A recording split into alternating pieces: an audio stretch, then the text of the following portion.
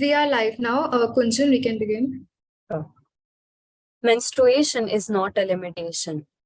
It is a symbol of women's infinite capacity to create, nurture, and transform. A beautiful quote by Queen Rania of Jordan. Good morning and greetings to all. We bid a very warm welcome to you all to our event Vedana Awards 2023. This event has been diligently curated by the Project Vedana team under sarkarischool.in. Today, we have come together to shine a spotlight on an issue that has been often overlooked and stigmatized in our society. Menstruation is not merely a biological process, it is an essential aspect of a woman's life, and the management of menstrual health and hygiene is crucial for the well being and empowerment of millions of women around the world. Hence, the Vedana Awards 2023 ceremony serves as a momentous occasion where we gather to celebrate and recognize the remarkable efforts of inspiring entrepreneurs, social workers, and change makers for their dedicated work in the field of menstruation. It is a privilege to be welcoming you all to what we are hoping will be an invigorating and inspiring session. Thank you. Now I would like to call my friend Sri Lakshmi to tell us more about our organization. Thank you, Kunjan. I would like to now take a moment to talk about our organization. sarkarischool.in is an initiative of We Citizens Foundation. Since 2019, this platform has been known for recognizing and celebrating the unsung heroes who tirelessly contribute to the upliftment of government schools and education. These individuals deserve not only our appreciation, but also our support and recognition to inspire others. They demonstrate with self-determination and hard work, anything is possible even without substantial backing. Our primary objective is to change the negative perception surrounding government schools and create a supportive ecosystem where society can act as true friends of these institutions. We strive to engage the youth and encourage their involvement in developing ecosystems for government schools. In the last 4 years, we were able to engage with more than 3,000 youth across India and also had the privilege to work with more than 500 schools across India. At Sarkari School, we aspire to become a think tank by addressing and resolving issues in a constructive manner to bring in more discourse and discussion on crucial subjects. We generate innovative ideas and implement them to bring about revolutionary change. sarkarischool.in has several ongoing projects such as Project Gudia, Project Vedna, Project Kahani Kosh, Project Sambhal, and also has a committed policy advocacy and research team that is devoted to creating an empowered space for government schools.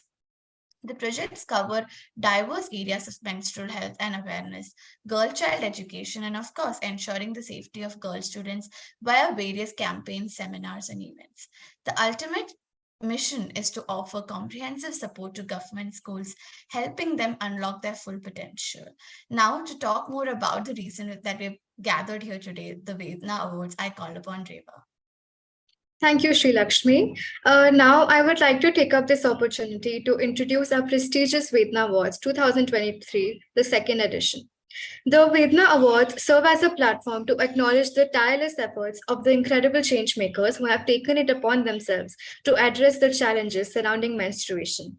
Through their unwavering dedication, they have shattered taboos, dismantled barriers, and paved the way for a more inclusive and understanding society. Their advocacy has not only uplifted the lives of women, but also empowered them to pursue their dreams and ambitions, breaking stereotypes along the way. Through this initiative, we recognize the sincere efforts in shaping a better society and a better India. We aim to establish an award to commemorate young people, youth-led societies, teachers, and organizations, making a positive difference in the lives of women who face discrimination due to menstruation. The award ceremony also allows a meaningful discourse with such people about their journeys and triumphs to persuade others to help combat oppression. Our event today will feature compelling stories of nominees, showcasing their dedication and inspiring the audience to take action in their own spheres of influence. This year, the Vedana Awards have been diversified into 8 different categories for the work done in the last 2 years. Now, if you all will give me a moment, I will like to share my screen to understand more about the categories. All right. So Here we present the nomination categories of Vedana Awards. First is donation drive. Lack of access to feminine products causes serious health related issues to women. The award hereby advocates those who work to distribute safe period products to girls and women who cannot afford them or are unaware of their availability. Next, we have the disposal of menstrual and waste, and the environmental harm caused by non biodegradable items is one of the most continuous issues surrounding menstruation. This award celebrates academics, activists, and educators who promote the use of environmentally friendly goods, either by inventing them or boosting their accessibility. Third, the category is community engagement. Plenty of the systematic changes around menstruation arise from the overwhelming majority of people still regard it as a disgrace, immoral, or something that must be disguised. Menstruating women are prohibited from attending the school, while menstruating women are also disallowed from visiting temples and kitchens, among other restrictions. This award honors individuals or groups who have meaningful dialogues about menstruation in their classroom, institutions, or communities. The fourth category is social media campaigning. In today's world, digital networks are the most effective medium for widespread awareness of any topic. It is vital to use social media to start a discourse about the discrimination against menstruation and engage a diverse group of individuals in this struggle. This award honors peoples or groups who have made significant contributions to raise awareness about menstruation and making a positive difference in the lives of menstrual girls and women from all backgrounds. Fifth category is medical outreach. Menstruation has a psychological component that should not be overlooked. The discomfort and consequences of menstruation on women vary from person to person, leading to many discomforts, concerns, and difficulties with menstruation. These awards celebrate medical practitioners who have aided in dispelling those fears and help to demystify the talk about menstruation. Sixth is reducing school absenteeism. Menstruation creates a wide range of issues for women and girls. The absence of female from school, especially in rural regions, is such issue that Sarkari school is concerned about. Girls lose roughly 20% of their schooling each year due to menstruation. This award honors educators, student leaders, activists, and community leaders who work to address the core reasons of menstruating girls' absence and restore normalcy to their schooling. Seventh is wordsmith. Words have energy and power with the ability to help, to heal, to hinder, to hurt, to harm, to humiliate, and to humble. Talking about social issues unfurl their various dimensions. Hence, when discussed openly, social issues ultimately lead to their better understanding, and only change can be effectuated easily. The award honors writers, authors, bloggers, literature, columnists, editors, etc., who use words to show to address societal issues about menstruation. Eighth and the last category that we have is policy and program enabler. Speak up for changes in policies that improve menstrual health and hygiene, such as making affordable and sustainable menstrual products available and providing proper sanitation facilities. It's important to include menstrual health in public health programs. Under this category, we will recognize those who work with NGOs, policymakers, and healthcare providers to make sure menstrual health is a national health agenda and development programs. People working on research projects that investigate the social, economic, and health effects of menstrual taboos. This will help strengthen advocacy efforts based on solid evidence. Now, I would like to hand over the platform to Kunjal. Thank you, Reva. Firstly, congratulations and a heartfelt thank you to all the nominees who took time to be here with us today. We all are eagerly waiting to hear your work experiences and insights and are ready to be inspired by you all. On that note, we would like to commence our event, the Vedana Awards 2023. We hereby open the platform for presentations by each nominee. For that, firstly, I'd like to call my friend Sneha to introduce our very first nominee. Over to you, Sneha. Thank you so much, Kunjan. So for our ceremony today, for the first speaker, I would like to call upon Sandy Chanda from the medical outreach category. So for a little introduction, through the Green Pencil Foundation led by him, Sandy aims to provide factual information and education about menstrual hygiene in schools through health workers, doctors, media, and at home.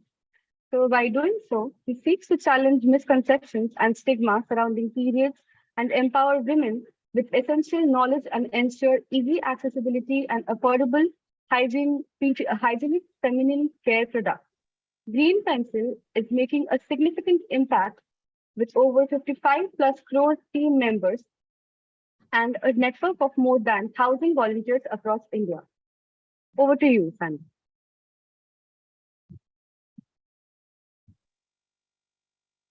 I think he's not here right now, but he told me to do it on behalf of him. Shall I do it? Yes, sure, you can go ahead, but we would just request you to switch on your camera. Yeah, sure. Is it fine? Can you? Yes, sure. Okay, yeah. Just a second.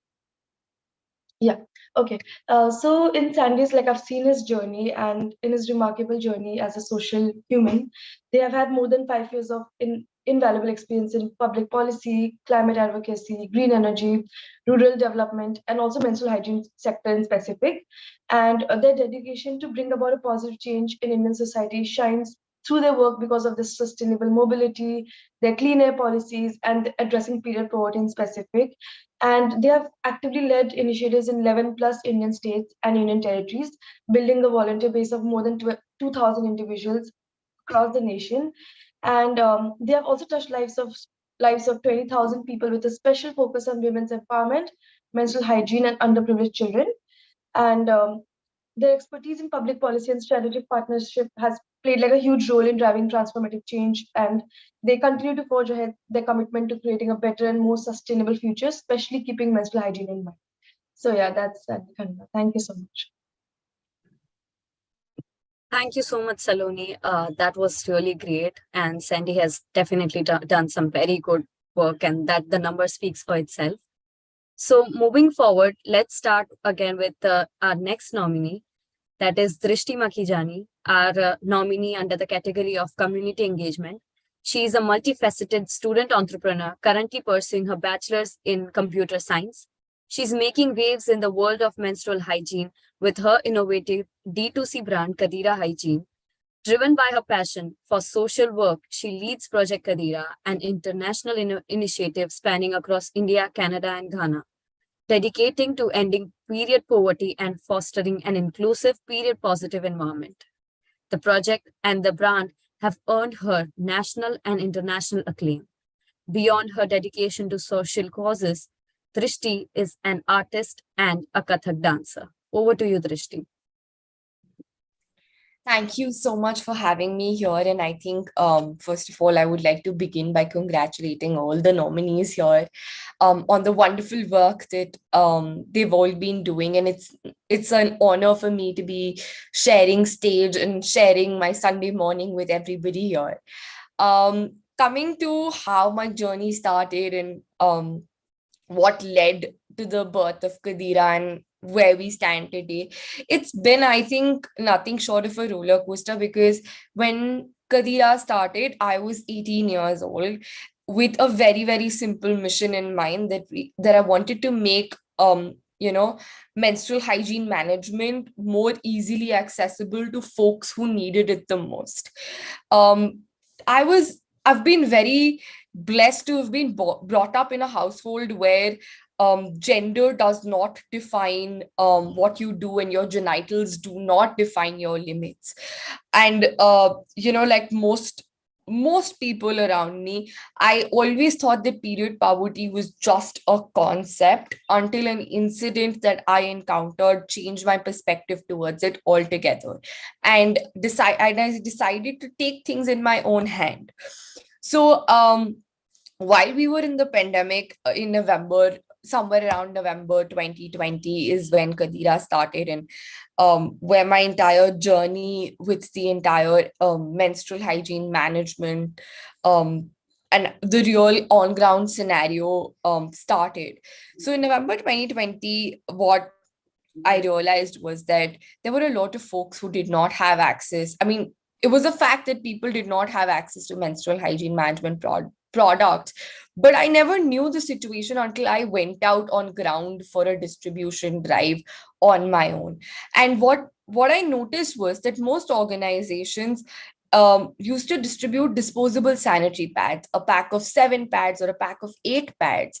And then there was no tracing back to it, whether people were using it, whether they were not using it.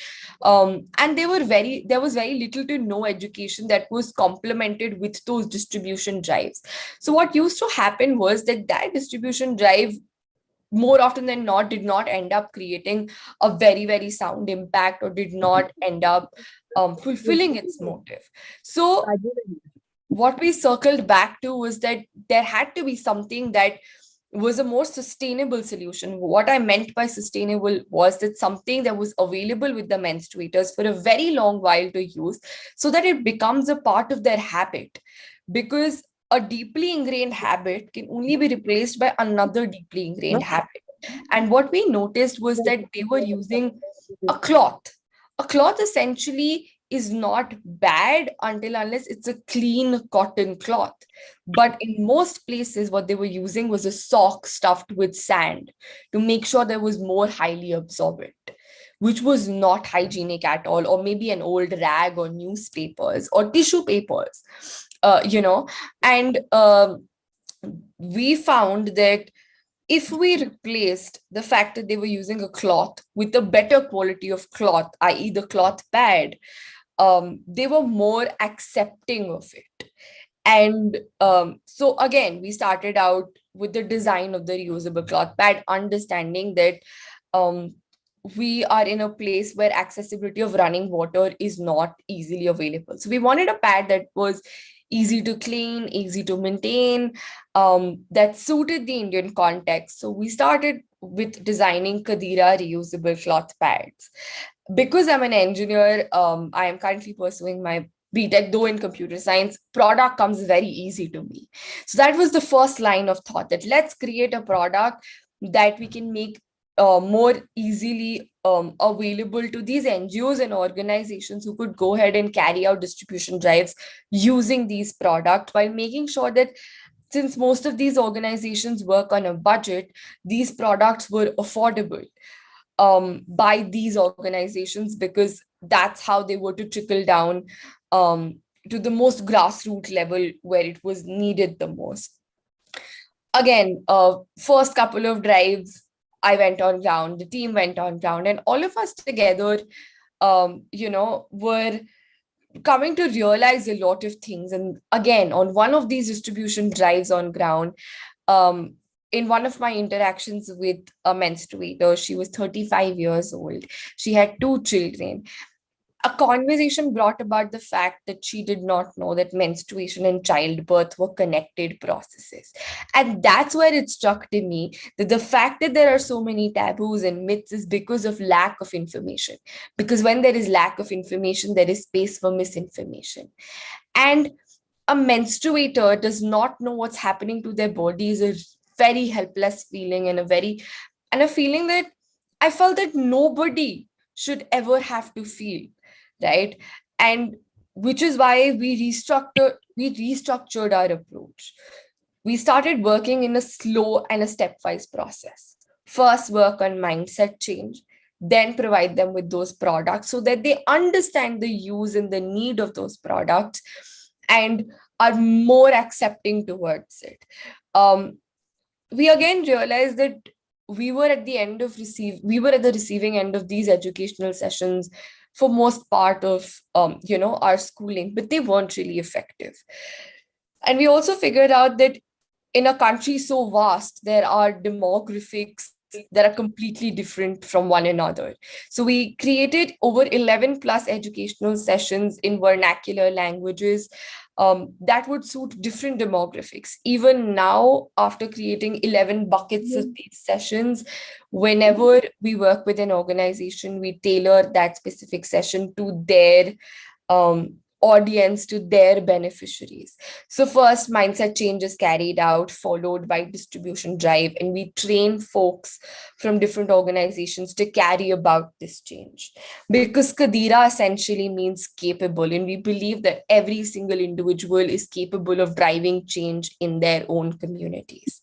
So that's how our journey started. And from there onwards, we moved forward and we identified there was a lot more that could be done in the commercial space as well. And that led us to the establishment of a D2C brand that's called Kadira Hygiene, that works and again on affordability, comfort, and sustainability.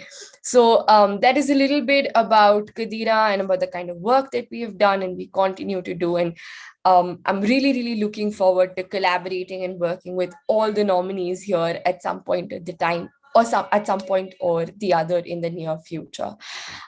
In terms of numbers, we've impacted over 10,000 lives in our functioning, have created 2 functional period products and continue to innovate in that space.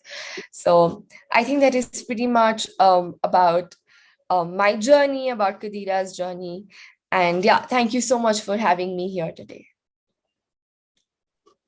Thank you so much, Drishti, for your inspiring words. Your work in the field of menstruation has been commendable. So I would like to call upon our next nominee, Kavya Kadia. Kavya Kadia, raised in a multilingual family, she likes learning languages and experiencing cross-cultural relations. Her current work includes working with people from the USA, England, Japan, and Germany, among a few 20 other countries. She was one of the first few Indians to publish her first research paper on neurolinguistics in a PhD journal while still in high school. Currently, at the age of 17, she co-authored a paper on schizophrenia with a PhD scholar and psychiatrist. She serves as the youngest research assistant at Harvard. She's an editor and reviewer for several international journals.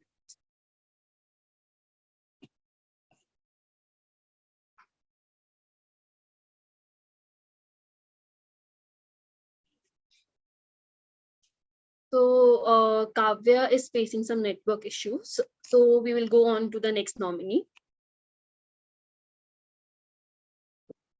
Okay, so moving further, let's invite Neeraj Gera, who was nominated under the category of community engagement again. So Neeraj is a multi-talented person. He has altered students' perceptions about menstruation during his pan-India tour, Happiness Express, eradicating stigma, myth, and taboos. He has organized various menstrual hygiene awareness camps under the banner of his social project Pavni. His online petition on charge.org for free sanitary pads for women and girls living below the poverty line has received over 2 lakhs 30,000 and it's receiving support from various newspaper websites as well. Neeraj Gera also conducts free online and offline motivational and inspirational sessions. He has spoken against the evils of periods and related problems. Over to you, Neeraj. Thank you so much, Kunjan. Thank you so much for having me here. And thank you so much, Sarkari Schools, for organizing such award shows, which can inspire more and more people to join this campaign, join this revolution. So I'm also a social documentary photographer, I would like to tell. I started my journey of destigmatization of periods through my photographs. And I did a series. First of all, I realized, one of my friends, she told me that, you should work on menstruation, you should work on these causes. So I was really surprised. Why is she asking me? Why is she telling me to do it? Because I'm a male. And, even my conditioning was like that this topic is related to females. Males should not speak about it.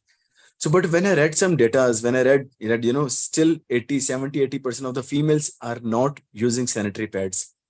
When I came to know about the data that 23 million girls, they leave school every year in India till date when they start menstruating.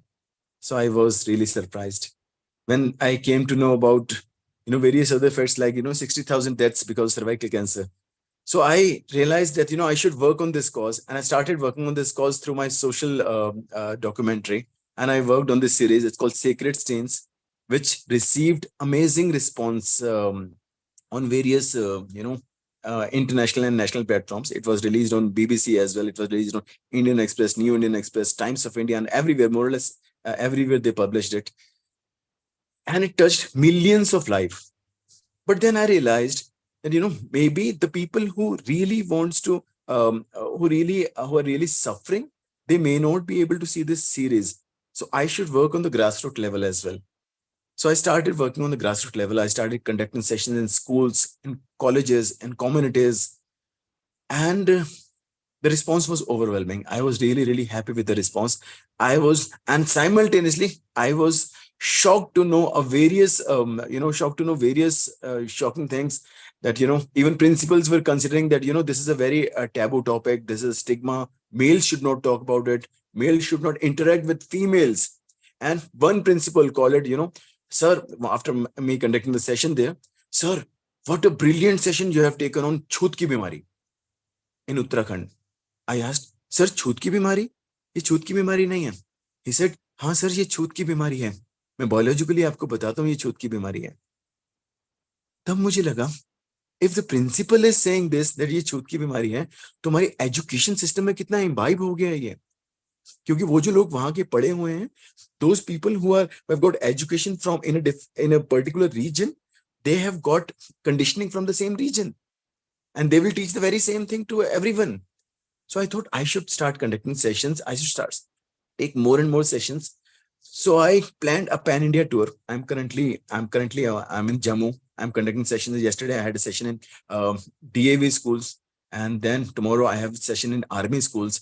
I have conducted 275 plus sessions in last 1 year, and we have touched 80,000 students in last 1 year directly, and 22 plus states.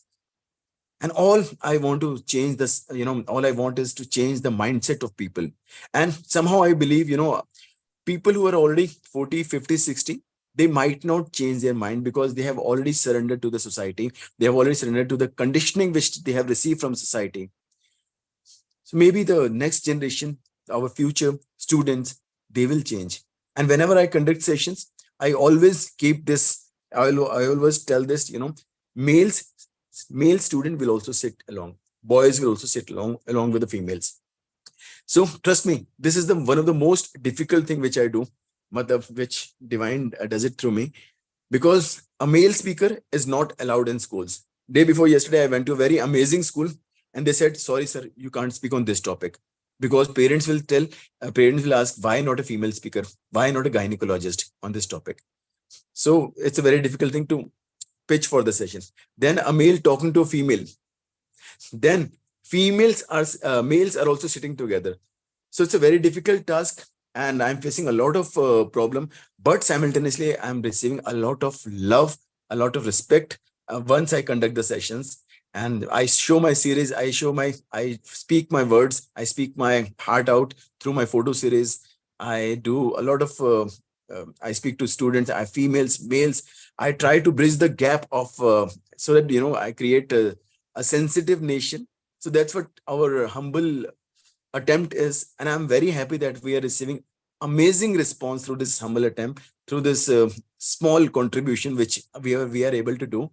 And there are a lot of more amazing participants. I know a lot of more amazing participants, and I just hope the best one wins. I'm very happy the way Sarkari School is motivating all others, all the people who are working for this cause. Kudos to Sarkari School as well and all other contenders. Very nice. Thank you. Thank you, Neeraj ji. And the work you are doing in the field of menstruation is really commendable. And I think if every person thinks like that, the world will become a better place. Thank you so much. So I would like to thank you, sir. So I would like to call our next nominee, Radhika. Radhika, an environmentalist and social worker. She believes that environmental and social justice go hand in hand. She founded Badlav Social Reform Foundation, an NGO that addresses both social and environmental issues. She initiated Saksham under the organization and is reaching out to teenagers and menstruators in low-income communities with awareness sessions. She has reached out to 4,000 plus low-income menstruators and have saved 18,000 kg sanitary waste from landfills. As a shaper at Global Shapers Community, Pune Hub, she co-lead Project Zero Waste. She was a part of Davos 50 cohort of young leaders invited for the World Economics Forum's annual conference at Davos in May 2022. Radhika, please share your views. Thank you so much, Nikita. Thank you so much, Sarkari School, for the opportunity. I'm Radhika from Pune. I run Badlav Social Reform Foundation. Like mentioned, we focus on the intersection of social and environmental issue because we strongly believe that we cannot achieve environmental justice without social justice. And menstrual health and hygiene, or period poverty, I think happens to be the biggest example of how it defines the social as well as an environmental issue. For instance, our journey started with my expertise is in environmental sciences, and our journey started with wanting to reduce or work towards eradicating sanitary waste. And for that, we wanted to promote sustainable products like cloth pads or menstrual cups or period panties. However, I think coming from a place of privilege, we did not anticipate the problem of period education or the lack of awareness. And that's when we understood that if we were to address the issue of sanitary waste mismanagement, we were to take a very simple problem as educating people about their bodies, educating them about menstrual health and hygiene. And that's how our journey began. So what we do now is train people about their bodies, empower them to make an informed choices.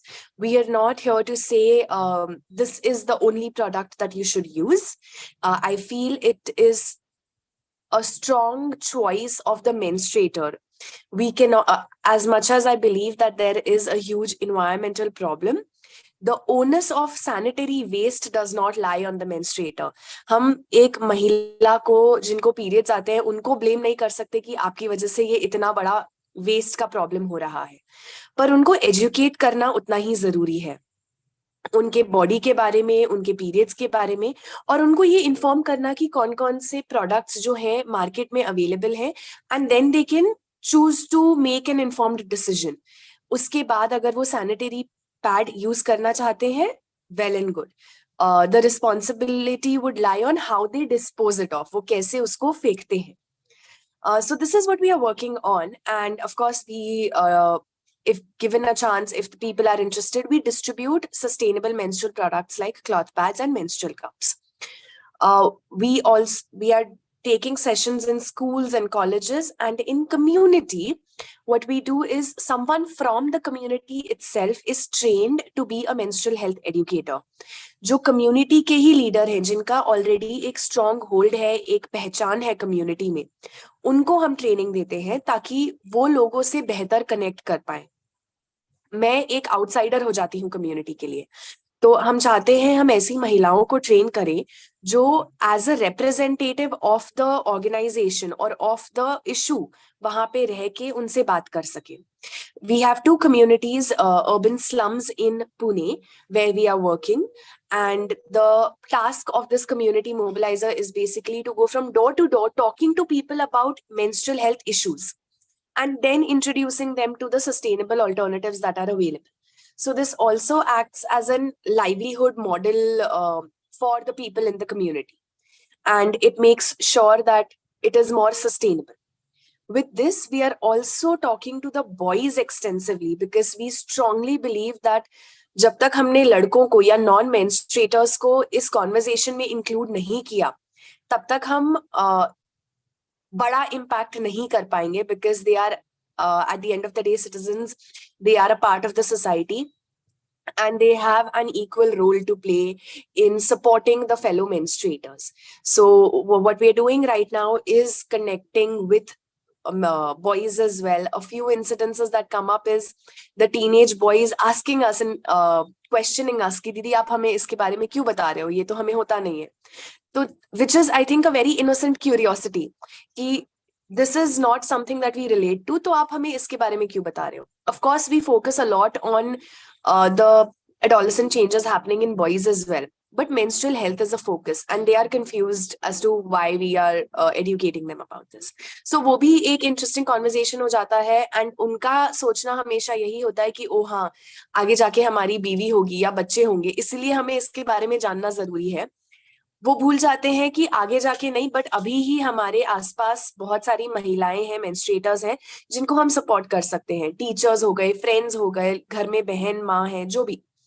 तो वो conversation काफी interesting है और मुझे लगता है कि जब तक हम मेंस्ट्रुएटर्स और नॉन मेंस्ट्रुएटर्स को दोनों को साथ में लाके नहीं आगे बढ़ेंगे, इस फील्ड में हम उतना इम्पैक्ट नहीं ला पाएंगे जितना हमें लाना है। जैसे सबने मेंशन किया ऑलरेडी, एक ये बहुत नेचुरल प्रोसेस है जिसमें इतना ज्यादा टैबू है। तो उस टैबू को हटाने के लिए we want to ensure that we are including everyone and also creating a sustainable system where the community in itself is the change maker instead of me or any individual from the organization itself. So this is the work that we do in GIST. Nikita already mentioned the impact numbers of XYZ tons of waste that we are diverting. That has been calculated with how much of the sustainable products we are distributing. But that's it. I'm very happy to take any questions in the chat or later. But thank you so much for this opportunity to present our work and to meet fellow change makers in the society. Thank you so much. Thank you, Radhika. We completely agree that teaching is the key to educate people about these things. So thank you so much and all the best for your initiative further. So moving further, I would like to call Soumya Debriwal. She has shown immense dedication working at 3IE and projects in Ghana, South Africa, and Haryana. She established Project Bala, an innovative supplier of menstrual products working towards helping people tackle period poverty and unawareness. Every woman who menstruates should have access to affordable, sustainable menstrual hygiene products, is their mission. Their three-pillar approach consists of a sustainable menstrual absorbent, education modules, and a livelihood model. Over to you, Soumya.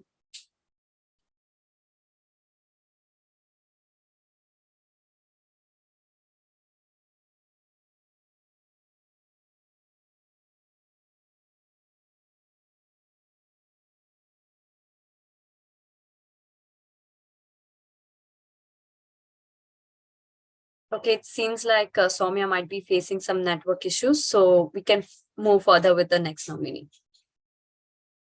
Okay. So our next nominee is Tazeen Siddiqui. Tazeen Siddiqui, pursuing psychology honors at Jamia Millia Islamia, currently the president of Enactus JMI. Enactus is a global organization that works on the lines of social entrepreneurship. Enactus JMI, with its vision to be socially diligent, aims to tackle social issues via innovative and sustainable business ideas. The current flagship project, Project Srimati, aims to ensure menstrual hygiene for all by manufacturing eco-friendly, reusable sanitary napkins. The goal is to combat the heaping plastic pollution caused by plastic pads, empower women to become financially independent and self-sufficient, and break the taboos surrounding menstruation. I hand over to Tazeen Siddiqui. Hi everyone, I am the best hero and I'm the community category alongside the vice president and activist. And activist is basically not of the organization,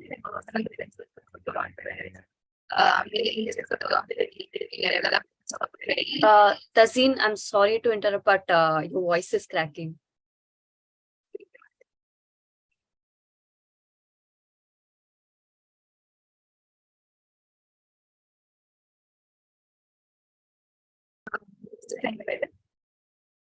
No, it's still cracking. I'm sorry. Could you maybe try another device or anything else? Yeah.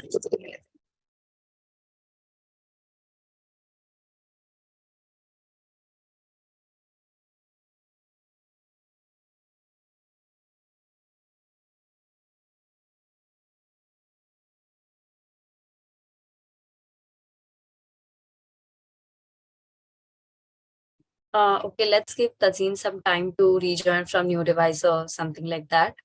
And let's move forward with the next nominee. I would like to invite Hadia Khan, our nominee under the category of donation drive. Girl Up Vision is a club affiliated with the UN's initiative of promoting gender equality, women's empowerment, and improved menstrual sanitation. The club's members share the vision of effecting positive change by challenging taboos and stigmas related to menstruation. Through various initiatives such as in educational drives and donation campaigns, they work to create a more inclusive and equitable society. They believe in actions over mere words and have conducted multiple drives to assist women and children facing menstrual challenges. Over to you, Hadia.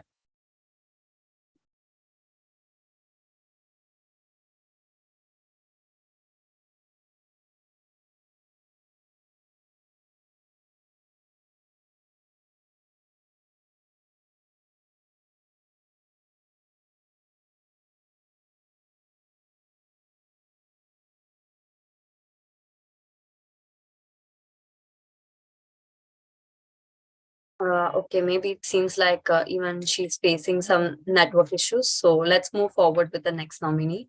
And Tazeen, you can let us know in the chat whenever you're ready.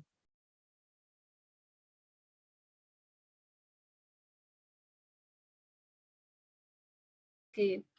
So our next nominee is Nisha Shiron. Nisha has completed her master degree in political science honors from Delhi University. She has worked with several NGOs like Breakthrough India, Gallup India, Sridhan NGO, Consumers India, Umeed Association for Democratic Reforms, and many more. Her main focus is on women's issues and their rights along with other social issues. I over to Nisha Shiron.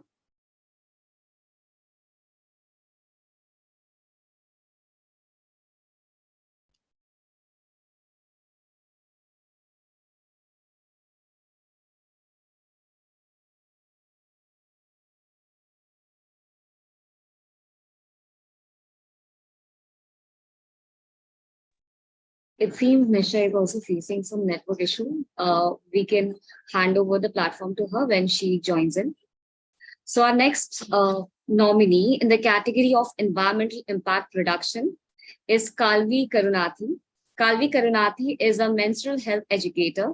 She has been working with Ecofemin since 2016 and holds experience both in managing international and domestic sales of Ecofemin, a social enterprise that manufactures reusable cloth pads as a sustainable menstrual product.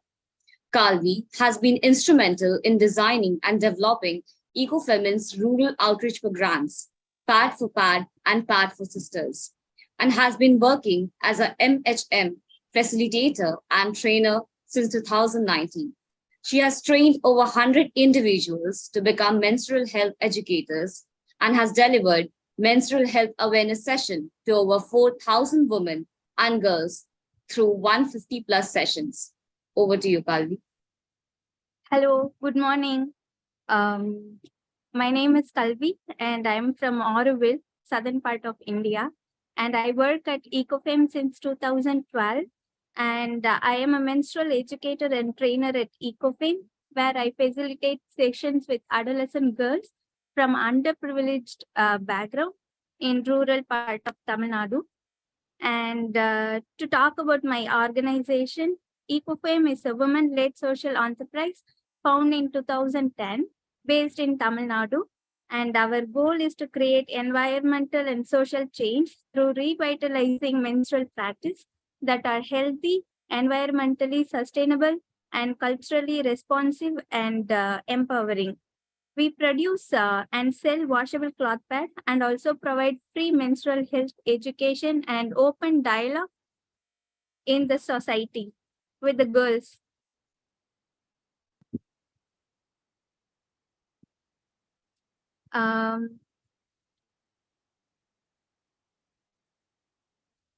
So to talk about my work a bit, the impact of my work from 2021, I have reached about 1,351 adolescent girls, and I have trained.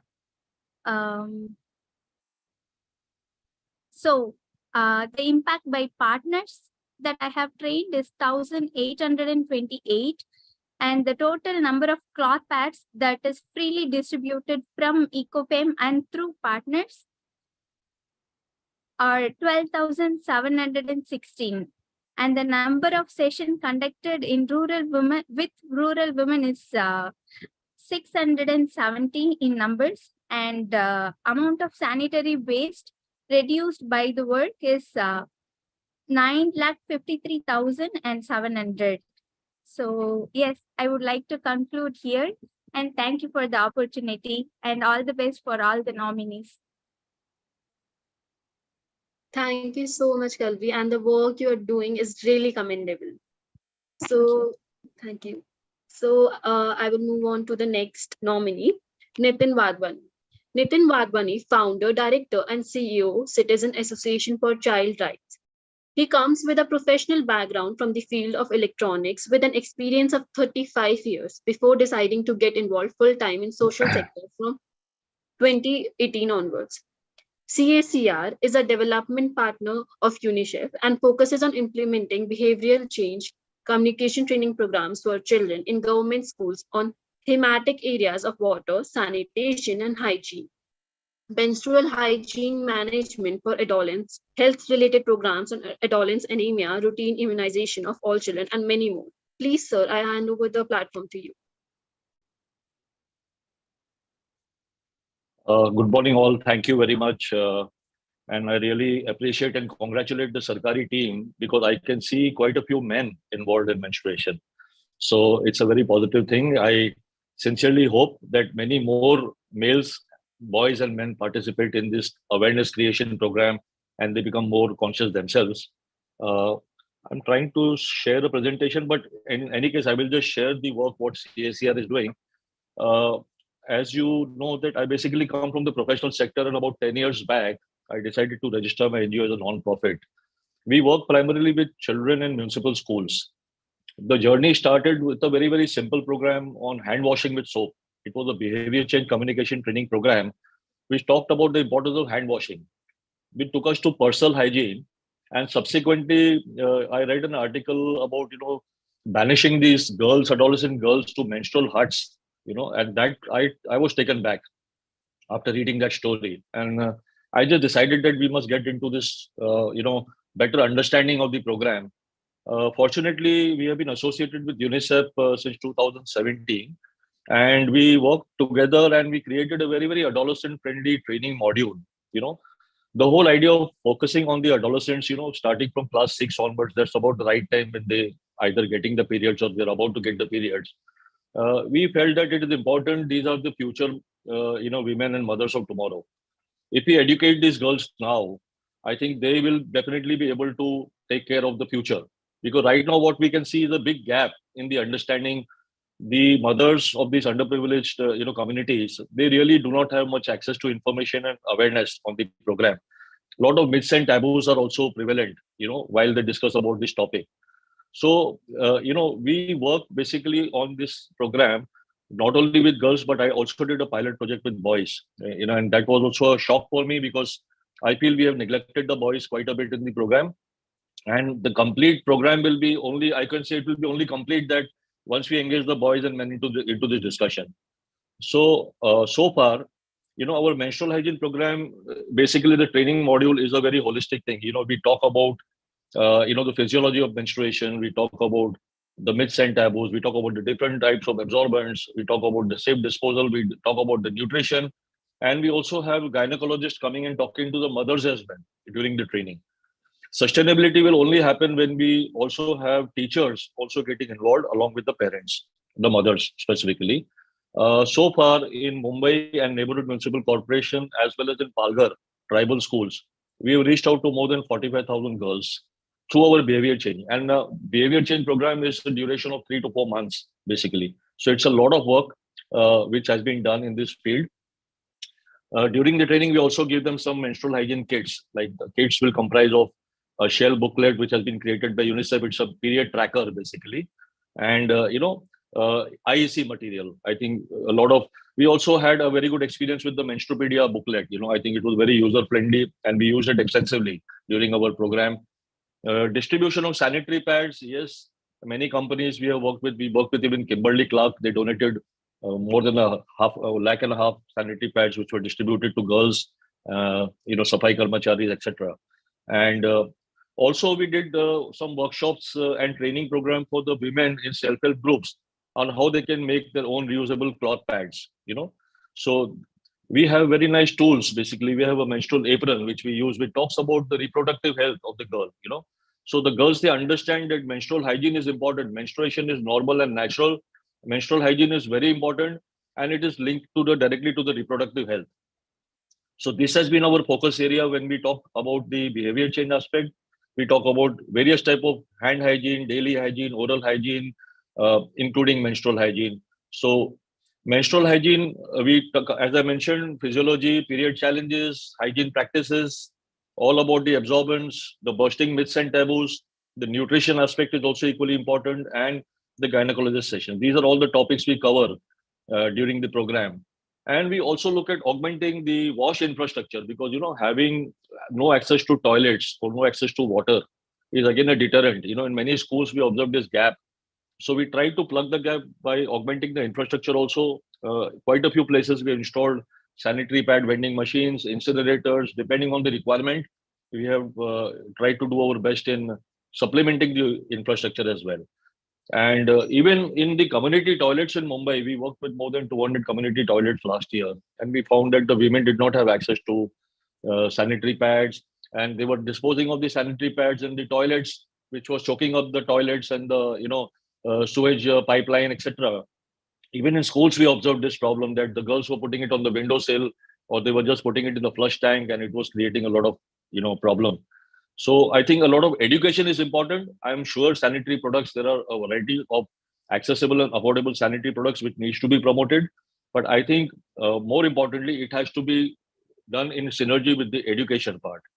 Once we educate the girl, we educate the family. That's what we all know, and we believe in that. So I think this is the focus and core area of our programs.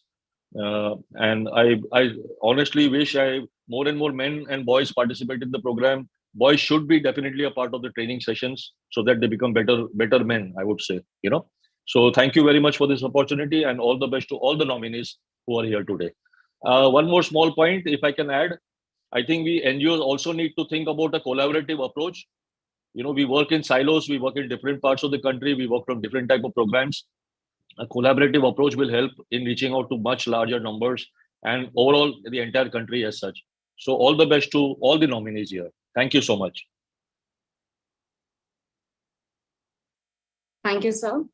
We believe that the topic of menstruation should be more gender neutral so that everyone living in the society know more about menstruation and they become a more better individual and promote the growth of the society. Next on the list, we have Priyanka Nagpal Jain. She is a visionary founder of Soj Green. As a plant-based nutrition and lifestyle coach, she advocates the principle of refuse, reuse, reduce, and recycle, creating ripples of positive change. Through a YouTube channel, she educates the masses on women's health and introduces smart, sustainable products like menstrual cups, cloth pads, period panties, and labia pads through her brand, Soj Green. She has been recognized with awards like She the People and WEF for her work in the field of sustainable menstruation. Over to you, Priyanka.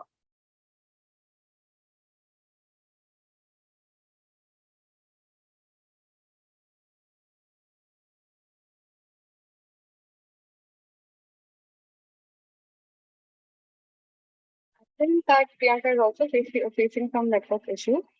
So to move forward with the next nominee, we have with us Sanvi Rinda in the environmental impact reduction category.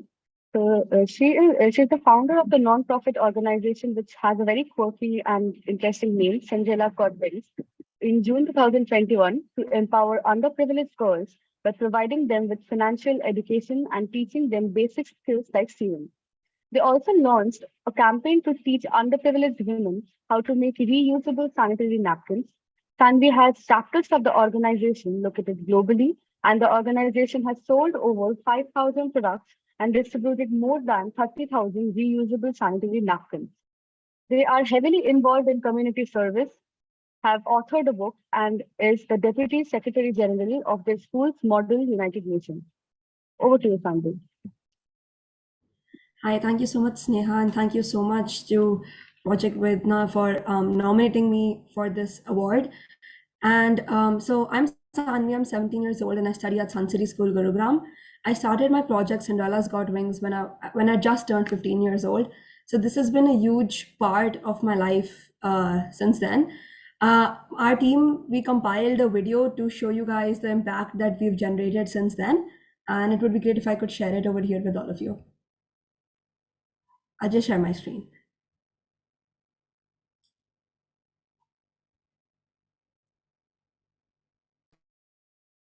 Please let me know if you're able to see my screen. Yes, it's visible.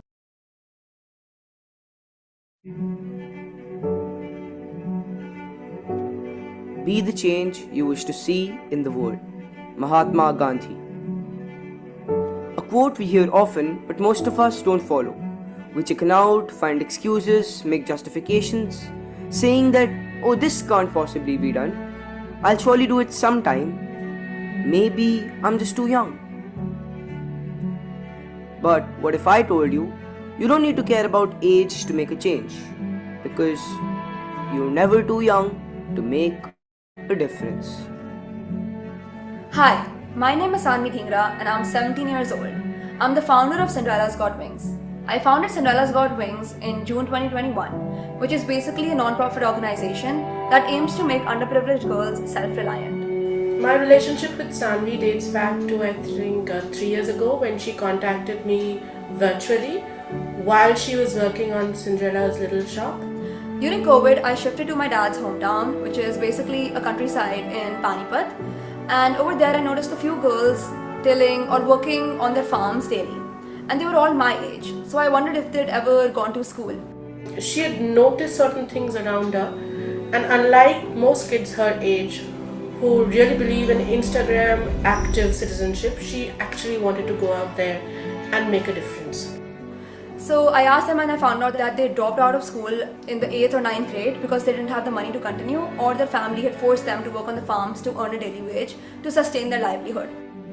So she collected a group of girls around, went out, mentored them and empowered them to not only have greater focus on education but also to be self-reliant.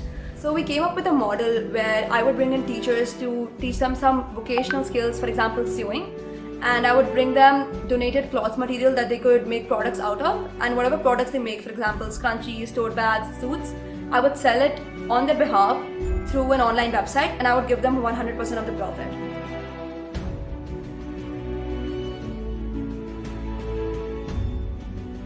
One major problem I noticed in these rural areas with these girls was the lack of proper period products.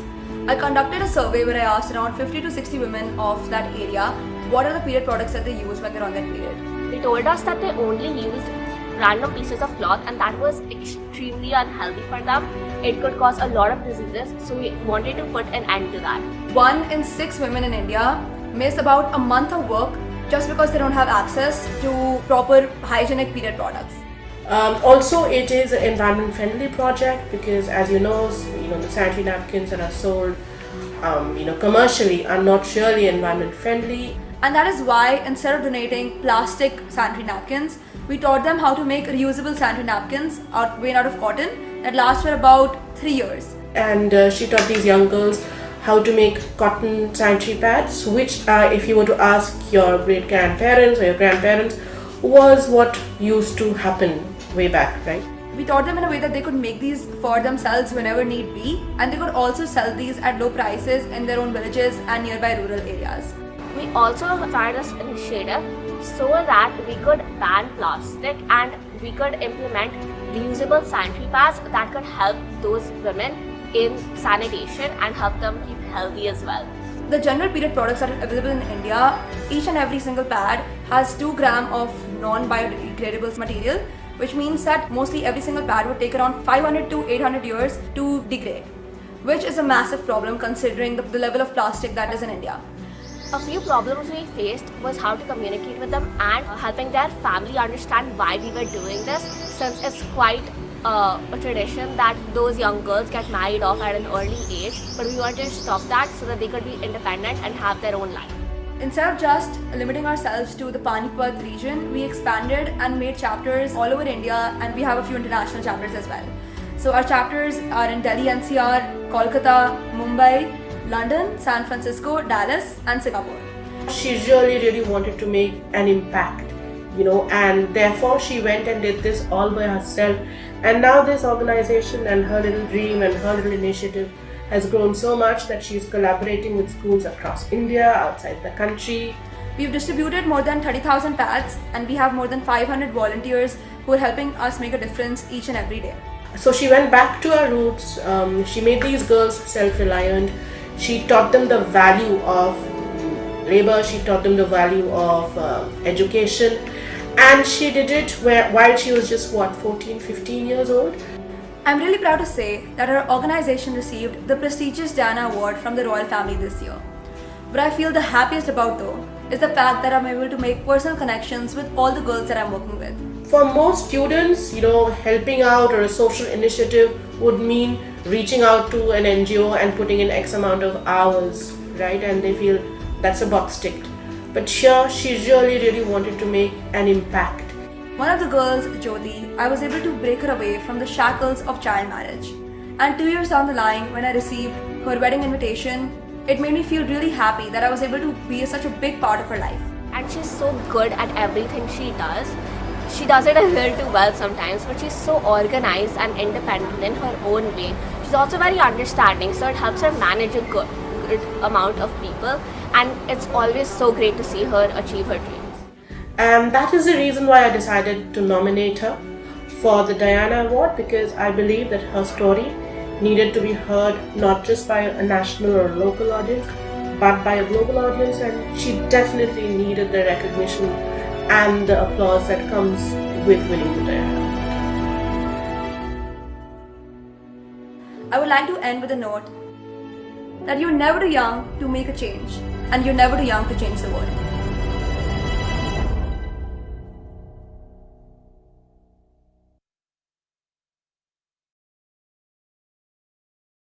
Thank you so much for giving me the opportunity to be here today and share the impact that we've generated with all of you.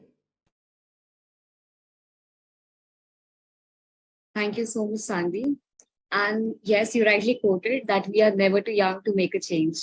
I hope these words will be much more impactful, not only just for the nominees or anyone who is present in the meeting, but will create a huge impact to every listeners who will be listening us live or in the upcoming videos. It will be very impactful because this is very influential as well as very impactful quote. Thank you so much once again. Coming to the category of medical outreach, we have our very first nomination, Akansha Joshi. Akansha Joshi is a counseling psychologist specialized in relationship counseling, also a PhD research scholar from SSJ University, Almora. She is currently working on Green Periods, the Himalayan initiative in the hills of Kumaon. By combining her knowledge and research skills, she was able to develop innovative approaches and initiatives that addresses the unique challenges faced by women in the hills of Kumaon. This region often faces geographical and logistical challenges, making access to menstrual hygiene products and information limited. She firmly believes in the importance of reducing environmental impact of menstrual waste while ensuring women have access to safe and hygienic menstrual products. Over to you, Akansha.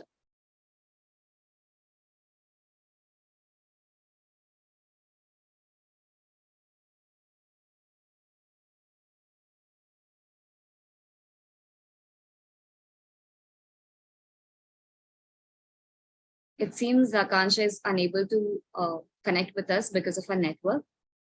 Moving next, in the category of policy and program enabler, we have Anvi Chadda.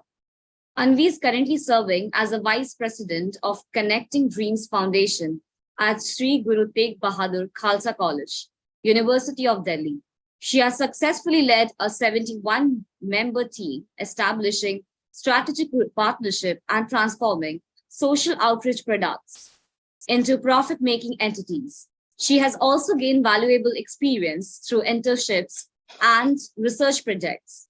With a proven track record in event management, public speaking, and winning national level business case competition, she's a dynamic professional committed to creating meaningful impact. Over to you, Anu. Thank you so much for having me here. Really, feeling so grateful. Such a rejuvenating good morning. So, I will start with the count number three, 3, 2, 1. So, Jackie Chan has rightly said, sometimes only with an act of kindness you can change a person's life. With this quote, wishing everyone a very rejuvenating good morning. Here is Anvi Chadda, currently pursuing BCom honors from Shri Guru Tegh Bahadur Khalsa College, University of Delhi, and serving as a vice president for the session for 2023 at Seek Connecting Dreams Foundation, Shri Guru Tegh Bahadur Khalsa College. So we are living in the 21st century, but still we believe in this gender discrimination and all these taboos around the menstruation and everything. Let me tell you an incident. A study was carried out by George, and that found out a girl named Radha lived in a village in western Nepal, and when she menstruates, she need to live in the shed that is far away from the village. That's alone only, and she has to stay like a dog. She's treated like a dog. No one catches her, and her sister would just come and throw the food like just on a height like we do to a dog. So basically, these stigmas, really girls face. This was a water in Nepal. She's just only 16, but she knows that she used to get like rice, boiling rice in a menu like every day, 5 to 7 days when she's menstruating. And also, it is believed that if she drinks the buffalo milk or just touch anyone, that would get impure or just polluted. She's not allowed to visit the temples and treated like something very untouchable, or like a nominee also said, like choot ki bimari. So this is something that girl is believed. So these stigmas remain silent. But what common is basically like the torture they are having, the mental anxiety and the stress they are having, because it makes them feel like they're not of this world and basically not treated good. So these stigmas, basically the girls face. In 2010 survey also, that was in mid and far western regions, it was found that 19% of the girls are, used to, they are forced to basically live in these sheds and chobadi, we say. Basically, they think that's just a punishment of God. They are not allowed to live in their homes, and basically living in sheds also leads them to snakes, bites and everything else. So let me share a presentation with you all. This was the back.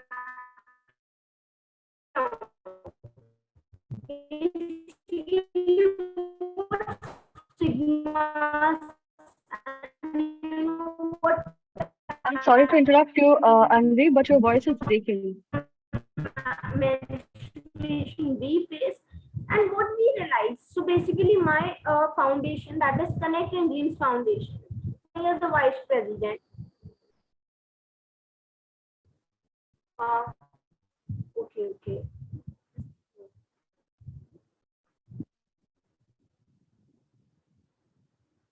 Okay.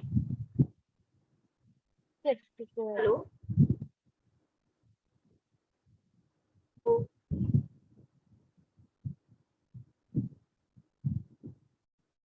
Am I audible? Yes, you're audible. Please go ahead. Hello everyone.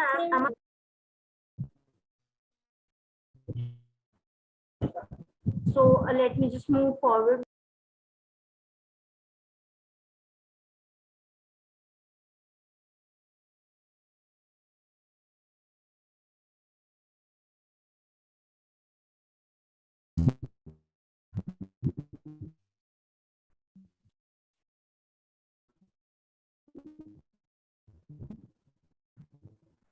Is my PPT visible?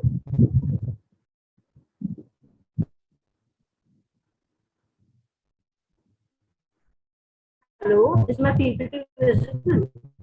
No, actually, it's showing that you're sharing your screen, but your PPT, yeah, it is visible now. The small organization that is Connected Dreams Foundation. So we are a group of unwavering change makers. Let me tell about CDF. CDF basically there are various change makers labs across various universities in India. Social entrepreneurial models. Basically, converting social outreach projects into social entrepreneurial ventures because we established in 2019 and then we realized basically just spreading awareness we need to them so that they can raise voice against these taboos and basically be yourself. So basically we address the SDG challenges by organizing this training camps and case study sessions, literacy sessions. We follow 3C model that is based on create and change. That is, first of all, that is collecting the dreams, basically going on to groundwork and basically engaging. Sorry to interrupt you again, Anvi, but your voice is continually breaking.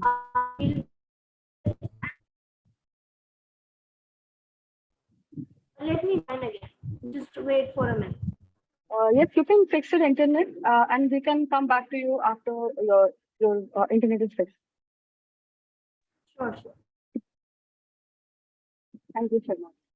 So moving on, we have our next nominee, Fatima Nasib, from the Policy and Program Enabler category. She is a final year BTech student at Jamia Hamdard with a passion for women's empowerment and NGO work. She founded the Fatima is West Foundation and dedicated herself to uplifting women in Bihar and Delhi through her hard work and determination. Her relentless efforts have made a significant impact in the lives of those she serves. Over to you, Fatima.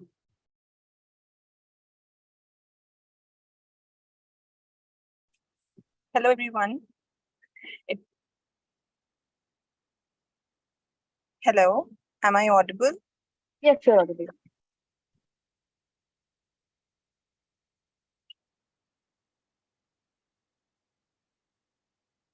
Hello. Yes, Fatima, you are audible.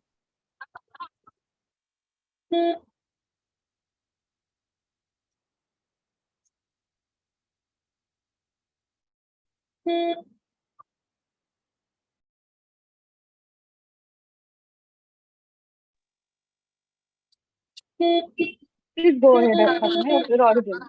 Okay. So, hello, everyone, and it brings me immense joy to stand before you as a nominee. I'm for really this sorry to prestigious interrupt you, award. but can you please switch on your camera before you start with your... Sorry, your voice is Can breaking. You please switch on your camera? Yeah, sure.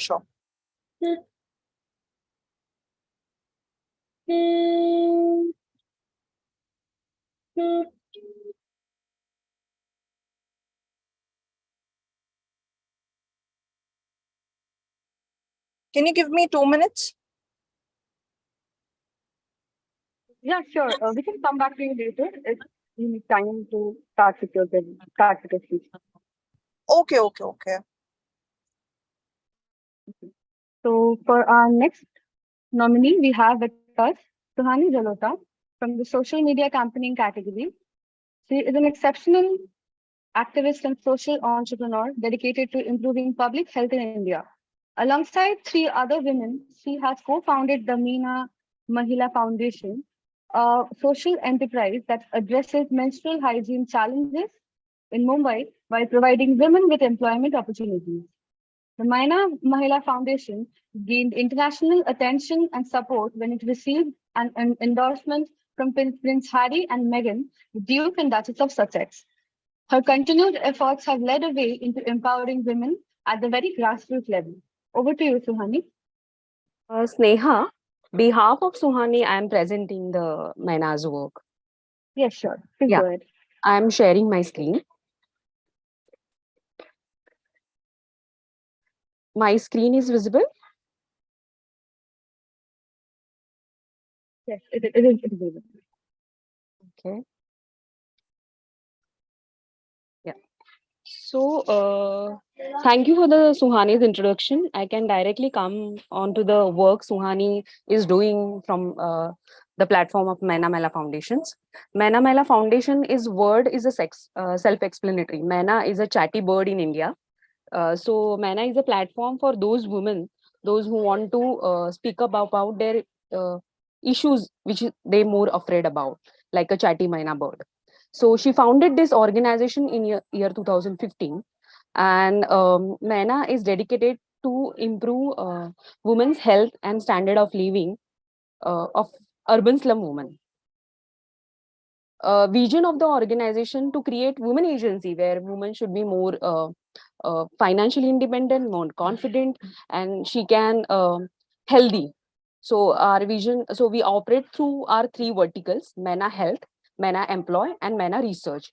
And these three operational unit link with the uh, Sustainable Development Goal, which is listed on the slide.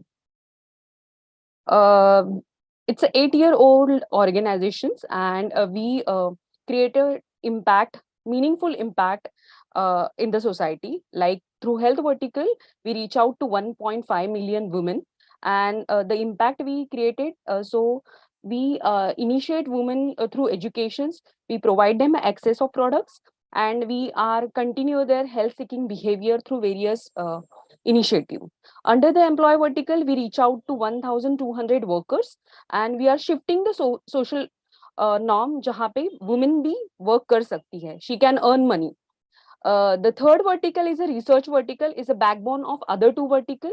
Through research, we listed out around 60,000 plus household, and we collected this data to scale up the woman centric program, especially in-house and in the policy level. Suhani is also appreciated by Queen for her social contribution in the area of women health. Meghan Markle, you rightly pointed out in your introduction. Meghan Markle is our great supporter. She visited our centers in Mumbai and interact with our beneficiary and staff, which are doing groundwork on a front end. I just wanted to give you a brief about Maina Health. Maina Health vertical is mainly focused on urban women's health, because in urban the health problem is very complex, ignored by the government. So that's why we are mainly focused on urban women. So under the health vertical, we deliver our operation through, we provide them health educations, we provide them health product, and we provide them health services. And in a right, we have the ABCD access model. A stand for ATM and app.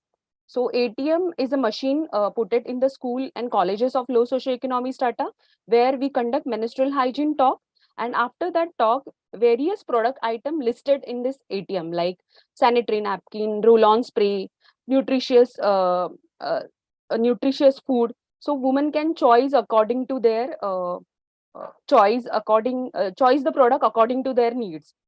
Maina Health app is a one-stop solution for the woman. So she can she can track her periods through the app. She can take a education, very interactive audio and video module we uploaded on our app.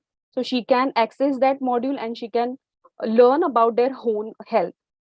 There are other options like personal chat and doctor appointment. So she can avail the health services from that app. She can also order a health product from that app. So it's a one-stop solution for the women, those who are needed a sexual reproductive health attention. B stand for mobile clinic. We have mobile clinic van which run physically in Mumbai slums, where female doctors are available, and all sexual reproductive related issues like anemia, infertility, any woman having white discharge, so that issue can address through the van. We also run the digital clinic. The first half we physical doctor available, and the second half we run the digital clinic. So our van is not able to reach out to all area. So those who want to seek digital attention or digital advice, so digital clinic also available. C stands for center. So we have center across the Mumbai where we run 1 year curriculum for the girls and women in slum community of Mumbai. So they can learn aspirations building, physical health, mental health, menstrual health related all issues. And we also provide the product access and service access through our center. D stand for door-to-door access. Those women who are not able to come to our center, we reach out to their doors and we provide the educations and health products to those women. E stand for Education Institute. So we also conduct a menstrual. We run the TMI, Teach Menses India program through Education Institute and school and colleges, where we provide health education about the menstrual hygiene, and we provide the access of the product, and we register those beneficiary on our app, so they can continue their health seeking behavior when we left from that school or colleges. So this is our ABCD access model.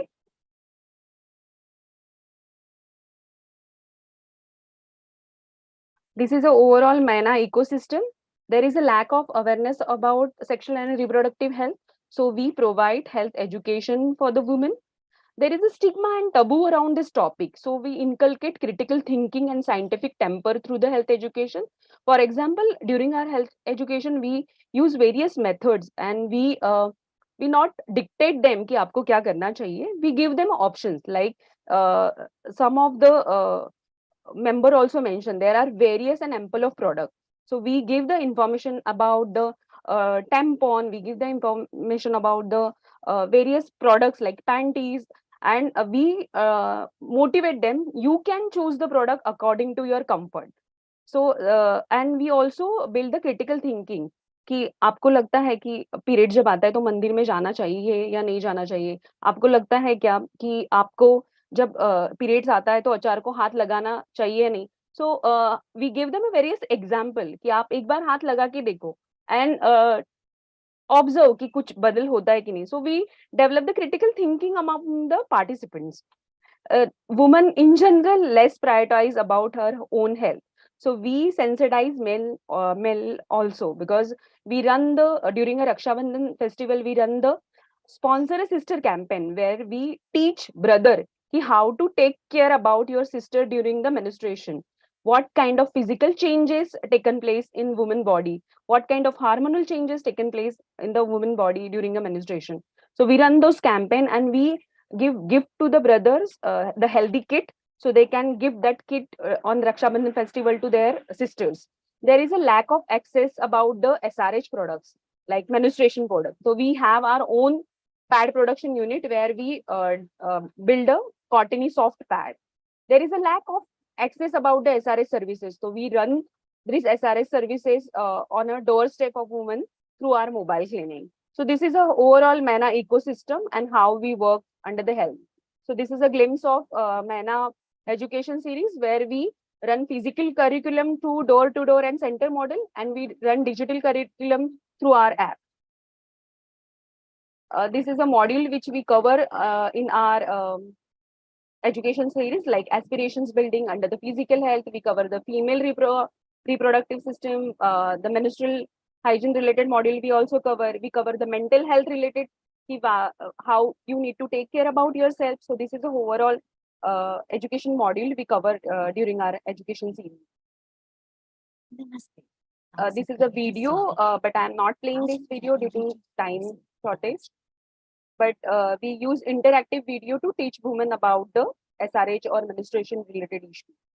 This is a MANA health service where physical doctor is available on our van, as well as telehealth services also provided to the women, those who are not come to our van physically. This is our pad production unit where we develop a cottony soft pad. These pads are good quality and low cost according to the market rate. This is a holistic program which we run, 1 year holistic program which we run through our center, Sponsor Girl program, where we provide educations, product and services. This is a glimpse of Teach Menses India program where we conduct in school and colleges with the young girls.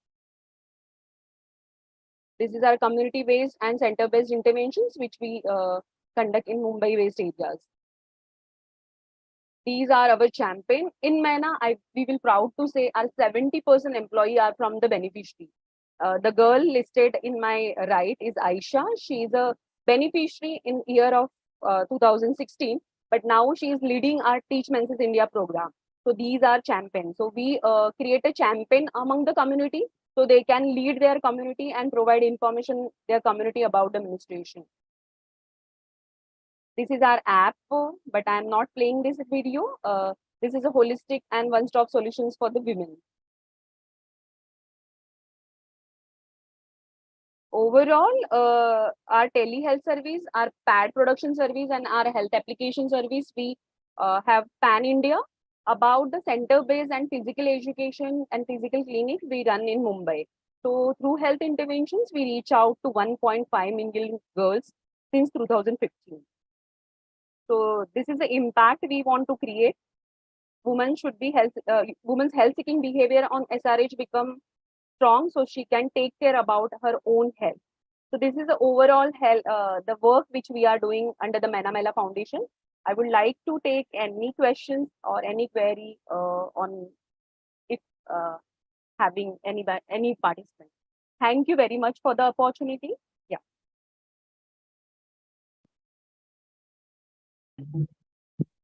Thank you so much, ma'am. Next, in the category of social media campaigning, we have Saloni Bhutra. She's a co-founder of Paddling Foundation in the heart of Maharashtra and West Bengal. She actively strives to dismantle the age-old taboos surrounding periods, spreading awareness, and providing free menstrual pads to those in need. The accolades and recognition bestowed upon her by Padma Shri awardee S. Damodaran and got featured in esteemed newspaper. But her mission goes beyond the headlines and the applause.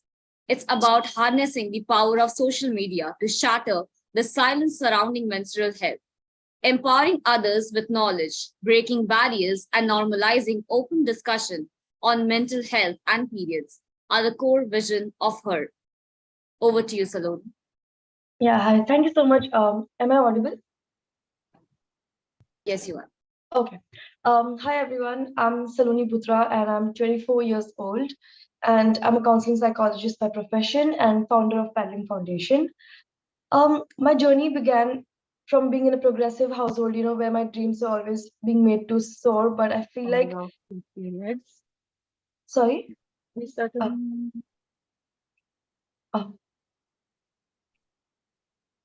Yeah. Sorry, I could hear someone else speak. Yeah. So yeah, I feel like I was being brought up in a progressive household where all my dreams were being fulfilled, but I felt like when it came to peer stigma, there was a lot like that was lingering in my house, and that is why I have like a huge passion and connect to the cause, and that is how Paddling Foundation came in picture in the first place. Why paddling is because how we have menstrual cycles, so we want menstruators to paddle through these cycles without any resource constraints in their lives. So that is how Paddling Foundation came in picture. When I ventured on ground to distribute pads, I encountered experiences I felt like that left a huge impact on me. For example, I met women who didn't have underwears. I witnessed drunk men disrupting my efforts. And I also observed that there's a lot of harassment that women have to experience because of disposal of pads. And that made me realize that there's a long journey ahead.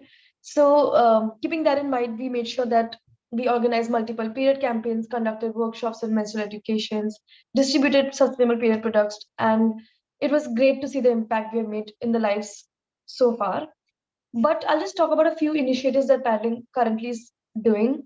So one of our proudest accomplishment is a course called Chandrapali.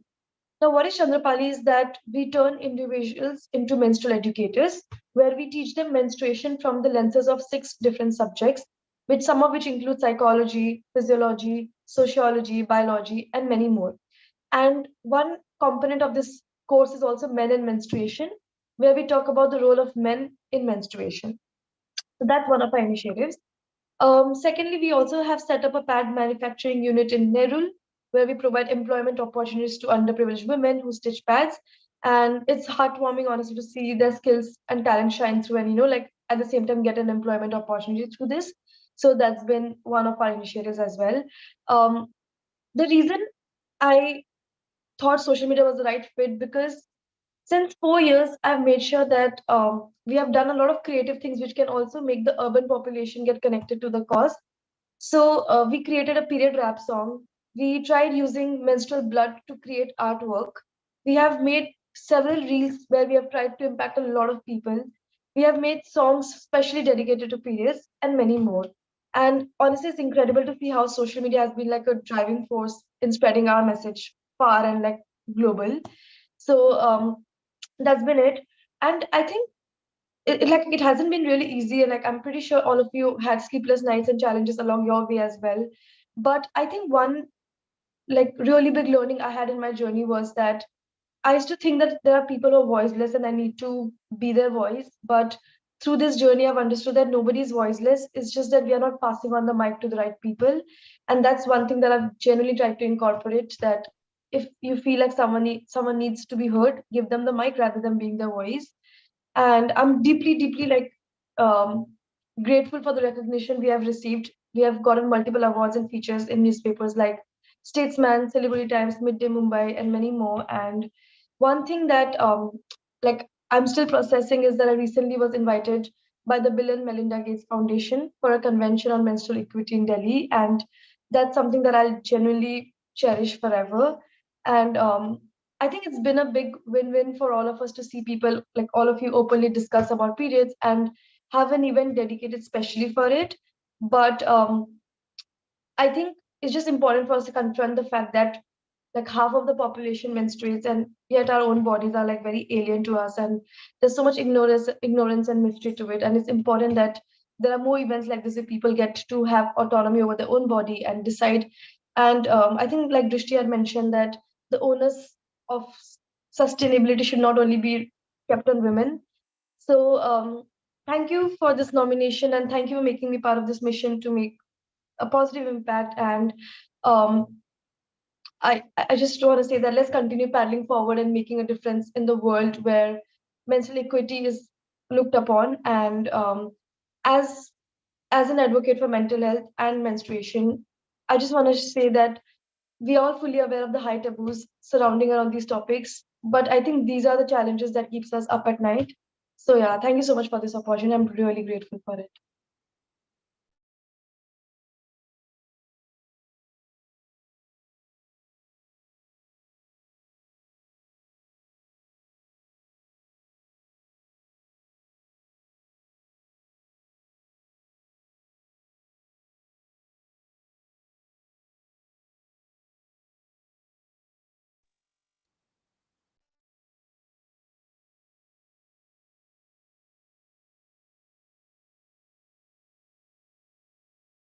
Thank you so much, ma'am. We can move ahead with the next speaker.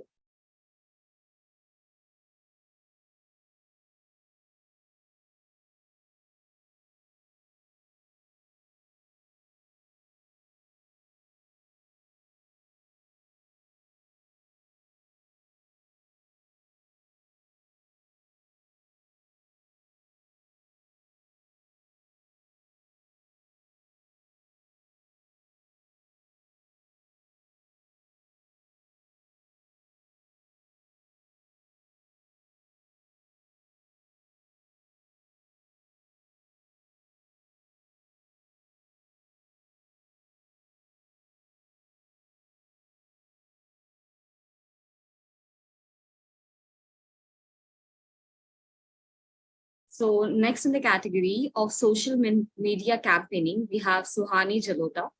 Suhani is an exceptional activist and social entrepreneur dedicated to improving public health in India.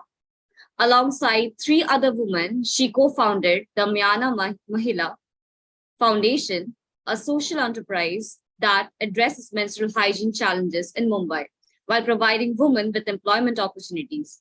The Mahila Foundation gained international attention and support when it received an endorsement from Prince Harry and Meghan, the Duke and the Duchess of Sussex. Her continued efforts have led a way into empowering women at grassroots level.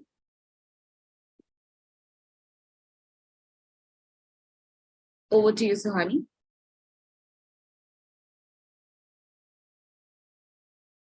For me, I already presented Suhani's work. Shweta. Okay.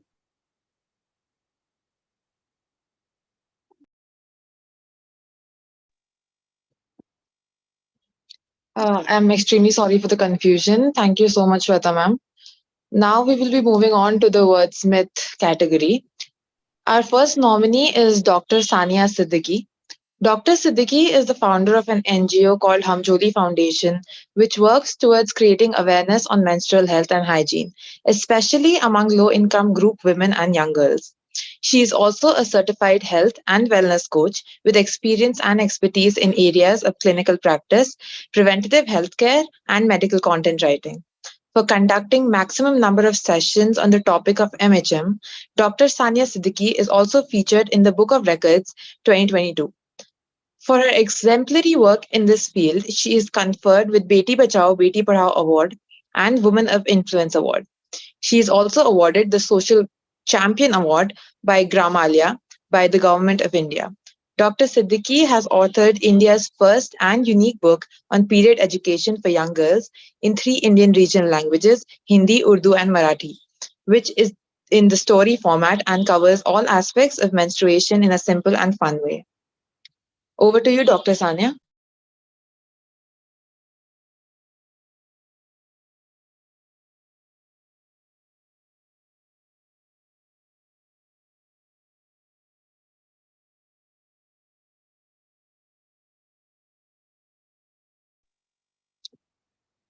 I am afraid that Dr. Sania is facing network issues. So we will be moving on to the next nominee. Our next nominee in the wordsmith category is Shehnaz Bano. Ms. Bano is a compassionate and dedicated menstrual health trainer and content creator at Sachi Saheli. With a master's degree in social work, specializing in medical and psychiatric social work, she has carved a remarkable journey, leaving a positive impact on numerous lives across India and beyond. Ms. Bano's illustrious career spanned renowned national and international organizations, including Oxfam Care India and several NGOs like Maitri, EFRA, Disha, and Parmat Samaj Sevi Sansthan. Her experience also extends to serving the Ministry of Human Resource Development for 3 years, playing a vital role in the research, evaluation, and supervisor team under prestigious Sarv Shiksha Abhiyan program. With her expertise and passion, they continue to uplift lives and pave the way for a brighter, more sustainable future. Over to you, Mr. Shahnaz. Thank you so much. Good morning, everyone. And first of all, I would like to say thank you to Team Vedana and Sarkari School for organizing such a good event. And thank you for the recognition as well, because it really gives us a kick. So I am a menstrual health educator for past 5 years. I have been in this field. And presently, I am associated with an organization called Sachi Saheli, and which is a very reputed organization in Delhi. So our mission is to create the society as in a safe space for all the menstruators, where they are aware of their rights, where they are aware of their bodily processes, and they are able to manage it without any stigma, any hesitation, and any inhibition. So this is our goal. And to achieve this, what we do is we do 4 things. We conduct sensitization workshops with different stakeholders, like we do workshop with the school students, with the college students, with the community, and different stakeholders, like for the health and sanitation workers, for the government employees, and also for the corporate employees. Apart from workshops, we also conduct training of trainer programs for different stakeholders, especially with the school teachers and counselors and health and sanitation workers. We have recently conducted a program, training program in Sikkim with the government of Sikkim, and there we sensitize all the top level officers from health and education department, including SCRT, diet, and etc. So the third thing that we do is we also create mass awareness through conducting mass sensitization programs. Period fest, I think आप लोगों ने सुना होगा, or maybe some of you have already attended or watched it on YouTube or somewhere. So we also conduct mass sensitization programs to normalize the process of period. And fourth thing that we do is we develop resource material, because I think only preaching and lecturing is not enough. We should also give something concrete in the hand of our beneficiaries, so that they will have permanent resource that they can use it for their further advantage and education, right? So first of all, I would be talking about the first thing, the awareness workshops. Like I have been attending this program from the beginning, and I want to congratulate all the nominees and all the participants who have shared their work. But I feel that one thing is very, very important especially when we talk about menstruation, that is attitude building. Because सिर्फ जो technical knowledge अगर आप देते हैं, that is not enough अगर आपने उनका जो एटीट्यूड है वो चेंज नहीं किया करते हैं अगर आप because we are in the land of cultural beliefs and traditions and superstitions. हमें सदियों से ये सिखाया जाता है, पीरियड्स पे कुछ सिखाया जाए ना जाए, बस एक चीज सिखा दी जाती है कि आपको बोलना नहीं है, आपको चुप रहना है. तो पीरियड्स पे if you want to really create the period positivity, then it is very, very important to create a positive attitude.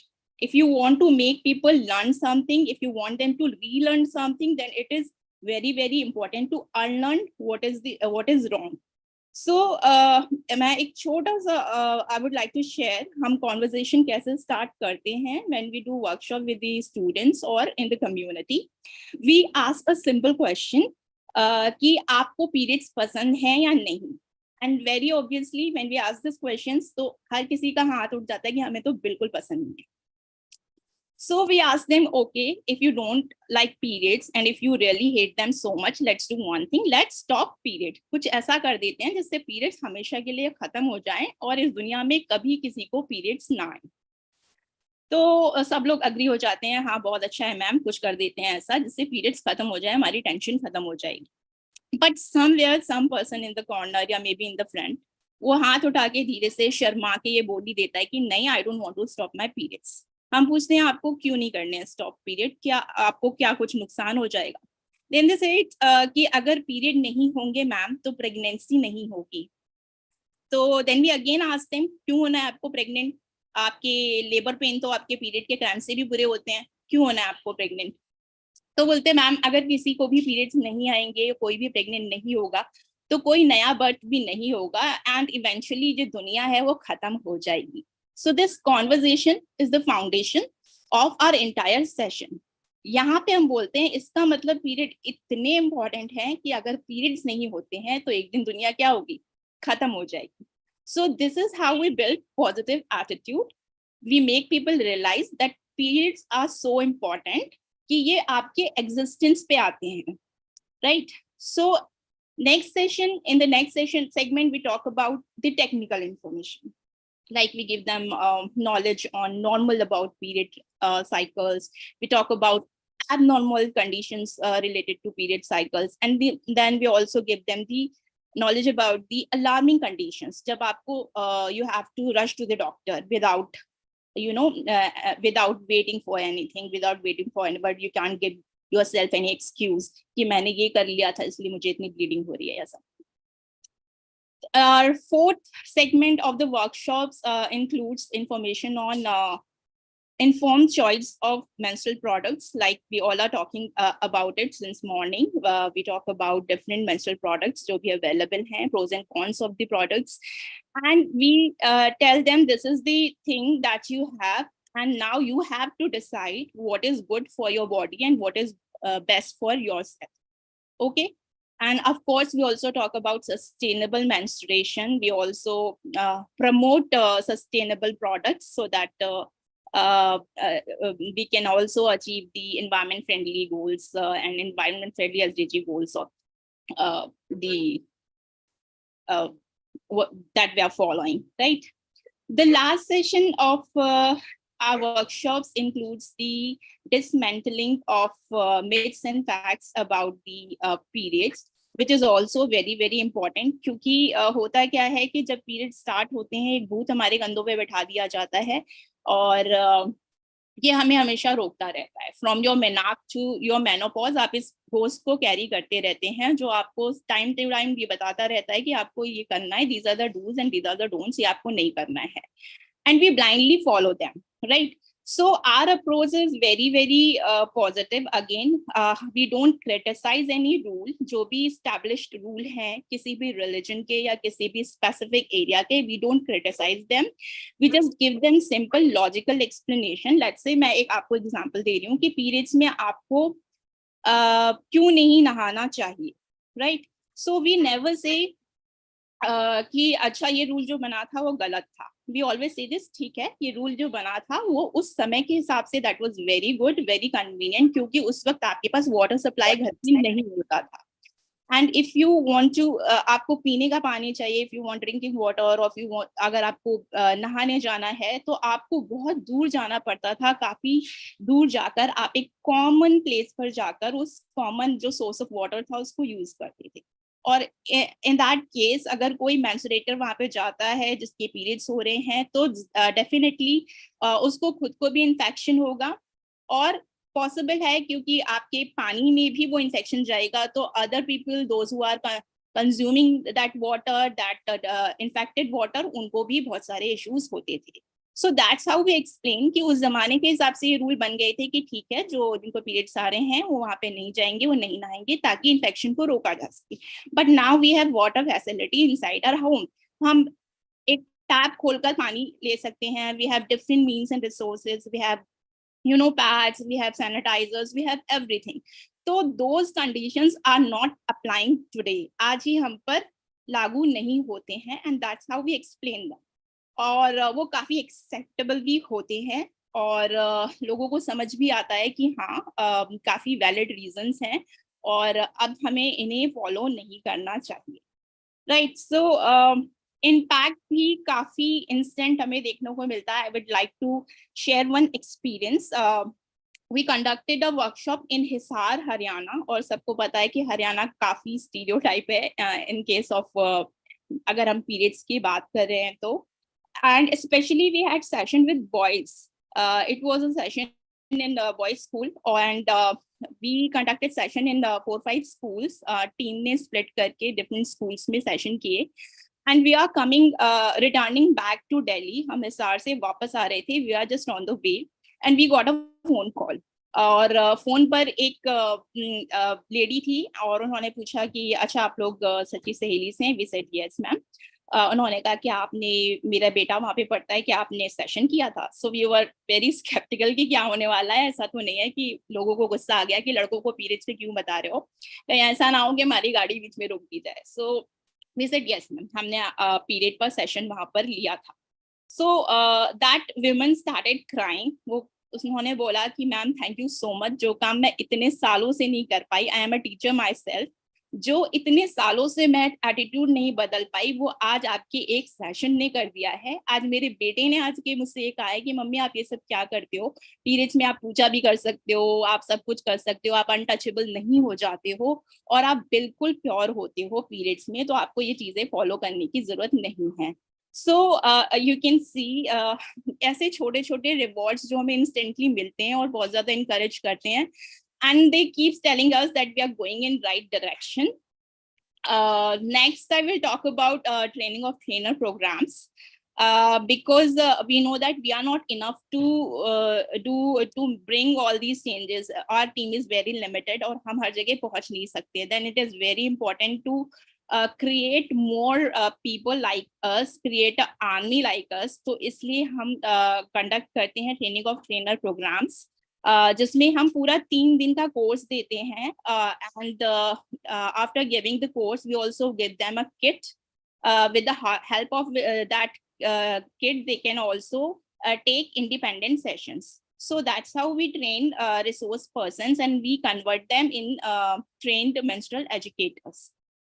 And the next thing that I mentioned was mass sensitization events. हम period fest एक करते हैं, which we have all organized in Delhi, in Daman and Diu. Recently we have organized in Meerut as well. So ये एक mass sensitization event होता है जिसमें around 2,000 to 5,000 की gathering होती है, and we invite schools, teachers and local people, and we celebrate periods. Especially ये जो celebrations होते हैं हम साल में 2 बार करते हैं, on the occasion of Menstrual Health and Awareness Day 5th Feb को, and secondly we do it on Menstrual Hygiene Day जो 28 मई को आता है. So एक कॉमन मैसेज यही होता है कि पीरियड्स में आपको शर्म नहीं करना है. एक प्रोसेस को नॉर्मलाइज करने के लिए हम बहुत सारा शोर मचाते हैं, बहुत सारे इवेंट्स करते हैं और एक फुट मार्च निकालते हैं जिसे स्टूडेंट्स खुद निकालते हैं और वो बहुत सारे स्लोगन्स कैरी करते हैं, बहुत शाउट आउट करते हैं, बहुत सारा शोर मचाते हैं और सबको ये बताते हैं कि ठीक है अब हमें पीरियड्स पे बात करने पे कोई शर्म नहीं है. So that's how we are trying to achieve our goals. And fourth thing that I was talking about is resource material. So I also develop modules, different modules regarding menstrual health and hygiene management. For example, I prepare module for the trainers, जिनकी हम training करते हैं, and I also prepare modules for the activity-based modules for the beneficiaries. Let's say we are doing a program with students. तो उन students के साथ let's say we are doing a programme for 1 year, तो 1 साल में हम कौन सी activities बच्चों के साथ करेंगे, ऐसा उन्हें क्या बताएंगे. So those things are included in this module. So these modules have games, these modules have group activities and the dialogues and of course the technical information. I would also like to share one of my recent creation. This is a period calendar. I have recently created this. And this is a period tracking device. Idea ये था because आप में से बहुत लोग ये सोच रहे होंगे कि अभी तो हमारे पास फोन्स हैं and we can simply download a app और we can track our periods, but not all menstruator have the access to personal mobile phones. Specially अगर आप बच्चों की बात कर रहे हैं, we work with government school students, सबके पास पर्सनल फोन्स नहीं होते हैं. And if we also talk about rural women या फिर अंडर प्रिविलेज कम्युनिटी, उनके पास भी पर्सनल फोन्स नहीं होते हैं. So we have, I have created this period calendar जिसमें starting के first page में ही बहुत ही clearly simple 4-5 steps में ये बताया है कि period की tracking आपको कैसे करनी है, how you can track your period.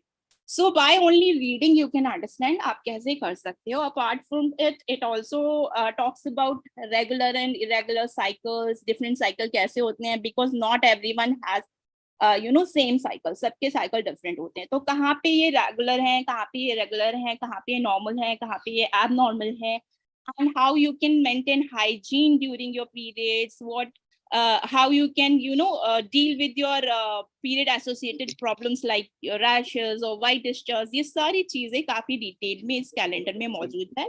I have also given a space, आप देखेंगे नीचे एक नोट्स का ऑप्शन आता है जिसमें आप अपनी प्रॉब्लम्स को भी लिख सकते हैं. So this is a very effective tool. Recently way have distributed in 5 schools of Delhi. 500 बच्चों को दिया गया है and I am really waiting for the results. 3 महीने बाद मैं फिर से उन सारे बच्चों के साथ रिव्यू करने वाली हूँ कि उन्हें ये कैलेंडर कैसा लगा और ये कितना इफेक्टिव है. So I think I have too many stories and time is limited. So I will conclude with one of the incidents जो मेरी लाइफ से रिलेटेड है. ज़्यादा पुरानी बात नहीं है. It was 2014 or 15. I was working as a consultant with Ministry of HRD and मेरा जो एरिया था वो एजुकेशन था. At that time मुझे menstruation का भी नहीं मालूम था. So one day I was in my office and I got periods and I was not at all prepared. So I had 4 female co-workers in the room, but due to that silence culture, I couldn't ask for a pad. और मैं काफी देर तक सोचती रही क्या करना है. My office was on 5th floor. मैं 5वें फ्लोर से नीचे उतर कर आई, पूरा राउंड लिया पूरे एरिया का कि कहीं तो पैड मिल जाए शायद, but I didn't get it. And eventually I came back to the office और I had a small a thick towel. तो वो that was clean and hygienic, तो फिर मैंने उस towel को ही use किया. So today when I remember that incident, मुझे खुद पर हंसी आती है कि शहनाज बस तुम्हें यही तो बोलना था कि एक पैड चाहिए, आपके पास पैड है क्या? But I couldn't ask for a pad. I am postgraduate, I was consultant in a national team, but I couldn't ask for a single pad due to silence culture, due to shame, and due to, all that conditioning. तो अभी हमें ऐसा लगता है कि हम सब बहुत काम कर रहे हैं, बहुत काम हो रहा है, लोगों को बहुत knowledge है, but the fact is that those who are not in this, उनके लिए knowledge अभी भी zero ही है. So first thing that we need to do is to give them that confidence, to give them, to encourage them in a way ताकि so that they can speak for themselves. I will end up with our motto line, हम बोलेंगे, मुंह खोलेंगे, तभी जमाना बदलेगा. Thank you.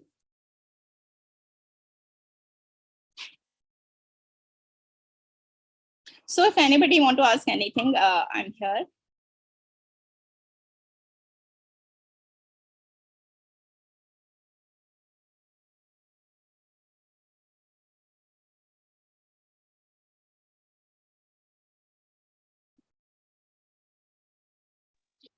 Thank you so much, ma'am. I would like to say that the period calendar looks really adorable and so interactive, and I would love to use it in my daily life, even though I have access to technology. Sure, it will be available soon on our website. We will put it on our website so that people can order it. Sure. That would be amazing. That would be amazing.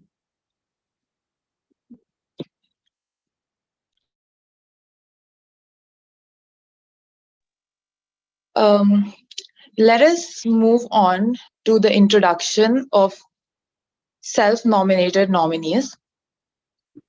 First, we have Miss Asha Suman from the teacher category.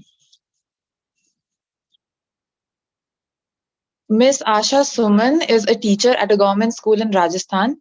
She has worked in various fields since 2015. Her district administration has declared her as a brand ambassador, and she is currently involved in a lot of article writing work. She thinks menstrual hygiene is not a personal issue but a social one that should be openly discussed. And she believes that boys and girls together can build a healthy life.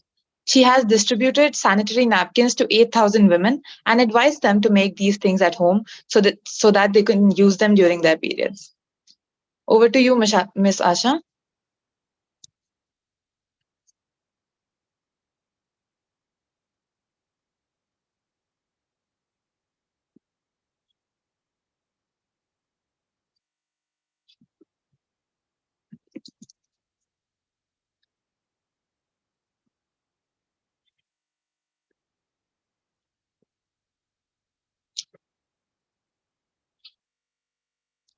Okay, I'm afraid that Miss Asha is having network problems and she cannot join us right now.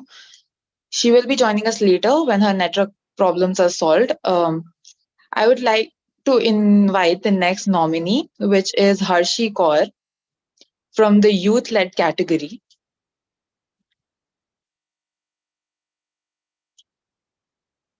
Harshi Kaur is a chapter head at Bhopal. She's pursuing BSc Applied Psychology from NMIMS Mumbai. She's extremely dedicated towards the eradication of period poverty as a whole and has been working in Bhopal since the past 3 years towards the health and hygiene of menstruating women. Harshi has also conducted various educational camps talking about menstrual hygiene and has been a part of various environmental groups in a city. She hopes to carve a niche in life. Over to you, Harshi.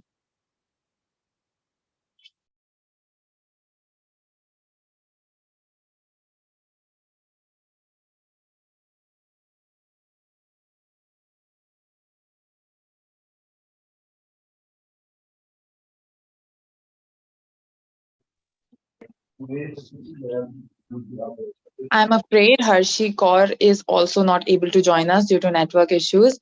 We will be moving on to the next nominee in the youth-led category, which is Ranu Singh.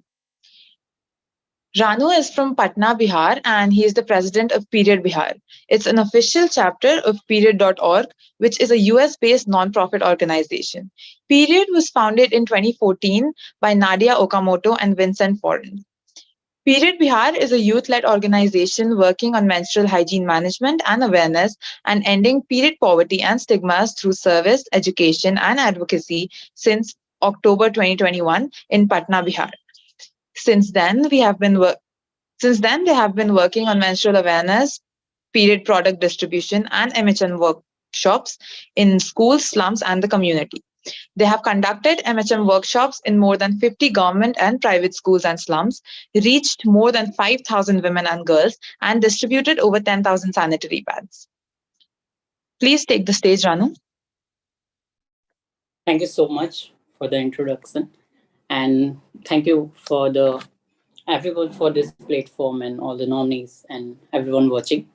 I'm grateful to be here. And first of all, I would like to thank Sarkari School for this amazing initiative, not just to acknowledge people who are working in this, but to give a platform to connect and like learn with each other's work and initiative.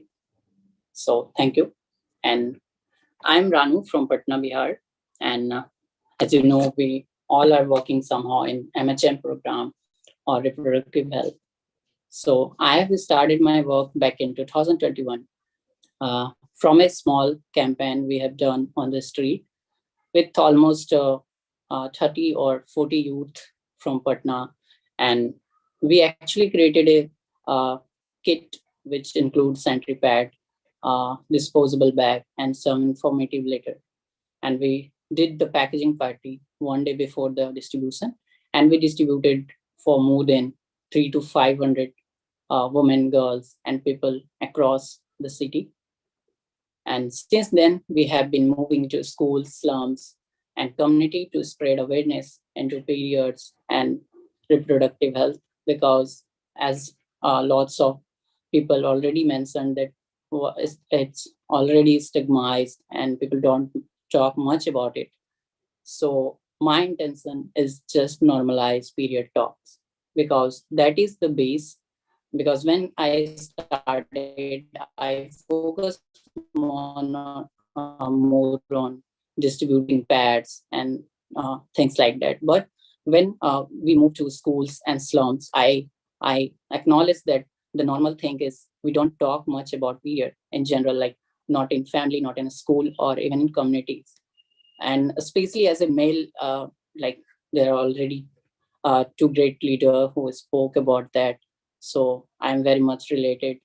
So as a male, it's obviously more challenging to us to reach out to schools or community or in general to people to talk about period, that we are doing something to spread knowledge, spread awareness, and normalize period talks. But at the same time, it's our privilege to move into this movement and take our steps as the way we can. And obviously, there is no age and no gender bias into that. So it's not about a gender or something, it's about the movement.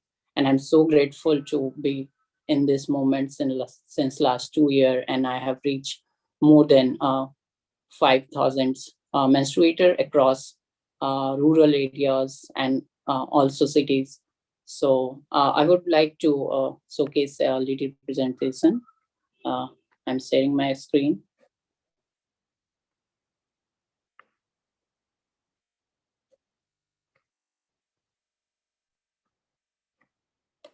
Is it visible?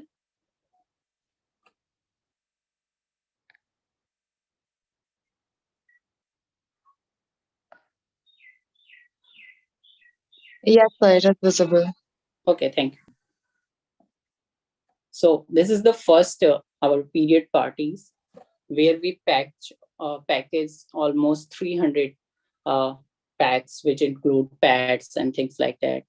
And then we have done our first ever event, and it was one of the first event in public space in whole Bihar, which on period, because we have done even I have participated in some menstrual workshop and so, but it was mostly conducted into a packed space like a classroom or some hall. But this was one of the first event which actually take place on a public space on the main area of Patna, which is Boring Road. And we have talked with lots of youths and parents and lots of women and girls. And it was one of the greatest initiative I actually feel connected with. And it was my pleasure to start with this. And later we have moved to a government school. This is one of our first program in our school.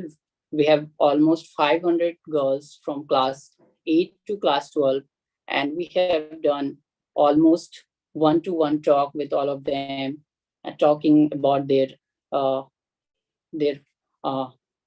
mindset and listening to what they think about period, what they're afraid of, and what's the thing they wish to have, and uh, like having change in access and knowledge.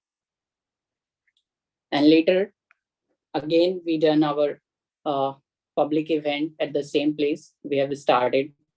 So this was on Valentine Day, and we tried to encourage youth to talk about period, because even we call so much modern life, we still stigmatize this much. And it was so great to be conduct something on this, and we have distributed pads and had talk with lots of women, girls, and as well as youths. And this was our first ever workshop with Mastropedia comic and the Mastropedia video, which is so much easy to convey girls or menstruator, and it is very much easily described in a video form. Also, this comic is so much helpful, and till now we have distributed more than 2,000 books across government schools and slums. This one was on International Women's Day, and we have conducted this public event again with the youths and all the people there. And we had lots of talks, and we distributed this book and showcase different kind of period products. So this is for now.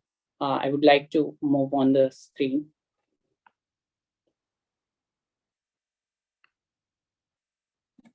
Yeah.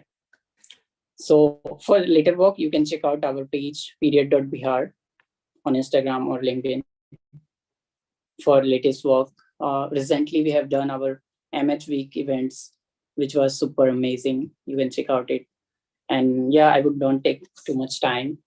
It is my greatest pleasure to be here. And I'm so much inspired with all the speakers here and all the nominator. And I'm looking forward to all of them and my best wishes. And I would love to connect with each of you, and we could see our opportunity to work on or lead our movements. And obviously, there are lots of people working on this project, but unfortunately, there is so much gaps between. And like earlier, people were talking that it would be great if we can work together to spread this movement and reach more people in need of knowledge and accessibility. And like, yeah, we all have different kind of initiative, different kind of missions, but our motto is somehow related, and it would be great if we could bring this together. Thank you so much for having me. Thank you so much, Ranu. It was great listening to you. As you rightly said, the discussions and awareness and relatableness needs networking needs to be increased. And thank you so much for your kind words. Now we would like to move on our next nominee, Vishnupriya Gaur, for the category Donation Drive. Vishnupriya Gaur is a passionate social worker and advocates for gender equality. She is a third-year college student, and her motivation to take up any project or tasks involves the basic ideology of her trying to transform society for the better. She has been an UN Millennium Fellow Class of 2022 and intends to bring about social reforms through collective efforts, be it through social work programs, writing, learning, through various forums, or even by talking about public issues. She has invested time and effort in some parallel learning through her several experiential engagements. Vishnupriya definitely look forwards to applying her skills and services to projects that are close to her heart. Over to you, Vishnupriya.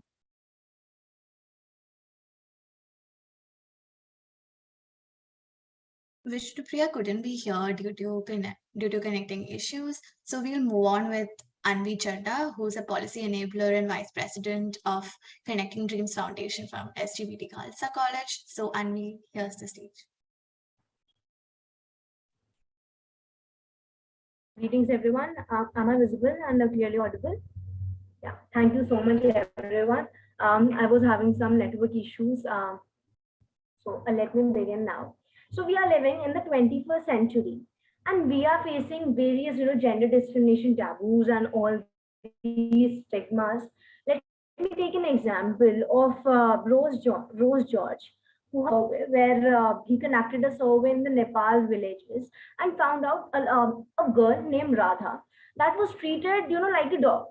Basically, like we give food to like a dog. So basically, she was getting food like that by her sister, and she was forced to live in a shed that was basically 3 to 4 kilometers away from her house in the basically jungle areas where frequently they can get snakes bites and any calamity or anything they are exposed to that. So these are the stigmas, taboos. Basically, menstruation creates like they are untouchable, so like chhoot ki bimari and something like so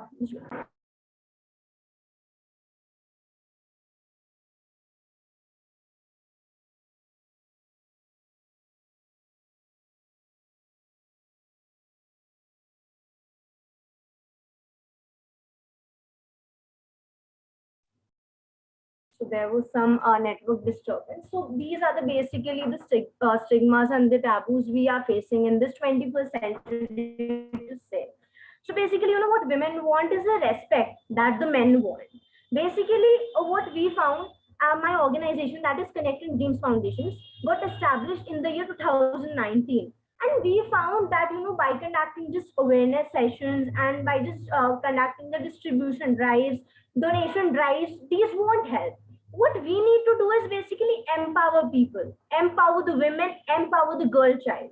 Because we think that empowerment is directly connected to the responsibility and having an perspective and basically raising your voice. The people, the girls, the women are not able to raise their voice against the social stigmas and all these taboos. They're not able to say, don't, no, just stop this. Like various, taboos we are facing, like, and to say bluntly, the girls and the women in rural areas are facing more taboos than us. They are, the school absenteeism. They're not allowed to visit the schools and basically visit to temples and engage in the social activities. So basically, these kind of activities really hurt. So we at Connecting Dreams Foundation are working towards the empowerment of women. We are working on 4 projects. Let me just share the screen for that. So yeah, this is Connecting Dreams Foundation, for which I am serving as the vice president. We started in 2019. 2019 was a great year for us. In 2020, that was COVID came and we were exposed to so many challenges. So yeah, this is a chapter, Unwavering Change Makers. Yeah. So now talking about what is CDF. CDF is Connecting Dreams Foundation. It is a change maker lab. Basically, what we are doing is conducting, implementing the social entrepreneurial project models. Basically converting the social outreach projects into the social entrepreneurial project models by conducting training programs, corporate mentorships, and awareness sessions, and also inculcating social entrepreneurship among women and girl children to basically break all these taboos, all these stigmas, and be empowered and be responsible. So we address the SDG challenges. Now we work on 3C model, that is collect, create, and change. Collecting dreams, basically identifying, gaining trust, and understanding the needs, challenges, It involves the groundwork, basically going to field visits. We have conducted 50 plus field visits to various areas in Azadpur, Timarpur, and not only just limited to Delhi, but in other areas also, in Odisha also, in UP also. So various places we have covered. Then the next step is that is creating solutions. We work with the volunteering part. We have launched internships and we work with change makers. We are a proud change maker. Now the next step is that is changing lives. Now we have collecting the dreams. We know what is the problem. We have created the solution for the same. Now the most and the amazing part, that is implementing the solution for the same. Basically creating sustainable impact, and this involves conducting the social entrepreneurship involving that. So now what are the SDGs that we are targeting? That is quality education, gender equality, decent work and economic growth, reduce inequalities, then sustainable cities and communities. So basically these are the SDGs that we are targeting and helping the women and the girl children. So now our mission, that is connecting 10 million SDG dreams by 2025. So these are basically images. We connect with the children and work towards them and create a meaningful impact. Now next, the most important part, that is the projects of CDF. First of all, that is Project Kilkari. That was launched in 2019. This was the first project when we overcame a challenge to basically raise awareness on all these social taboos and basically engage the social self-awareness sessions. So this was the first project. That was Project Kilkari. That is Kilkari Hum Sabki Zimmedari. Then it was in 2021, after the COVID, we launched Project Sarvangeen. Basically, these are the career building sessions, reducing the school absenteeism and how the girl children, should create a career for them, leaving all these taboos. So this is Project Sarvangeen. Then it's Project Ramyata. That is empowering elegance. What? That Bhagavad Gita basically, doesn't differentiate between a man and women. It's mentioned in Bhagavad Gita, all are souls. So basically, why this difference?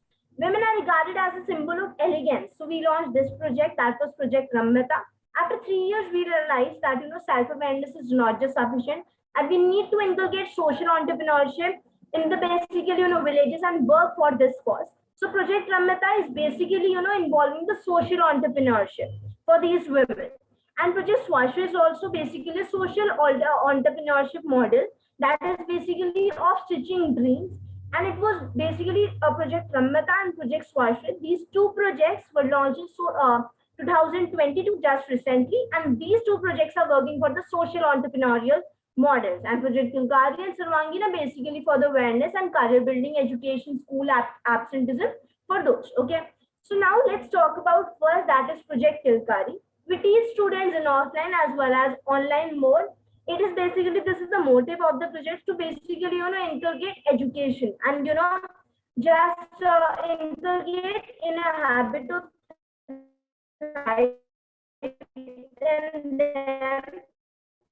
the students and telling them that school absenteeism is cursed. So this is basic development. Now online classes we conduct live is impacted in this, like 500 plus interns are working as, like it's a pan-India internship we have launched. So basically, to engage more volunteers in this, interns are working 110, and we have 10 My Angels Academy batches and 37 Pathshala slots in that. Now next comes, that is Project Sarvangeen. Project Sarvangeen is basically the counseling of part of that. Basically we consult the children and ask them what are the stigmas and what are the social issues they are facing, and then we counseling basically do them to the parents and to the people who are doing this, basically enrolling them in different schemes and programs for the holistic development by organizing field visits, online sessions, computer boot camps.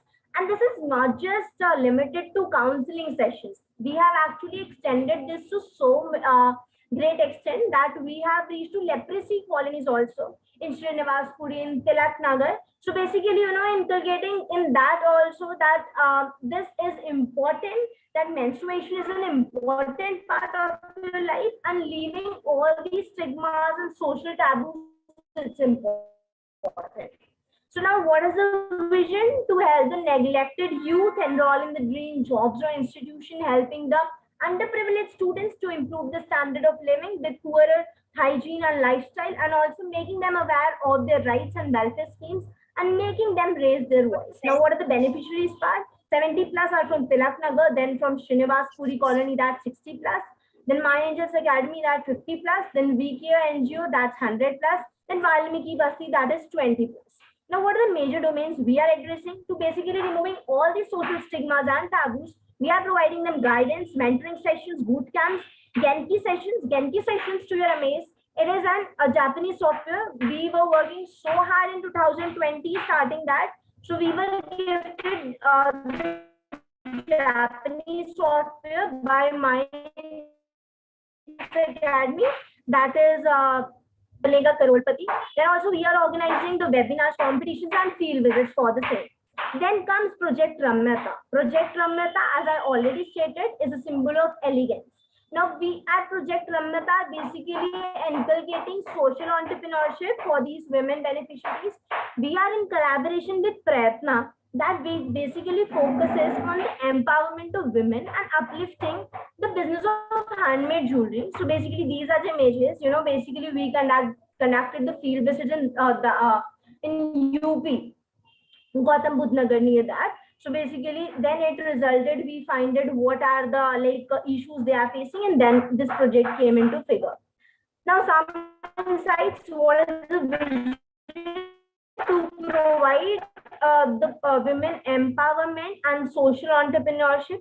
We have 50 plus women beneficiaries divided in the basically SHG's group of age groups 18 to 40 years. And what is the location? That's Kalonda village, Gautam Budh district, Dadri, Uttar Pradesh. Now, this project was actually not easy. We faced many challenges in this. When we conducted the field visits to this place, women were so reluctant to open their veil and talk to the boys that also went with us. And these challenges that we faced to bring this project was really so immense. It took 12 to 13 hours of field visits for like same day. You have to visit also, leaving your home at 6 a.m. and also coming to 11 or 12 p.m. in the night. For this project, we did all this because field visits to this place was actually not easy. Now we have also set up stalls. So basically, excuse me, Miss Anvi. I'm really sorry to interrupt, but could you please cut short your presentation? We're actually running out of time. Thank you. Sure. So we'll just complete in 2 minutes. Yeah. So we are working on this revenue model of basically providing 100% profit margin to these women by setting up offline stalls and online stalls. We are on Amazon, Flipkart, showcasing these products, working on jewelries. So we have launched in various stalls in various DU colleges also. Like various products they are launching, like necklaces, bracelets, earrings, bamboo boxes, potlies, diyas, candle, etc. Now comes Project Swashre. We have collaborated with Tare Zameen Foundation for this. This is also social entrepreneurial venture to empower the women and break all these stigmas and raise their voice. So this is in basically business of stitching and sewing. Now to accelerate business of women engaged in stitching, the 30 plus women beneficiaries in this, and the location that is Chhatarpur in South Delhi. Then coming to collaborations part, we have collaborated with Desh Ke Mentors, Tare Zameen Foundation, Project Parvaz, Prayatna, Be Care, NLR Foundation, Seva Bharati NGO, Sarkari School, My Angels Academy. We have also launched various summer camps and winter camps in collaboration with various NGOs, also with Sarkari School.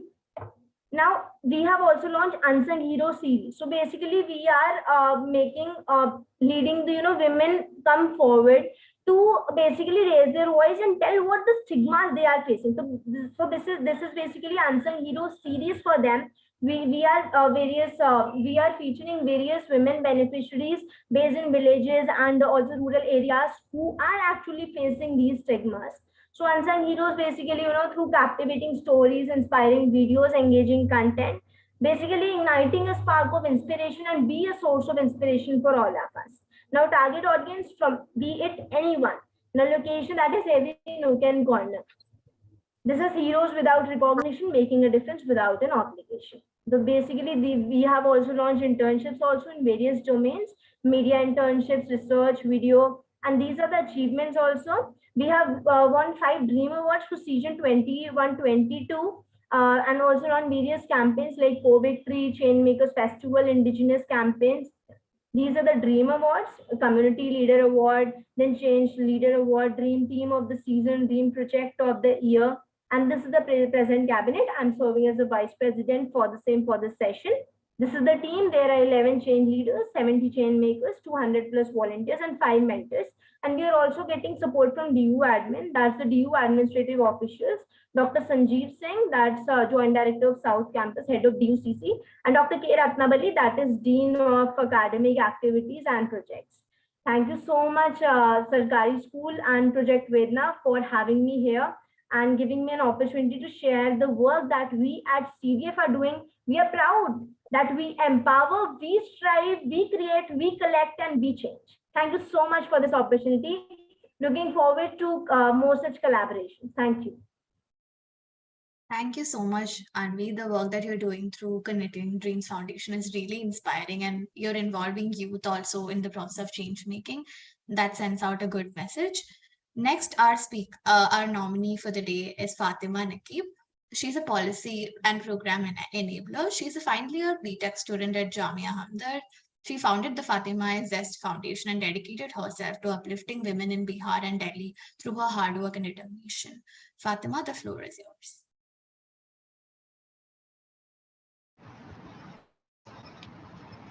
Am I audible? Yeah. So, hello everyone. I hope you all are doing well. It's truly an honor to stand before you today and have the opportunity to share a little bit about myself and the journey that has led me here. So, my name is Fatima Nakib, and currently I'm pursuing my BTech in the field of electronics and communication, and also I'm the proud founder of the Fatima Aziz Foundation. About a year and a half ago, there was a deep passion and a burning desire to make a positive impact on the lives of others, and this was the very spark that led to the birth of the Fatima Aziz Foundation.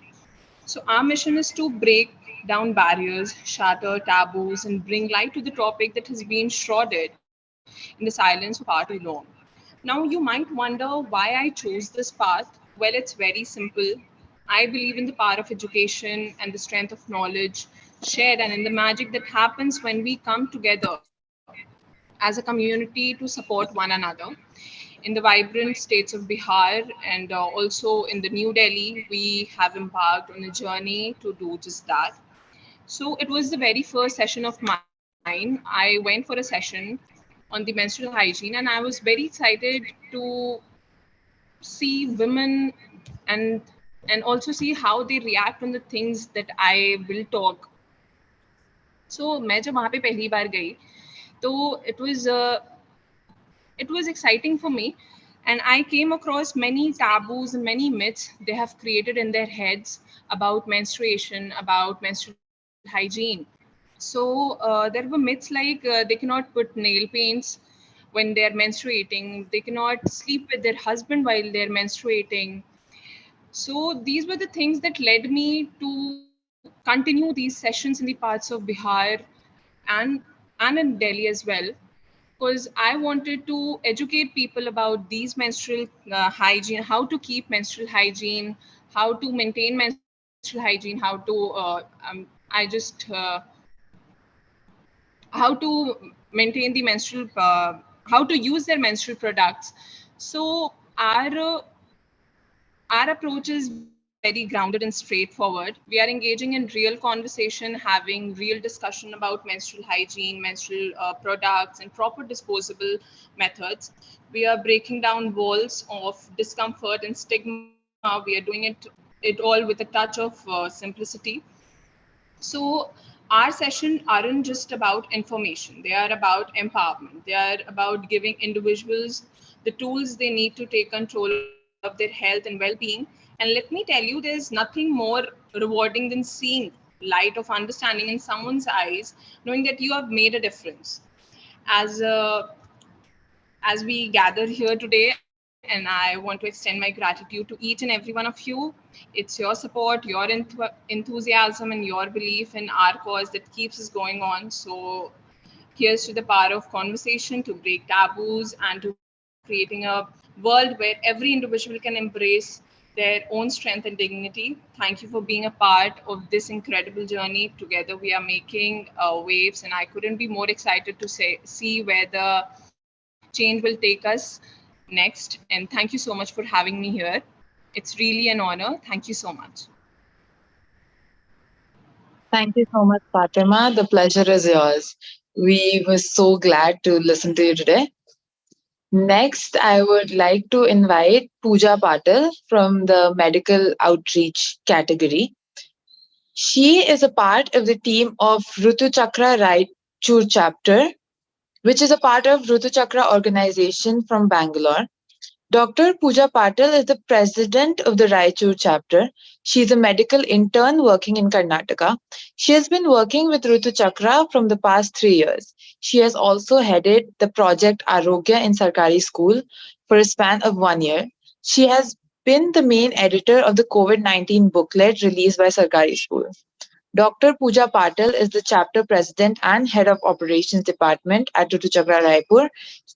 While also being an enthusiastic personality, she has represented Karnataka for multiple medical associations and platforms, NGOs, and always has been a born leader.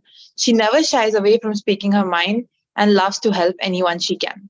She started the Rutu Chakra Raichur chapter with a goal in her mind to establish menstrual equity in our society and give back to the society in every small way possible from the medical fraternity. She is immensely determined and headstrong towards generalizing topics such as menstruation, sex education, and STDs in target areas of the city and rural areas. She has conducted an awareness campaign in a school in Raichur for middle school and high school menstruators. This included a seminar on menstrual health and hygiene and sustainable menstruation, along with activities such as period and ovulation tracking through a menstrual bracelet and safe disposal of sanitary napkins.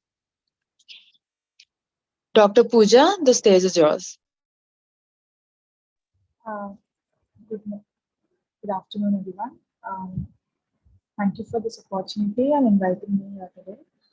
Can you see my PPT?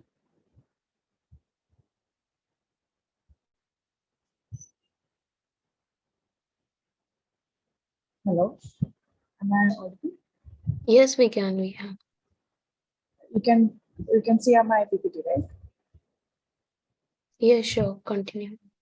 Yeah. Okay. Thank you so much. So I'm Dr. Pooja Patil. I'm the president of Raichur, Rutu Chakra Raichur chapter. So we basically work on. So we are a youth-led organization, which was basically found in Bangalore, and there are chapters in different parts of the state. So the zone we work in is the Raichur, which is the North Karnataka zone, and here we mainly are looking.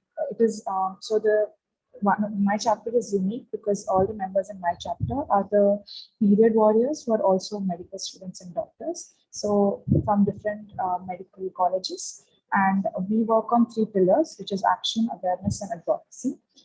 Action is where we want to make sure that all the PHCs and primary health centers and community health centers surrounding our hospital and our work field are have good supply of menstrual products, and we work across India to make sure that we are getting menstrual products and are supplying in the PHCs and UHCs and the surrounding rural areas across the Raichur district.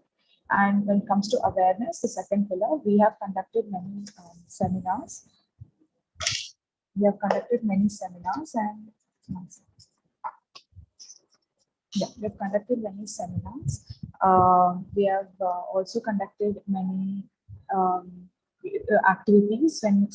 We have visited many government colleges, government schools, girls' schools, where the background of these students are very on the lower side, and they do not have much awareness about menstruation. And we conduct activities like ovulatory bracelet, where they can, from any calendar or any just writing simple, numbers from 1 to 30 or 31, how they can track their periods with a simple logic of, their periods, where if they get their periods on this month, they write it down. Basically, how your apps work. We just simplified into a ovulatory bracelet. So that is one of the activities. So I'll talk about what is menstrual equity. So it is mostly commonly defined as affordability and accessibility of safe menstrual products. So we want all this, all the people we are reaching to have, from the survey we have conducted, most of them still use cloth. And end up having a lot of reproductive infections. So our main aim is to convert these people and women into using menstrual products, and also remove or erase the stigma around periods. And so this is one of the main factors. So our mission is to empower menstruators for all ages and backgrounds to good menstrual hygiene practices by breaking the silence about menstruation, to spread awareness about menstrual hygiene, usage, and disposal of menstrual products, to provide products to as many individuals as possible. Our vision is that every menstruator should be able to manage their menstruation in a hygienic and dignified way. So what is menstrual education? So we have, so this is myself, we have conducted many events across Raichur district, where we have gone to different schools. So this is us trying to show them how menstrual pads should be disposed. So disposal of menstrual pad is one of the major concerns in India, because there are a lot of infections which spreads through these pads, such as STDs, and a lot of infection, because the pad is one of the most easiest way for a bacteria or a organism to grow on. So how to dispose it, and how the daily wage worker who cleans our gets our pads out and disposes them is not saved from these infections. So this is how this came up with this paper bag solution, and making a red dot on it, which is a red dot campaign. So this is one of them.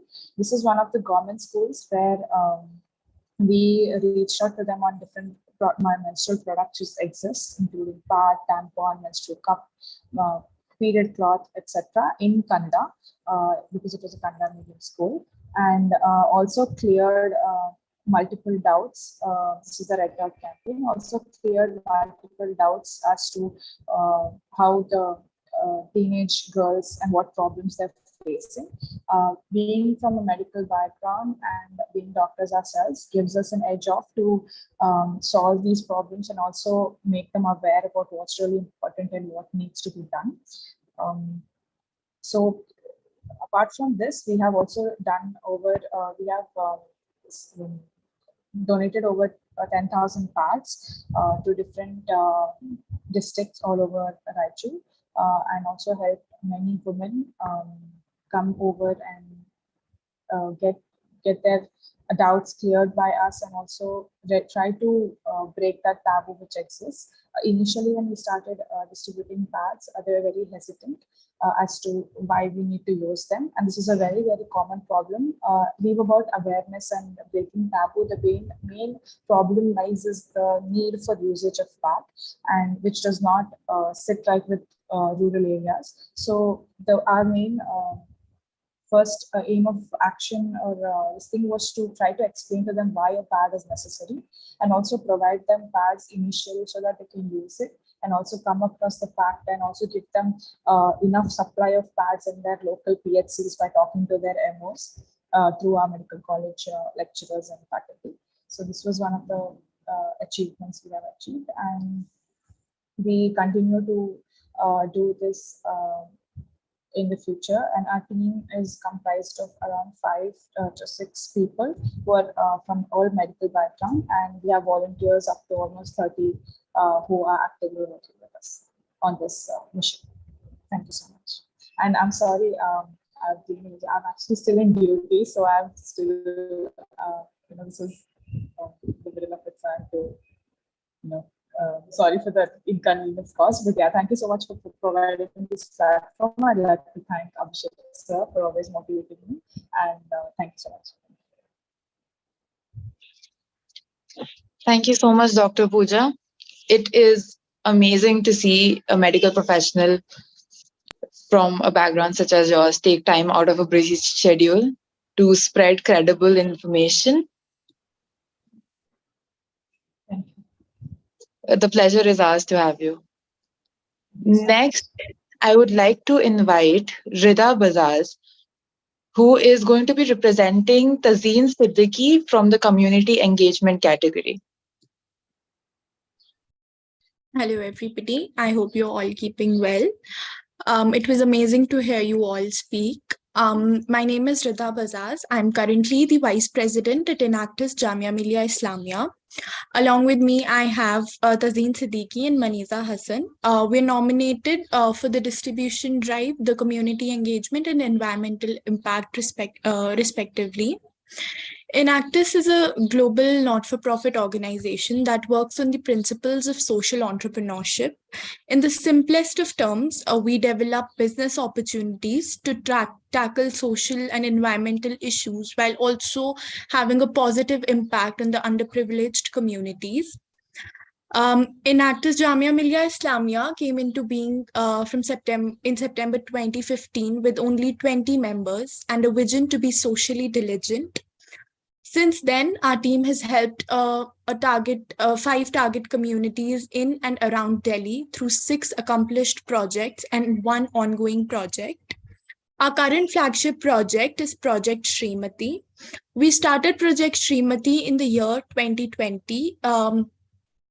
And since then, the project has been striving to create a sustainable world.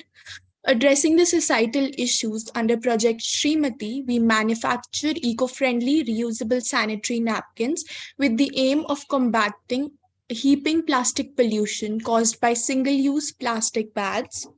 Our Srimati pads consist of 3 layers made up of banana and bamboo fiber and have a durability of 18 months, making menstruation a safe and affordable experience for all. Under this drive, we employ women of the lower strata in manufacturing our pads with the aim of providing a stable source of income and making them self-sufficient and self-reliant. At present, we have 2 production units, one in Southeast Delhi and the other in Goa. Alongside promoting healthier menstrual products, we also shattered the taboos that haunt women today. We strive to spread awareness through carefully curated menstrual health awareness sessions. Our team has conducted many successful awareness sessions, followed by distribution drives in different regions of Delhi NCR with eminent organizations. At Enactus Jamia Millia Islamia, we recognize the valuable young minds of the country's future leaders and thus strive to remove the stigma before it finds home in the youth. With this aim in mind, we have conducted awareness sessions amongst school students, accompanied by street plays or nukkad nataks that empower young boys and girls to start the conversation around periods. Recently, at our Goa unit, in association with Asochan India and Government of Goa, we distributed more than 1,000 pads. We also aim at providing livelihood to underprivileged communities and have helped creating 78 jobs and raising an anticipated income of 8 lakh rupees. We have also successfully replaced more than 20 lakh plastic plats, resulting in the reduction of 45 metric tons of CO2 emissions. This has also prevented around 54,000 kgs of plastic from ending up in landfills and oceans. Aligning with our goals, we also aim to introduce eco-friendly single-use sanitary napkins, reusable panty liners, and innovative heating patches. We are also working on the launch of our exclusive Srimati web store, as well as our all-in-one Srimati mobile application to make our products accessible and easily available. Our aim of making on-ground difference Actors has led to us directly and indirectly touching the lives of thousands of people, be it through our product, street plays, social media marketing, or community awareness session. Enactus has made its presence known. We're very thankful and very grateful to be recognized on such a huge platform. We look for future collaborations with all of you present here. Thank you so much. Thank you so much, Rida. The initiatives you all are undertaking is such inspiring to each and everybody here. So thank you so much. Now, I would like to thank all the nominees who presented until now. We now move on to the next category, which includes teachers nominated for reducing school absenteeism. So the first teacher we have with us is Chavi Agrawal. Chavi Agrawal is a government school teacher working in a rural school in Varanasi. Being a teacher, she has a great deal of responsibility for girls and their hygiene. She goes to schools and communities to teach mothers and girls about menstruation and how to make easy usable pads from local materials. She has engaged in NGOs to visit schools to provide education and sanitary supplies to girls and women in remote areas. She also helps run a public health education program that helps aim to challenge negative attitudes about menstruation. Her goal is to give women health education and make available eco-friendly sanitary pads that are sustainable and hygienic.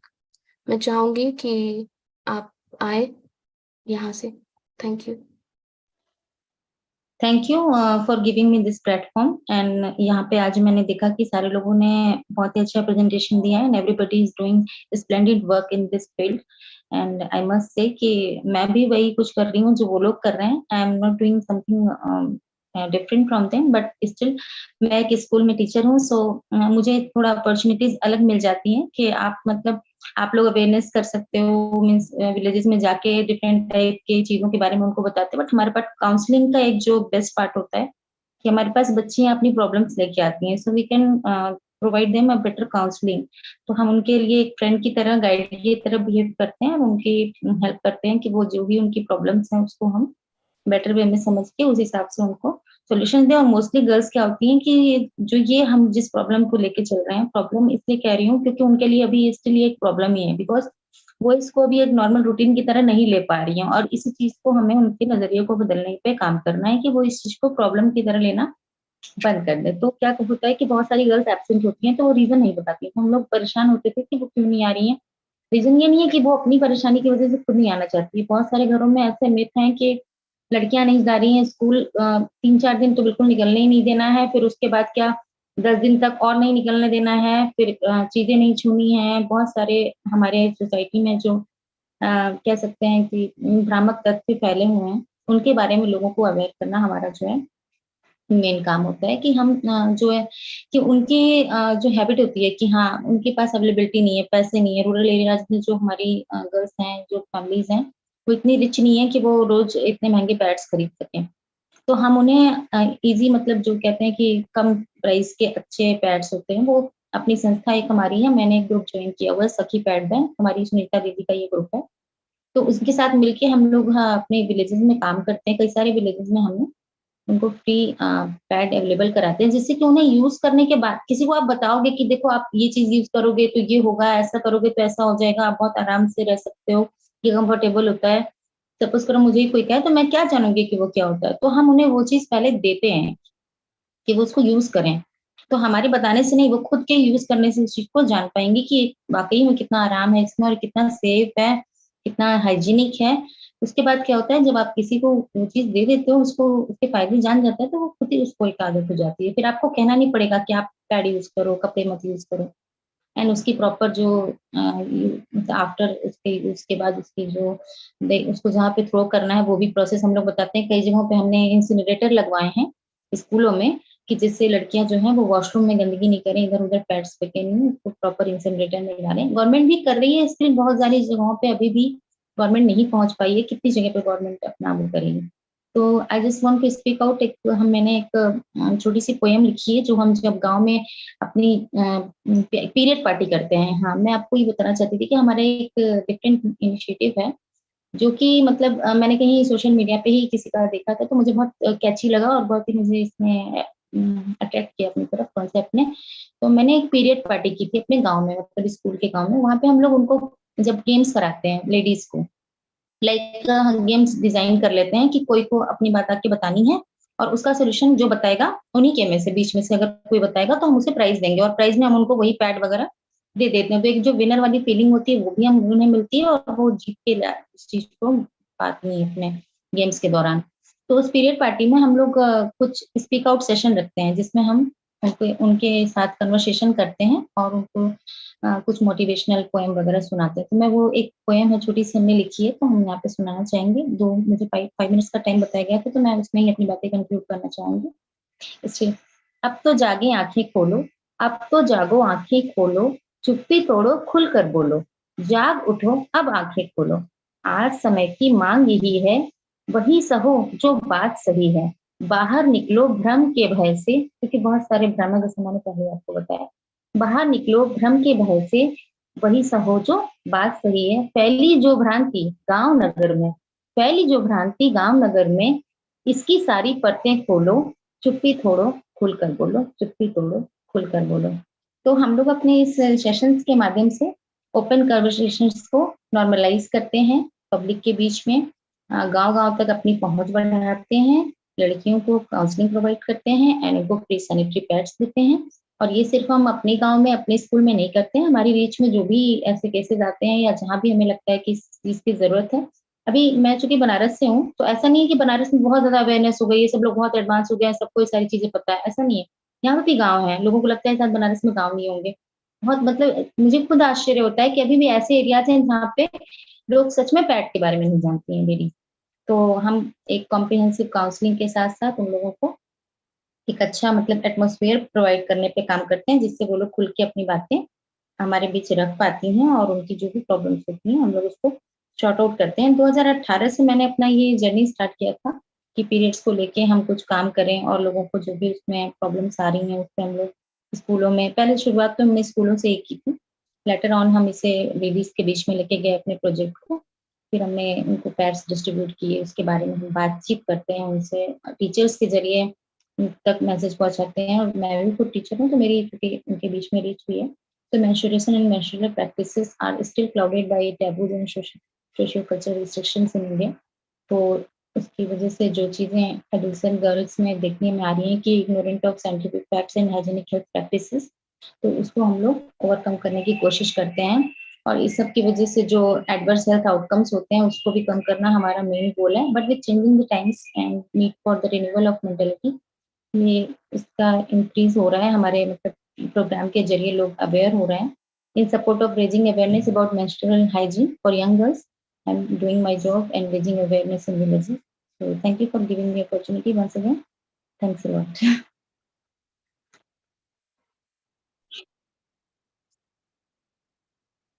Thank you so much, Ms. Chavi. It is so enlightening to see educators using their platform for good.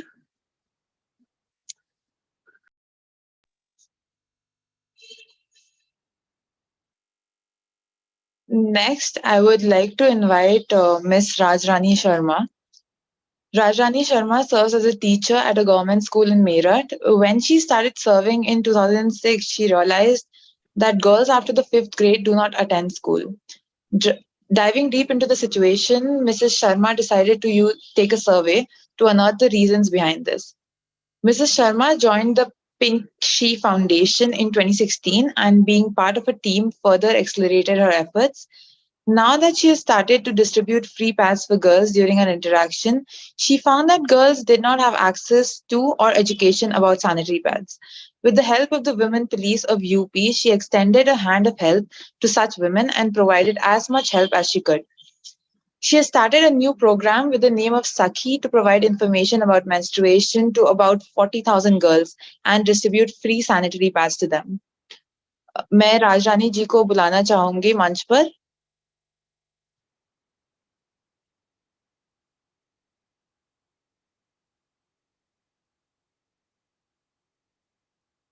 राजरानी जी, आपसे निवेदन है कि आप कृपया मंच संभालें। Thank you so much. आवाज आ रही है मेरी? जी जी बिल्कुल आ रही है।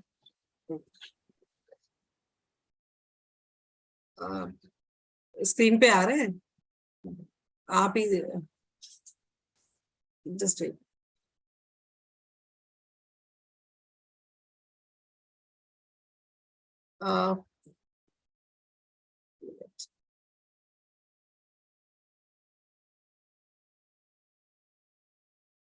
आवाज आ रही है मेरी?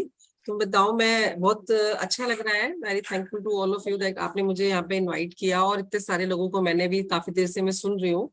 तो बहुत अच्छा लग रहा है कि काफी लोग इस फील्ड में काम कर रहे हैं जिसमें बहुत जरूरत है काम करने की, और कितने तरीके से अलग अलग तरीके वो अपना रहे हैं लड़कियों को, गर्ल्स को एजुकेट करने की, सोसाइटी को थोड़ा सा अवेयर करने की। तो बहुत अच्छा लगा। तो मुझे भी खुशी है कि मैं भी इस काम में कुछ अपना कंट्रीब्यूशन दे पा रही हूँ। मैंने 2006 में अपना जॉब स्टार्ट किया था एक सरकारी स्कूल में। तो मुझे ज्यादा इतनी प्रॉब्लम नहीं होती थी, छोटे छोटे बच्चे हैं, कोई नहीं आ रहे हैं, पढ़ के जा रहे हैं। लेकिन जब मेरा दूसरे स्कूल में ट्रांसफर हुआ तो वहां पे हमारा स्कूल 8 तक था। तो मैंने जो डिफरेंस देखा कि 5वीं तक तो 5th क्लास तक तो गर्ल्स बहुत है, लेकिन जब 6 to 8 और इवन 9 to 12 में जब जा रहे हैं तो वो सिर्फ या तो गर्ल्स स्कूल में जा रहे हैं, कोएड में जाते नहीं है, और उनका जो नंबर है वो बहुत ही कम हो गया, रेशो बहुत कम हो गया। तब मुझे लगा कि कहीं ना कहीं तो कुछ प्रॉब्लम है। तो इसीलिए मैंने स्टार्ट किया, जाके गाँव में जाके मिली, उनके पेरेंट्स से मिली, उनकी माता से जो आती जाती थी, स्कूल नहीं आ रही बच्ची, तो उनसे बात की। तो पता चला कि बच्चियों को जब उनको लगता है कि बच्चियों को मेंस्ट्रुएशन स्टार्ट हो गया, पीरियड स्टार्ट हो गया, तो सोचते हैं बड़ी हो गई हैं अब इनको पढ़ाने की जरूरत नहीं है, अब ये घर बैठेंगी और इनको कुछ भी काम करने की जरूरत, काम कराएंगे घर का, और पढ़ाई छुड़वा दी।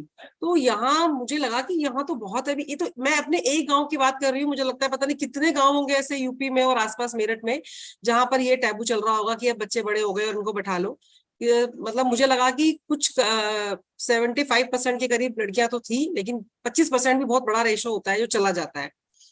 तो मैंने उसी पे काम किया, और फिर धीरे धीरे मुझे लगा कि मैं अकेले कैसे करूंगी। आप बताओ, अकेले आपको पूरा मेरठ और आसपास कैसे आप संभालोगे। तो मैं एक एनजीओ पिंकिश फाउंडेशन से हमने स्टार्ट किया।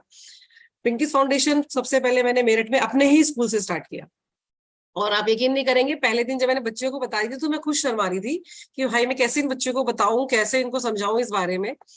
एक बार लगा, 2 बार, लेकिन धीरे धीरे बच्चों की भी जो शर्म है वो टूटी, मेरी टूटी, और आज मैं इतना बड़े लेवल पे काम कर रही हूँ कि हमने बच्चियों को धीरे धीरे, एक जब मेरे गांव से आगे खबर गई टीचर्स के पास कि मैम ने ऐसे से काम किया है, तो बहुत सारे टीचर्स के फोन आए मेरे पास कि मैम एक प्रोग्राम हमारे यहाँ भी कराइए, हमारे यहाँ भी कराइए। तो हमने प्रॉपर एक प्रोग्राम स्टार्ट किया। हमने स्कूलों में जाके प्रेजेंटेशन देना स्टार्ट किया। हमने पहले तो सबसे हमने चार्ट बनाए थे, ड्राइंग चार्ट्स होते हैं कि इसमें सारा यूट्रस का सिस्टम, फिर साइकिल पूरा सिस्टम, धीरे धीरे यहीं से स्टार्ट किया था, हाथ से बनाते थे हम, और सारे स्कूलों में धीरे धीरे स्टार्ट किया। और कुछ प्रॉब्लम बेटा? तो उसके बाद मुझे लगा कि हमने बड़े लेवल पे काम करना चाहिए। हम इन पे जाके हम फ्री में सैनिटरी नैपकिन प्रोवाइड कराते थे, लेकिन सैनिटरी नैपकिन प्रोवाइड कराना कि मैं एक गांव में गई और मैंने उनको बताया और उनको प्रोवाइड करा दिया, वो सिर्फ 1 महीने चलेंगे, 2 महीने चलेंगे, उसके बाद वो क्या करेंगी। तो यहाँ दिक्कत आई। तो हमने धीरे धीरे कुछ विलेजेस को ही अडेप्ट करना शुरू कर दिया। हमने पहले 1, फिर 2, फिर 3, मेरी टीम बढ़ गई, मेरे साथी बढ़ गए, और हम लोगों ने पूरे पूरे विलेज को अडेप्ट किया। हमारे यहाँ जो ग्राम पंचायत अधिकारी है, वो एक लेडी आई, उनका मुझे बहुत सहयोग मिला। उन्होंने मेरी हेल्प की कि आप हमारे यहाँ भी कराइए, हम आपको हेल्प करेंगे। हमने आंगनबाड़ी जो वर्कर होती हैं, आशा होती हैं, उनको अपने साथ जोड़ लिया। हम उनको ट्रेंड करने लगे कि आप हम जैसे हम बताते हैं ऐसे आप बताइए, और धीरे धीरे उन्होंने वो कार्यक्रम बढ़ता चला गया, और हमने गांव अडेप्ट किया। तो हम हर महीने वहां पे सैनिटरी नैपकिन प्रोवाइड कराने लगे। बीच में कोरोना आ गया। अब कोरोना में जब मुझे देखा कि अब सारी शॉप्स बंद है, मेडिकल शॉप्स बंद है, कैसे होगा, तो जो लेडीज आ रही जा रही थी उनके लिए हमने, हमारे जो यहाँ पे सीडीओ मैडम थी वो भी लेडी आई। मेरा उस टाइम लग बड़ा अच्छा चल रहा था कि सब महिला अधिकारी भी थी यहाँ पे बहुत ज्यादा। तो मैंने उनको पेटी उनको पहुंचाई कि मैडम आप किसी भी तरह से आप ये जो गांव जो लेडीज चल रही हैं, पैदल आ रही हैं या ट्रेन में आ रही हैं, उन तक हमारी ये जो पेटियां ये पहुंचाइए। हमें बहुत हेल्प मिली पीएनजी से, जो उनका विस्पर आते हैं, विस्पर ने हमें सपोर्ट किया और हमने उनको पहुंचाया। मैं अपने कुछ फोटोज आपको कुछ स्क्रीन शेयर करके दिखाना चाहूंगी। अगर आप मुझे बताइएगा कि स्क्रीन शेयर हो रही है नहीं हो रही है, प्लीज। ओके।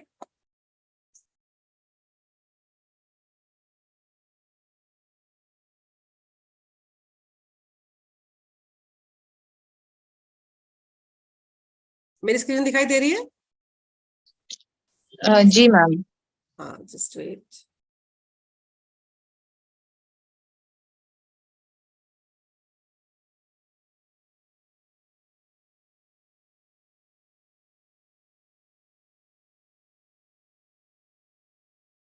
मैंने सोचा था कि मैं पीपीटी बनाऊंगी, पर एक्चुअली बहुत सारे प्रोग्राम चल रहे थे।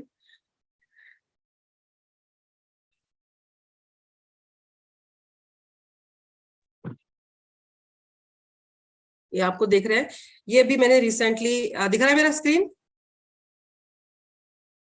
हेलो? यस मैम, यस हाँ, मैम। ये भी एक हमारे यहाँ स्कूल है, ये अर्बन एरिया में है स्कूल, और बहुत सारी गर्ल्स यहाँ पर हमने से मैंने बात की, तो वही सारे टैबूज कि नहाना नहीं चाहिए, ये नहीं खाना चाहिए, अचार को हाथ नहीं लगाना चाहिए, मंदिर में मम्मी मना करती हैं।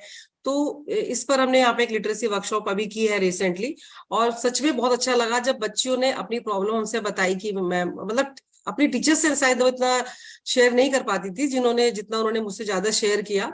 तो ये अभी मैंने कराया वहां पे।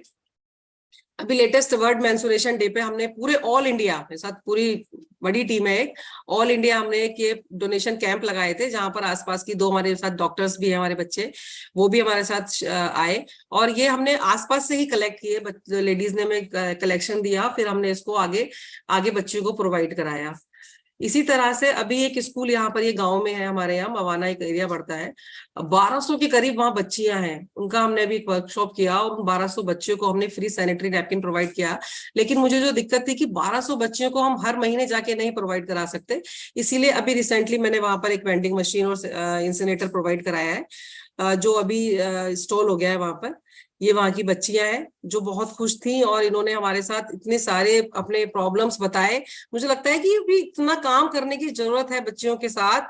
देखिए, आप उसमें एक चेहरा देख रहे होंगे, कितनी मतलब बच्चे कितनी शर्मा रही है, वो कैमरे के सामने देखती नहीं है। तो यहाँ ये टैबू बहुत ज्यादा है अभी। ये मैं बच्चियों को अपनी तरफ से जो सैनिटरी नैपकिन प्रोवाइड कराती हूँ। साथ ही साथ हमारे पास एक पूरा चार्ट होता है पूरा, जिसमें हम पूरी बच्चियों को पूरा साइकिल समझाते हैं कि कैसे कैसे होता है, क्योंकि मोस्टली बच्चे यही कहती हैं कि ये गंदा खून है और ये सब, तो उसको वो सब खत्म करना भी बहुत जरूरी है। तो ये पूरा बता के कि नेचुरल प्रोसेस है, होना चाहिए। ये मेरे द्वारा अनाथ आश्रम वगैरह में जहाँ बच्चे होती है, मैं वहाँ हर महीने पहुंचाती हूँ। ये हमारे स्कूल्स है जहां पर हमने लगातार काम किया है। सब स्कूलों में हमारे यहाँ हमारी तरफ से sanitary napkin vending machine provide की जा चुकी है, मोस्टली 4-5 स्कूलों में मैंने भी लगवाई है। एक रिसेंटली हमने प्रोग्राम और स्टार्ट किया था, कागज के पैड।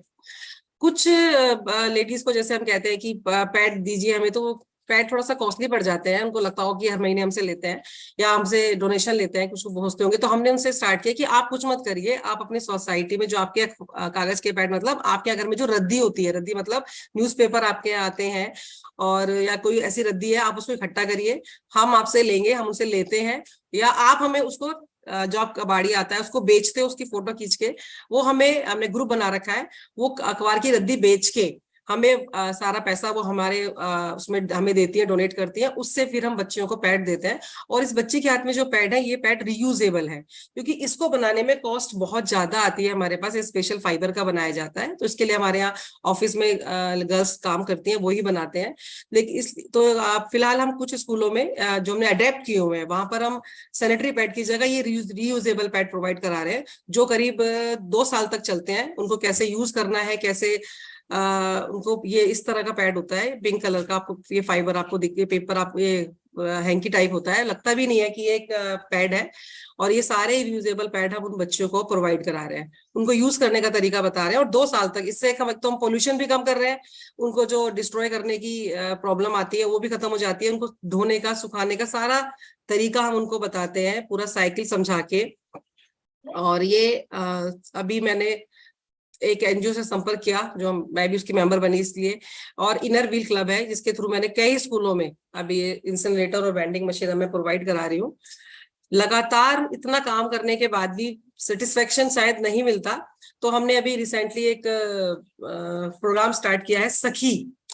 जब हम सखी प्रोग्राम चला रहे हैं तो हमारे पास एक कैलेंडर होता है, पूरा एक चार्ट होता है, ये कैलेंडर के थ्रू हम उनको पूरा लेकिन सखी प्रोग्राम में जो थोड़ा बताना चाहूंगी, एक साथ पूरे मेरठ की लड़कियों को ट्रेंड करना बच्चियों को, स्कूल की बच्चियों को बहुत बड़ा टास्क था।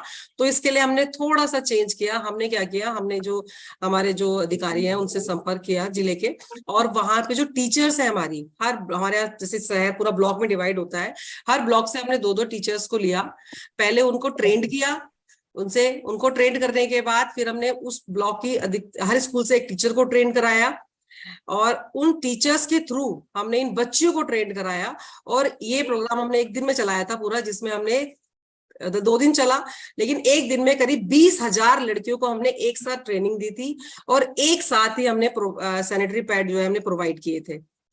तो ये बहुत बड़ा प्रोग्राम था जिसको बहुत ज्यादा अप्रिसिएशन मिला है। और अभी हमारे पास सुपर मिनिस्ट्री से आया है, PNG से भी आया है कि अब ये प्रोग्राम पूरे मेरठ में न चला के पूरे कई जिले जो हमारे पास यूपी, पूरे यूपी में चलाया जाए, और यूपी के कुछ जिलों के नाम हमारे पास आए हैं। अब प्रॉब्लम ये है कि इतने, मैं मेरठ से हूँ और दूसरे पूरे जिले हम कैसे कवर करेंगे, उस पर हमारी अभी चल रही है प्लानिंग कि वहां पे भी हम कैसे कैसे स्टार्ट करेंगे, वॉलंटियर कैसे ढूंढेंगे पूरे यूपी में। तो अभी इसको हम पूरे यूपी में प्रोवाइड कराएंगे। हमारे साथ जेंट्स भी जुड़े हुए हैं, देखिए आपको दिख रहा होगा, ये हमारे साथ के कुछ अधिकारी हैं जो, सॉरी स्क्रीन पे आ रहा है, जो यहाँ पे जुड़े हुए हैं, और ये सारे मिलके हमारे साथ काम कर रहे हैं पूरे मेरठ में।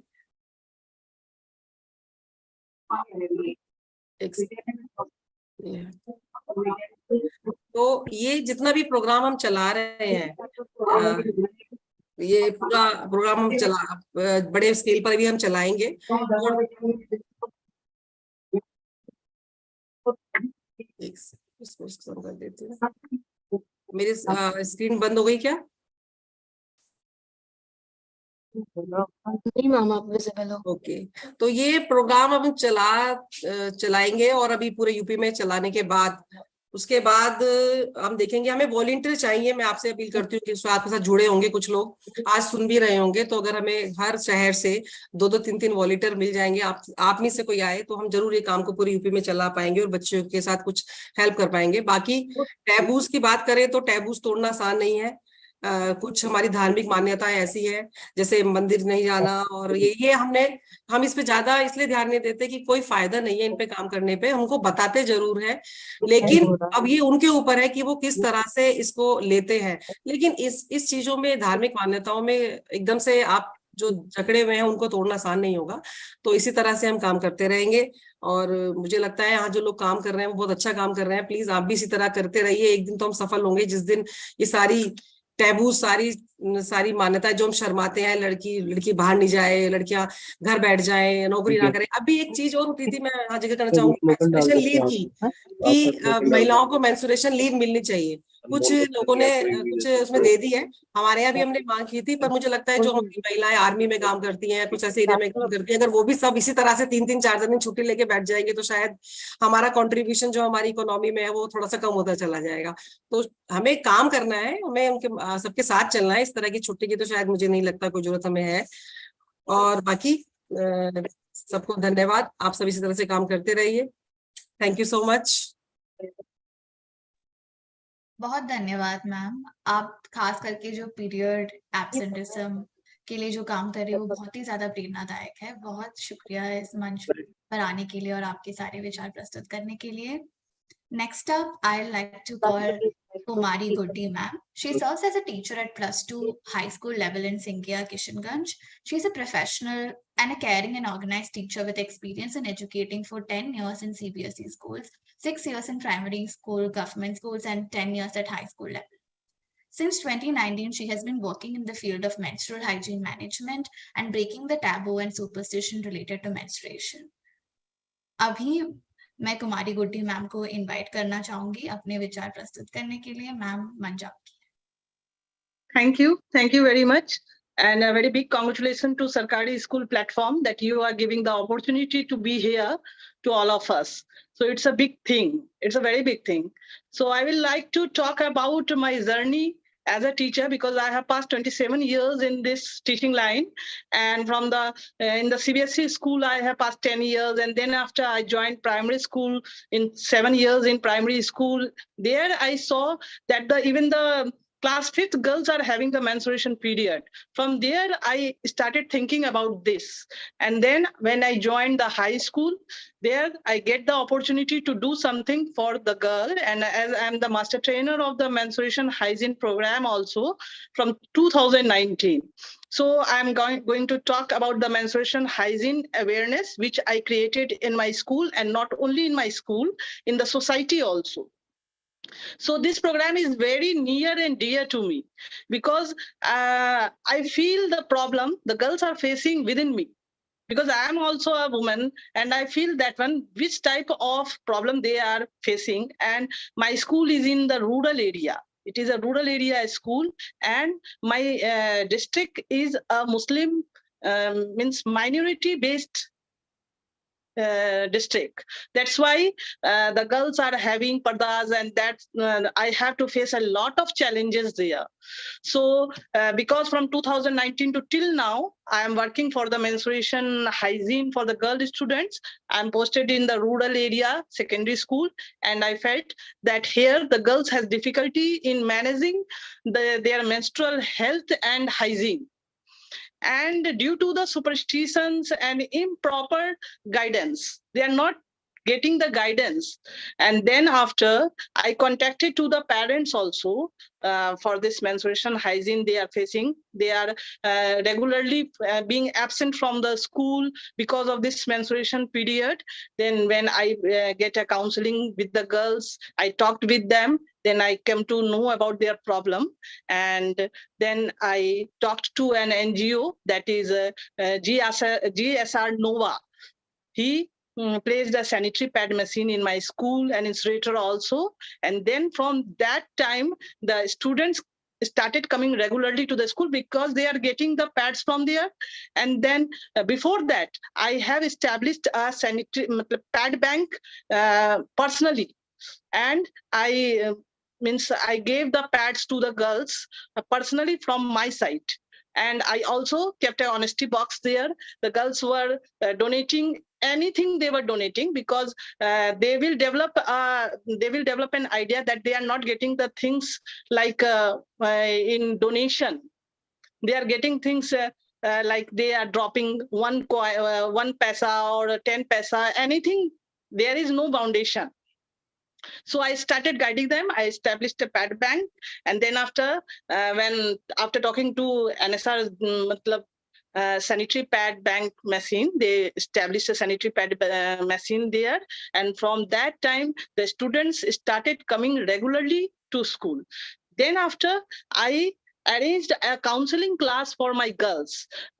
Two of the doctors from my district, one is Dr. Urmila and other is Dr. Sagarika Bath. They guided the students for their hygiene and for how to use the sanitary pads. And if they are not having the sanitary pads, how will they use the clothes? They guided them very well. And for the career options also, they guided them. If they are wanted to go into the medical line, how they will go in the medical line. So in this way, they guided. And this career counseling class means it played a very vital role in that period. And I did not distribute the boys student from this one. They were also indulged in this program. And I'm very happy to say that they are helping the girls students in this area. So in this way, even now I am doing all the things for my girls students, and I have to do a lot of things for them. Thank you very much. Thank you so much, ma'am. The work that you're doing is very inspiring, and I think teachers are a pathway where children feel more comfortable to confide in, and you're really utilizing that opportunity. Thank you for sharing whatever you're doing with us. Thank you.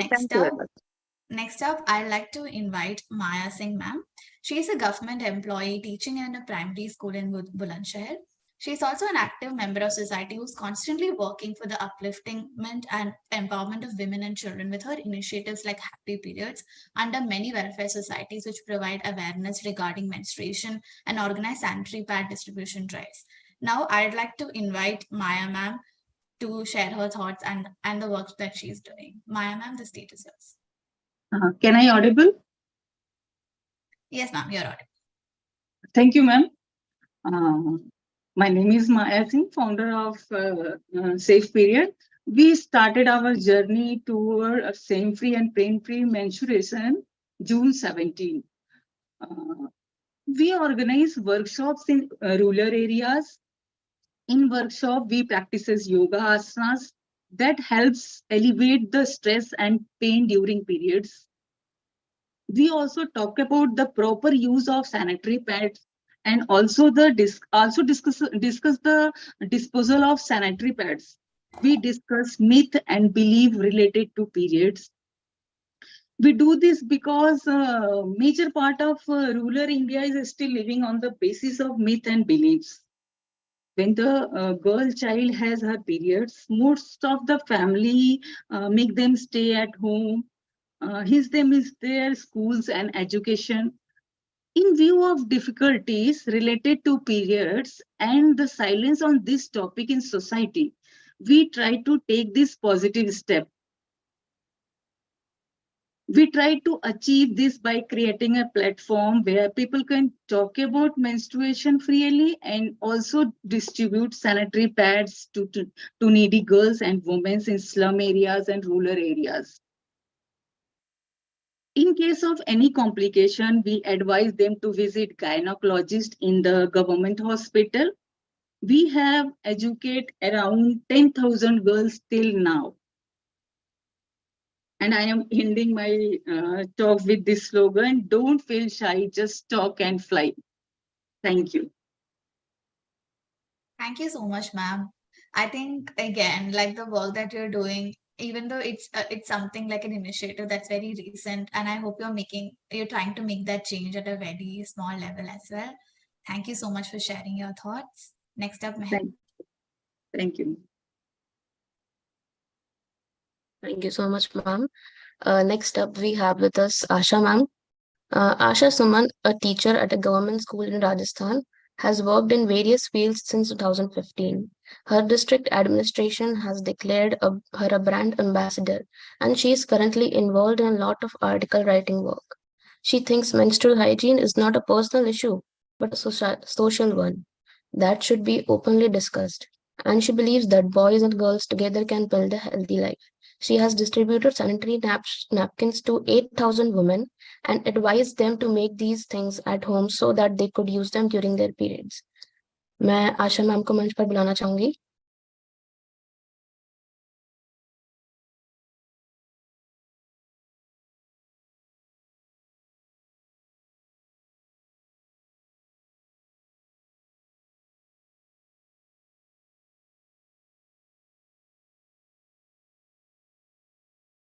मुझे लगता है आशा ma'am is facing some network issue.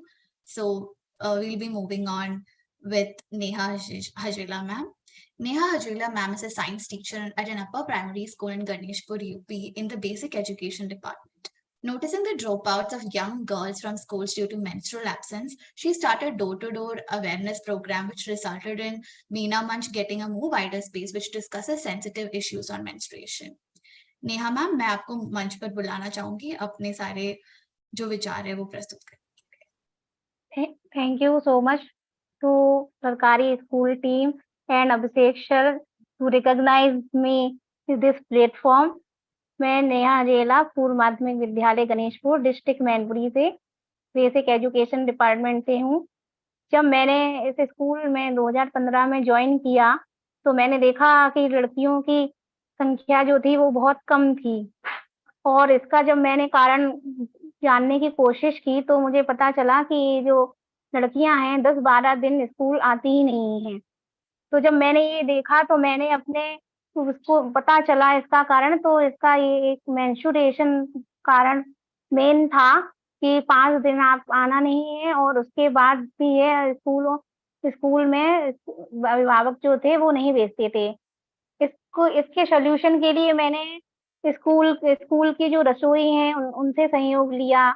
लड़कियों के अभिभावकों, parents, mothers and महिला समूह की मदद से उनके ही द्वारा माँ के और भाभियों जो हैं उनकी बड़ी सिस्टर्स हैं उनके ही द्वारा लड़कियों को समझाने की कोशिश की. इसके लिए मैंने स्कूल में एक कैंपेन रखा. सैटरडे के दिन मीना मंच प्रोग्राम के अंतर्गत, जिसमें मैंने महिलाओं एवं लड़कियों से रिलेटेड जो हमारी समस्याएं होती थी उनके समाधान किया, तथा उन मेंस्ट्रुएशन से रिलेटेड जो भी उनकी प्रॉब्लम्स होती थी, जैसे कि 5 दिन आपको किचन में नहीं जाना है, मंदिर में नहीं जाना है, नहाना नहीं है या किसी को छूना नहीं है, आपको एक अलग कमरे में रहना है। ये गाँव लेवल पे एक बहुत बड़े ही भ्रम है और गलत धारणाएँ हैं। इसको दूर करने के लिए हमने पेरेंट्स को, उनकी मदर्स को गर्ल्स की स्कूल में बुलाया और एक मीटिंग रखी और उन्हीं के द्वारा ये लड़कियों को समझाने की कोशिश की, क्योंकि जो लड़कियाँ हैं वो अपने घरवालों से और टीचर्स से ज़्यादा इफ़ेक्टेड रहती हैं। और मैंने स्वयं अपना एक एग्ज़ाम्पल देकर लड़कियों को इस बारे में बताया कि मैं स्वयं एक महिला हूँ और मैं रोज़ स्कूल आती हूँ, उन 5 डेज़ में भी अगर आप ऐसा करेंगे तो आप कैसे आगे पढ़ पाएँगी। तो उन्होंने, जब मैंने मेरा एग्ज़ाम्पल उन्होंने देखा कि मैम हमेशा आती हैं, कभी छुट्टी नहीं देती हैं, तो मैंने उनको बताया कि मेंस्ट्रुएशन एक जो है वो पाप नहीं है, बायोलॉजिकल प्रोसेस है, ये नेचुरल प्रोसेस है, इससे डरने की ज़रूरत नहीं है।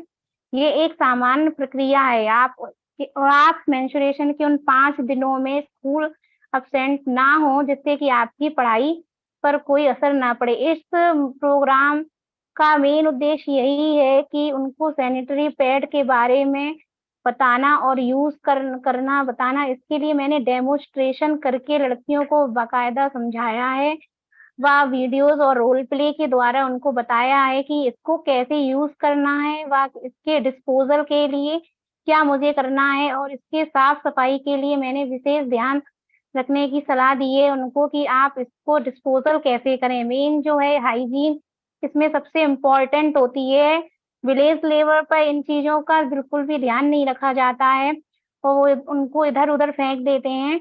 लेकिन इसको डिस्पोज़ल के लिए भी उतनी ही जानकारी होनी चाहिए लड़कियों को। इसके लिए मैंने उनको डेमोन्स्ट्रेशन करके बाकायदा बताया है, तथा उनकी मदर्स के ज़रिए और जो उनकी बड़ी सिस्टर्स हैं, भाभियाँ हैं और जो हमारे स्कूल में रसोइयाँ हैं, उनके ही द्वारा उनको निःशुल्क सैनिटरी पैड वितरित कराए हैं व उनसे जुड़ी जो गलत धारणाएँ हैं, उनके समाधान कराए हैं, जिससे कि वो ज़्यादा इफ़ेक्टिव तरीके से समझ पाएँ, क्योंकि हम आस-पास के वातावरण से ही ज़्यादा हमको सीखने को मिलता है। विलेज लेवल पे जो गाँव के लोग होते हैं, उनसे लड़कियों को ज़्यादा असर मिलता है बजाए किसी दूसरे के बताने से। चूँकि मैं खुद एक गवर्नमेंट टीचर हूँ और मेरा स्कूल 6 to 8 है, तो मेरा ये कर्तव्य है कि मैं बालिकाओं के लिए इस क्षेत्र में, मेंस्ट्रुएशन के क्षेत्र में उनको विशेष जागरूक करूँ।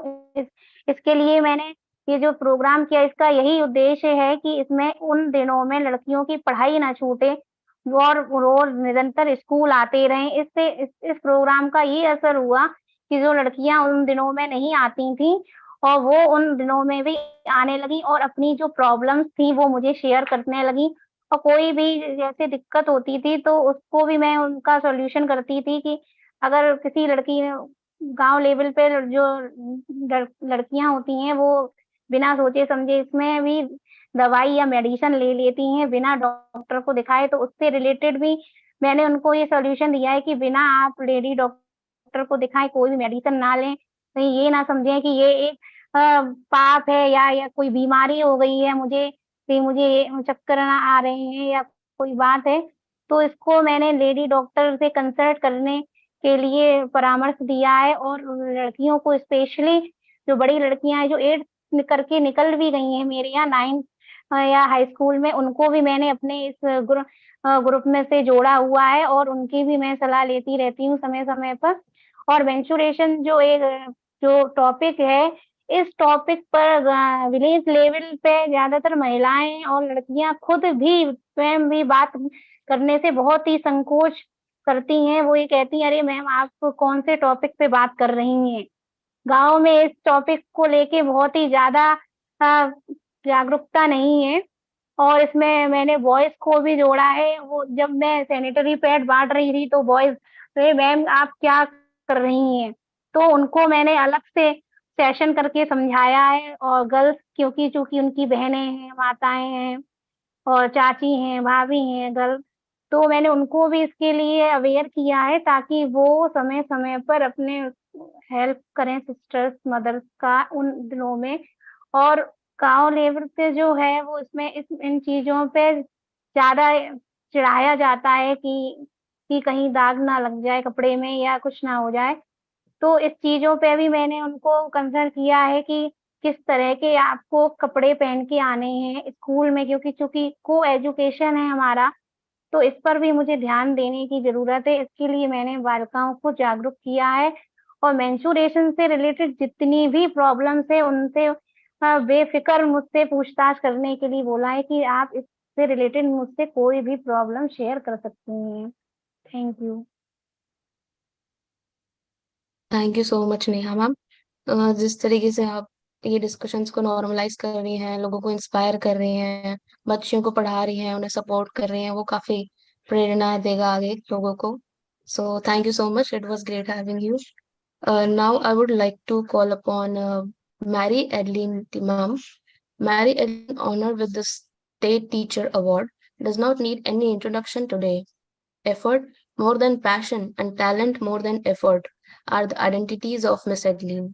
Mary Adeline, a postgraduate in 3 subjects, Sanskrit, psychology, and education, has given many years of her life to education and social concern. Working as a teacher in government plus 2 high school, she has also enhanced literacy through government schemes and efforts as a member of State Resource Group, Literacy, Bihar. Apart from being a state and district level master trainer of menstrual hygiene management and adolescence programs, she has given information about menstruation to कुछ नहीं girls होता covered by है, making her chip पे नहीं जाना चाहिए, important खराब हुआ, contribution चिपका के रख दे वैसे as a nodal teacher of MHM in the district and school. मैं मैरी एडलीन मैम को बुलाना चाहूंगी मंच पर।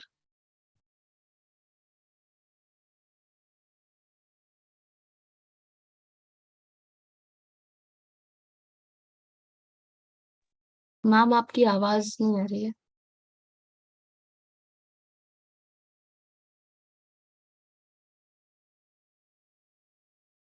Ma'am, I think you're muted now. You were unmuted previously. I would request Rajrani ma'am to please mute herself.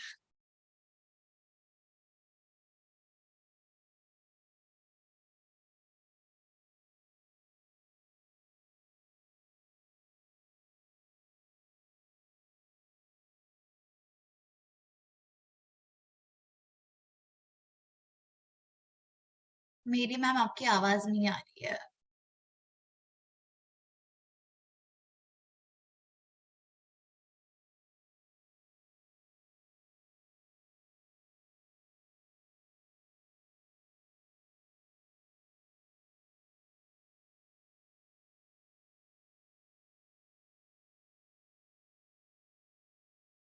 Mary ma'am is facing some connection and mic related issues. So we'll be moving on to Rakhi Gangwar ma'am. Rakhi Gangwar ma'am is a teacher of Bareilly Basic School, learned during a survey that women and daughters of the village are neither maintaining proper hygiene nor using pads during menstruation. She organized monthly workshops to solve this issue and sensitize people around her about menstrual hygiene. Her campaign, Our Kishori Hamari Shakti Pad Bank, has taken a wide form in the entire district and now outside the district as well. Many organizations and social workers are joining in on her campaign. To share more about her campaign and walk us through her process and how she dealt with all the taboos in her field, Mary ma'am, Rakhi ma'am, आप please अपने thoughts share.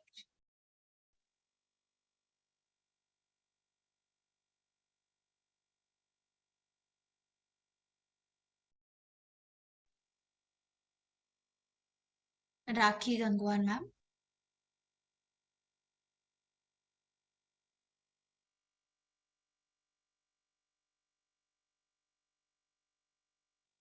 Hello, नमस्कार। राखी मेरा नाम है और बरेली में मैं teacher हूँ। 2018 से लगातार मैं काम कर रही हूँ महिलाओं के लिए नारी सशक्तिकरण पर और मिशन शक्ति पर। तो गांव से हम लोग रिलेटेड हैं, गांव में पढ़ाने जा रहे हैं, तो मुझे लगा कि क्यों ना एक सर्वे करती हूँ, उसमें पता करती हूँ कि मासिक धर्म के दिनों में महिलाएं कैसे रहती हैं। क्या मेरी आवाज क्लियर आ रही है? Yes ma'am. ओके। हाँ, तो सर्वे में मुझे पूरे गांव का जो सर्वे किया तो मुझे पता चला कि वहां की जो महिलाएं, पहली बात तो वो रेडी नहीं होनी थी कि इस तरह का कोई सर्वे किया जाए। फिर जब उनको समझाया और उनसे पता किया कि मासिक धर्म के दिनों में वो कैसे क्या करती हैं, तो पता चला कि वो लोग सिर्फ गंदे कपड़े का इस्तेमाल करते हैं और पैड के बारे में 1% महिलाओं को भी वहां पर नहीं पता था। तो हमने क्या किया, एक दिन स्कूल में वर्कशॉप बुलाई और उस वर्कशॉप में सबसे कह दिया कि सिर्फ इसमें बेटियां और जो माताएं हैं वही आएंगी। तो टोटल जो पूरे गांव की महिलाएं और बेटियां थी वो हमारी वर्कशॉप में आई स्कूल टाइम के बाद। एक्चुअली मेरा स्कूल जो है वो कक्षा 1 से 5 तक है, तो वहां की बेटियों को इस तरह की कोई जरूरत नहीं है, लेकिन जो मेरे गांव की महिलाएं हैं उनको जरूरत है। तो मैंने उनको बुलाया और जब मैं समझाने लगी मासिक धर्म स्वच्छता के बारे में, तो पहले तो वो हंसने लगी, थोड़ा शर्मा रही थी और उन्हें लग रहा था कि मैडम ने ये कैसा टॉपिक शुरू कर दिया है। तो मैंने उन्हें समझाया कि इस पे डरने की, शर्माने की या घबराने की, हंसने की कोई जरूरत नहीं है। ये एक ऐसी प्रक्रिया है जो हर घर में हर माँ बहन बेटी को होती है, हर महीने होती है, एकदम स्वाभाविक है, नेचुरल है। और ये सौभाग्य मिला है हम लोगों को कि पीरियड आता है तभी हम लोग माँ बन पाएंगे, माँ बनने का सौभाग्य मिला है। तो इसमें कैसी डरने की या शर्माने की या झिझकने की बात है। तो महिलाएं नॉर्मल हो गई, कंफर्ट जोन में आ गई और उन्हें लगा कि कोई उनके हित की बात हो रही है। तो जब उनसे पूछा कि कपड़े ही क्यों इस्तेमाल करते हैं आप लोग, पैड क्यों नहीं, तो बताया कि गरीबी है इतनी कि वो लोग नहीं खरीद सकते हर महीने, और दूसरी चीज की आसपास वहां पर कोई दुकान नहीं है, कोई मेडिकल नहीं है, और घर के जो पुरुष हैं उनसे कहने में झिझकती हैं। जब वो एक महिला से इस तरह की बातें नहीं कर पा रही हैं तो घर के पुरुषों से कैसे कहेंगी। तो वही चीज है कि महिलाएं घर में दर्द भी सह रही हैं और उस चीज को छिपा भी रही हैं और सही से उसका प्रबंधन भी नहीं हो पा रहा है। तो मैंने क्या किया, स्कूल में ही एक बड़ा बॉक्स लिया, उसमें पैड के पैकेट रखे और हर महीने निशुल्क उनको पहले बुलाकर मैं अवेयर करती हूँ और उनको बताती हूँ हाइजीन का मतलब क्या है, कैसे आप बीमारियों से दूर रह सकती हैं। और साथ में वीडियो कॉन्फ्रेंसिंग के थ्रू एक डॉक्टर को भी कनेक्ट करती हूँ जो हर बार उन्हें बताती है कि किस तरह से उनको सैनिटरी पैड का इस्तेमाल करने हैं, कैसे अगर कोई बीमारी हो जाए तो उनको उससे बचना है, कौन सी बीमारी के लक्षण दिखाई दे तो कब डॉक्टर से जुड़ना है। ये सारी चीजें डॉक्टर के थ्रू बताते हैं हम उन्हें। और महीने में हर महीने निःशुल्क पैड उनको 200-150 लेडीज को मैं देती हूँ। उसके अलावा कुछ लेडीज जो रह जाती हैं, वर्कशॉप में नहीं आती हैं, तो वो मंथ में किसी भी दिन आकर स्कूल से फ्री ले जा सकती हैं। तो इससे क्या है कि अब जो वहां की महिलाएं हैं, जो बेटियां हैं, और कुछ बुजुर्ग महिलाएं कहती हैं कि बेटा जिस चीज पर आज तक हम लोगों ने बात नहीं की, आज तक हम लोग बोल नहीं पाए और आपस में शर्माते हैं, उस चीज पर तुमने चुप्पी तोड़ी है, उस चीज को तुमने सामने लाया है और हम लोगों के लिए हर महीने पैड दे रही हो, ये बहुत बड़ी बात है। तो सुनकर अच्छा लगता है कि हम कोई अच्छी चीज कर रहे हैं। और पहले ये था कि सिर्फ मैं अपने स्कूल तक सीमित थी, लेकिन अब मैंने जो दूसरे स्कूल के टीचर हैं और जो समाज सेवी संस्थाएं हैं उनसे मिलकर हम लोगों ने एक टीम बना ली है, जिससे कि हर गांव में, हर स्कूल में, हर बस स्टॉप पे, हर रेलवे स्टेशन पे, हर सामुदायिक स्थल पर मुझे लगता है कि एक पैड बैंक होना चाहिए जो कि बिल्कुल निशुल्क हो, जहाँ से हमारी बहन, हमारी बेटियां उनको जब भी जरूरत पड़े वो वहां से पैड लें और यूज कर सके। इसके बाद आती है उनको सही से निस्तारण करने की विधि, यानी कि ऐसे ही कहीं पर उसको नहीं फेंक देना है। तो इसके बारे में भी हम प्रॉपर बच्चियों को बताते हैं। और सबसे बड़ी खुशी ये मिलती है कि जो गांव की महिलाएं हैं वो आगे अपनी आने वाली जो पीढ़ियां हैं, जो बेटियां हैं छोटी हैं, उनको समझाएंगी। क्योंकि जब पहली बार किसी बेटी को पीरियड होता है तो वो इतना घबरा जाती है, इतना डर जाती है कि वो सबको बता नहीं पाती और स्कूल जाना तक बंद कर देती है। तो ऐसे में ये है कि जब पहले से ही हमने एक माँ को जागरूक कर दिया या किसी बहन को कर दिया, अब वो अपनी छोटी बहन को या बेटी को पहले से ही बता देगी कि ऐसा ऐसा होगा तो इस तरह से आपको रहना है, तो कहीं ना कहीं कॉन्फिडेंस आएगा, स्कूल जाने से वो बच्चियां रुकेंगी नहीं। और दूसरों को भी वो लोग समझाएंगे। तो हम देखा जाए तो जो पुरानी परंपराएं चली आ रही है कि एक दूसरे को छूना नहीं है, अचार को नहीं छूना है और अलग बिस्तर कर लेना है, इस तरह की चीजों से बच पाएंगे। क्योंकि अब हमें पीरियड पे शर्माने की, झिझकने की या घबराने की जरूरत नहीं है। अगर जरूरत है तो स्वच्छता बरतने की, जरूरत है तो दूसरों को जागरूक करने की। और मुझे लगता है कि जिस तरह की मुहिम मैंने छेड़ी है, ऐसी अभी तक मैं सुन रही थी सुबह से 10 बजे से कंटिन्यू सभी लोगों को कि अलग अलग जगहों पर लोग कर रहे हैं इस चीज को, तो बहुत अच्छा लगा। और इस चीज को मुझे लगता है कि पुरुषों के साथ भी हमको शेयर करना चाहिए, क्योंकि अगर पुरुष हमारे साथ कंधे से कंधा मिलाकर चलेंगे तो हम इस चीज को और अच्छे से अचीव कर पाएंगे। क्योंकि महिला है, महिला ने महिला का दर्द समझ लिया, इट्स ओके। लेकिन अगर एक ऑफिस में आप अकेली हैं, अकेली महिला है, वहां पे पुरुष काम कर रहे हैं, तो आप अपनी प्रॉब्लम किससे कहोगे? क्या हर बार हम लोग यही कहते रहेंगे हमें बुखार आ गया, हमारे सिर में दर्द हो रहा? क्या हम कभी ये नहीं कह पाएंगे कि हमें पीरियड आया है और पुरुष को पता ही नहीं कि पीरियड में क्या दर्द है? जब बताओगे तभी तो पता चलेगा एक बार उनको। तो मेरे हिसाब से हमें पुरुषों को भी साथ साथ में जागरूक करना चाहिए कि जो महिलाओं का जो दर्द है उसको समझिए। एक महिला को पीरियड के टाइम पे इतना दर्द होता है जितना कि शायद छोटी मोटी जो बीमारियां होती हैं, बुखार, जाड़ा, सर्दी, जुकाम, उनमें वो पेन किसी भी पुरुष को फील नहीं होता है। तो अपने दर्द को बांटिए। और पुरुषों से ये अपील है मेरी कि अपने घर की जो बेटियां हैं, जो महिलाएं हैं, जो बहुएं हैं, उनके दर्द को समझें। अगर वो किसी दिन कहती हैं कि मेरी तबीयत सही नहीं है, तो आप इतना तो समझिए कि हाँ, इनके संग ये प्रॉब्लम हो रही होगी तभी ये ऐसा बोल रही हैं। और उसमें अगर आप साथ देते हैं, या जो ग्रामीण एरिया के पुरुष हैं, वो अपनी बेटियों को दुकान से खरीद के शहर से पैड ले जा, बाकी सामान लाकर जिस तरह से देते हैं उसी तरह से पैड भी खरीद कर लाकर दे दें, तो मुझे लगता है बेटियों को बहुत बल मिलेगा अंदर से कि हाँ, हमारे जो दर्द हैं वो पुरुष भी समझ रहे हैं। मुझे लगता है कि जब भी हम लोग कॉन्फ्रेंस करते हैं तो उसमें महिलाओं के साथ साथ पुरुषों को भी जुड़ना चाहिए। और दूसरी चीज ये है कि हम लोग इधर उधर बहुत सारी चीजों के लिए डोनेट करते हैं, तो हम अपनी आमदनी का अगर 1% भी महिलाओं के स्वास्थ्य के लिए या पैड वितरित करने के लिए डोनेट करें, तो काफी हद तक जो गांव की महिलाएं हैं उनके लिए हम लोग संक्रमण से रोक पाएंगे, उनको एक अच्छा स्वास्थ्य दे पाएंगे।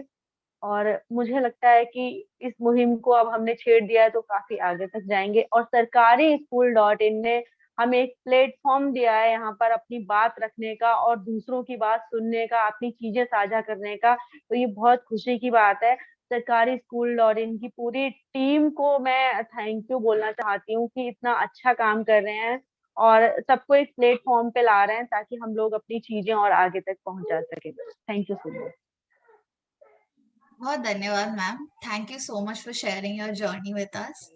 एंड मुझे लगता है कि इस मंच के द्वारा आप जो काम कर रहे हो वो और भी लोगों तक पहुंचेंगे एंड और भी लोग एमएचएम फील्ड में आएंगे। और आप जो अभी भी कर रहे हैं प्लीज करते रहिए और बहुत लोगों को इंस्पायर करते रहिए। तो नेक्स्ट जी अप बिल्कुल। और मेरी जो ये मेरी मुहिम है, हमारी किशोरी हमारी शक्ति पैड बैंक के नेम से मैंने शुरू की है। यानी कि हमारी किशोरी जब मजबूत होगी, हमारी बेटियां जब मजबूत होंगी और स्वस्थ होंगी, तभी हम एक अच्छे भारत का निर्माण कर पाएंगे। तो इसी के साथ मेरी मुहिम कंटिन्यू है। Very true ma'am. Now next up I like to invite Mary Adeline ma'am. Can we hear from you?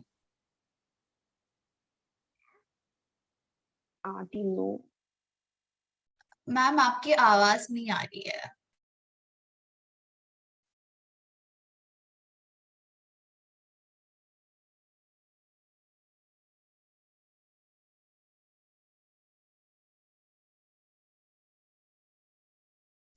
आप रीजॉइन करने की कोशिश करिए, डिस्कनेक्ट करके रीजॉइन करने की कोशिश कीजिए, तब शायद आ जाए।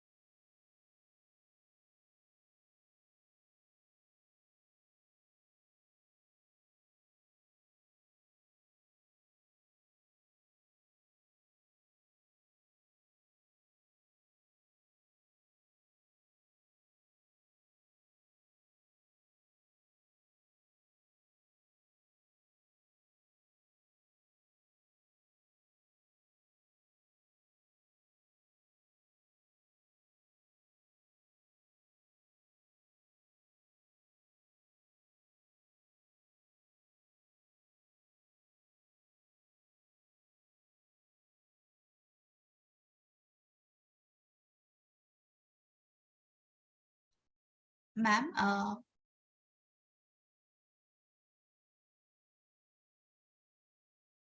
नहीं ma'am,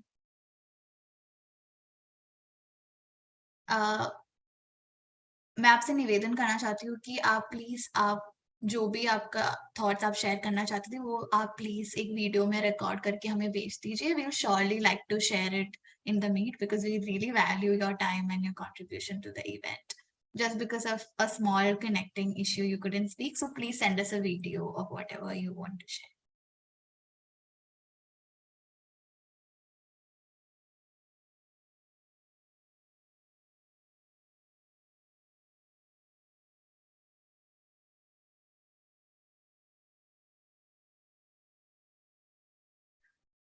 So we are towards the end of this event. So good afternoon, everyone. It has been such an honor to be a part of this wonderful event. On behalf of Sarkari School and the team of Project Vedana, I would like to extend my heartfelt gratitude to our esteemed nominees for their extremely inspiring words. Sincere thanks to our organizing team, event coordinator, and hosts who handled the event throughout. I am delighted to express my gratitude and appreciation towards all the esteemed guests and dignitaries who have graced this event with their wisdom and ideas. Thank you so much for joining us. It was truly a thought provoking discussion, and it would not have been possible without you, our esteemed nominees. Last but not the least, I would like to thank you all, our audience and listeners, for actively being part of the event and being with us the whole time. We really appreciate your participation. Once again, thank you to everyone who has contributed towards making this event a success. Now, for the much awaited, we will I now am begin really sorry to interrupt you, Mehak, but I've been Uh, notified that Radha ma'am will be joining us in a little bit. So we will be waiting for her. Excuse me In ma'am, एक बार और try करें, क्या मेरी आवाज आ रही है? जी जी जी, आपकी आवाज आ रही है. Yes, ma'am. Okay ma'am, sorry. मैं कंटिन्यू कर दूं मैम? जी बिल्कुल. ओके.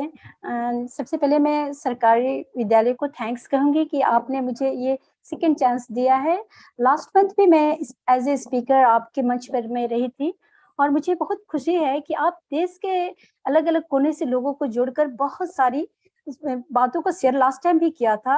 उस समय भी मैं यही बात कही थी कि फर्स्ट टाइम मैंने इस तरह के मंच को देखा है और आज तो मैं 10 बजे से जुड़ी हूँ, लेकिन ये बैड लक था कि मेरी आवाज इधर से नहीं जा रही थी.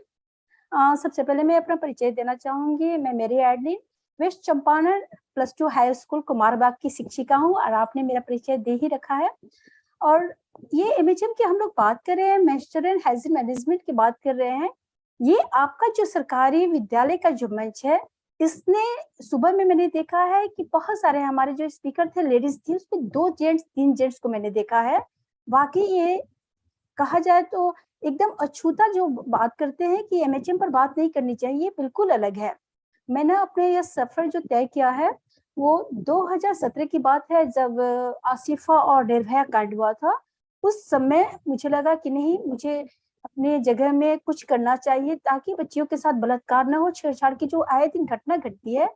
उस दौरान मैंने एक पहल किया था और उस मुहिम को मैं शुरू की थी खुद से और उसका नाम मैंने रखा था एक पहल, आइए बच्चियों को बनाए सबल. और उस मुहिम से मैंने जब प्रयास किया तो सबसे पहले मैं सरकारी स्कूल में जाकर और साथ ही साथ कस्तूरबा विद्यालय मैंने स्टार्ट किया था. कस्तूरबा में चूंकि बच्चियां होती है और फर्स्ट डे का मुझे आज भी याद है, 2017 में जब मैंने उस चीज को गुड टच बैड टच और आइए बच्चियों को बलात्कार छेड़छाड़ से बचाव के लिए उपाय बताया जाए और महामारी पर खुलकर बात किया जाए. मुझे आज भी याद है 2017 और आज 2023 का सफर. बड़े बड़े सभी अखबारों में, सभी मुख्य अखबारों में जिले के बड़े बड़े हेडलाइन के साथ मेरी तस्वीर और फोटो, जहां पर मैंने उस कार्यक्रम को किया, चारों तरफ वो छाया हुआ था कि गुड टच बैड टच किया और इस तरह की जानकारी दे रही है एक शिक्षिका. और उसके बाद जो ये सफर हुआ, क्योंकि मैं स्टेट रिसोर्स पर्सन थी और स्टेट रिसोर्स पर्सन होने के कारण जिले के हर एक स्कूल में जाया करती थी, बहुत सारी जानकारी देती थी. हर दिन 4-5 एचएम वो न्यूज़पेपर पढ़ते थे, तो अलग अलग एनजीओ, स्कूल के टीचर्स और बहुत सारे संस्था के लोगों ने मुझे बुलाना शुरू किया, मैम आप आइए और ये जानकारी दीजिए. और ये दौर मैंने शुरू किया और उस समय से लेकर लगातार ये कार्यक्रम मैं कर रही हूँ. और सबसे बड़ी बात है कि मैं MHM की स्टेट रिसोर्स पर्सन हूँ, और एक बहुत बड़ी मेरे साथ प्लस पॉइंट ये रही कि मेरे पास जो ये टीचर का टीम था, पूरे बिहार राज्य के 38 जिलों से 38 डिस्ट्रिक्ट्स के जो टीचर्स मेरे पास आते थे ट्रेनिंग लेने के लिए। स्टेट में हम लोग जो पटना में ट्रेनिंग देते थे, तो वो तो पढ़े लिखे होते थे, क्योंकि जो टीचर आते थे वो नोडल टीचर हुआ करते थे, तो उनके पास जानकारी बिल्कुल होती थी और वही बात करती थी।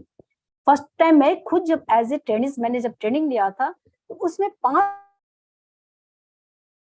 जिसमें 4 महिलाएं थी और 1 पुरुष थे। और उस समय जो झिझक थी हमको कि मुझे शर्म आती थी कि मैं कैसे बात करूं, और हम लोग ऐसे कर लेते थे। और जब पुरुष जो हमारे ट्रेनर थे कुछ MHM पर बात करते थे तो हम शर्माते थे। लेकिन लास्ट 5वें दिन आते आते ऐसा दौर आया कि हमारी जितनी झिझक थी वो खत्म हो गई। अब मैं खुलकर बात करती हूँ।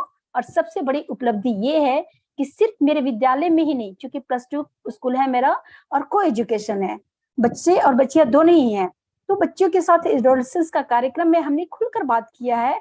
और आज स्थिति ऐसी है कि मेरे साथ एक कारवा है। डिस्ट्रिक्ट के जितने स्कूल है, सरकारी जितने भी स्कूल है, प्रत्येक स्कूल में एक नोडल शिक्षिका हो चुकी है। जहाँ पर पुरुष नहीं है और जहाँ पर महिलाएं नहीं है, वहां पर पुरुष भी हमारे शिक्षक जो है एज ए नोडल वो MHM पर बात करते हैं और बच्चों को जानकारी देते हैं। और ये तो एक सफर था, और मैं लास्ट स्पीकर हूँ मुझे लगता है, तो बहुत सारे लोगों ने बहुत कुछ कह रखा है। तो ये ऐसे तो मुझे लगता है कि मैं 500 से ज्यादा अवार्ड मैंने नेशनल और स्टेट में ले रखा है। लेकिन मेरे लिए सबसे बड़ा अवार्ड ये है कि 2022 में बिहार सरकार शिक्षा विभाग, यूनिसेफ और WDC महिला विकास निगम ने एक अवार्ड का शुरुआत किया था। वो था MHM के स्टार, महामारी स्वच्छता प्रबंधन में जिन्होंने सबसे बेस्ट कार्य किया है उसको अवार्ड का, जबकि मैं राजकीय शिक्षक सम्मान से भी सम्मानित हूँ।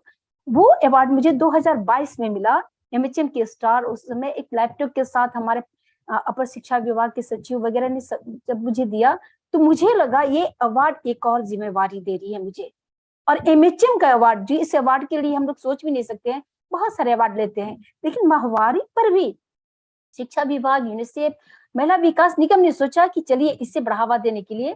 तो मैं तो यही लास्ट में कहूंगी, चुप नहीं रहना चाहिए, खुलकर बात करना चाहिए। आज हम खुल के बात करते हैं, और आपके मंच को मैं बार बार तहे दिल से धन्यवाद देना चाहूँ। ये सरकारी विद्यालय का जो मंच है, मैं लगातार देख रही हूँ कि सौम्या मैम और भी मैम जो आप सभी हैं हमसे कांटेक्ट भी कर रहे थे, अपना जो एक्सपीरियंस शेयर कर रहे थे। इसके अलावा देश के कोने कोने से जो हमारे टीचर्स को, हमारे बहुत सारे स्पीकर को आपने जोड़ा, हमारे बहुत यूथ को आपने जोड़ा, डॉक्टर्स को जोड़ा, उनके एक्सपीरियंस से यही लग रहा है कि अब माहवारी जो बात है, ये बिल्कुल जो अछूत वाली बात करते हैं, ये सब बिल्कुल नहीं है। ये एक नेचुरल प्रकृति का दिया हुआ बहुत सुंदर गिफ्ट है जो हम महिलाओं को मिला है। हम सब खुल के बात करेंगे, और आने वाले दिन में निश्चित तौर पर ये MHM पूरे भारत ही क्या, हर इंटीरियर प्लेस का जो वो सुदूरवर्ती क्षेत्र है जहाँ पर महिलाएं बच्चियां बात नहीं करती, वो भी बात करेगी। Once again thank you ma'am.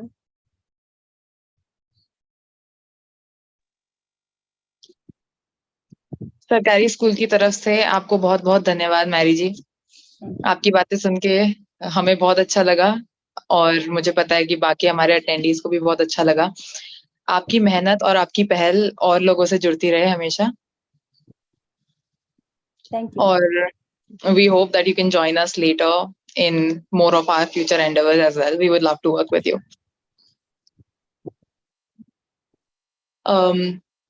Radha Kumari ji has joined us right now, so we will be inviting her on stage. I would like to introduce her.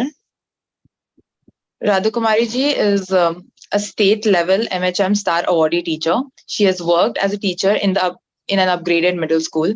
She has also been honored by the State Education Department and UNICEF. She, through her efforts, made children and women more aware of menstrual hygiene.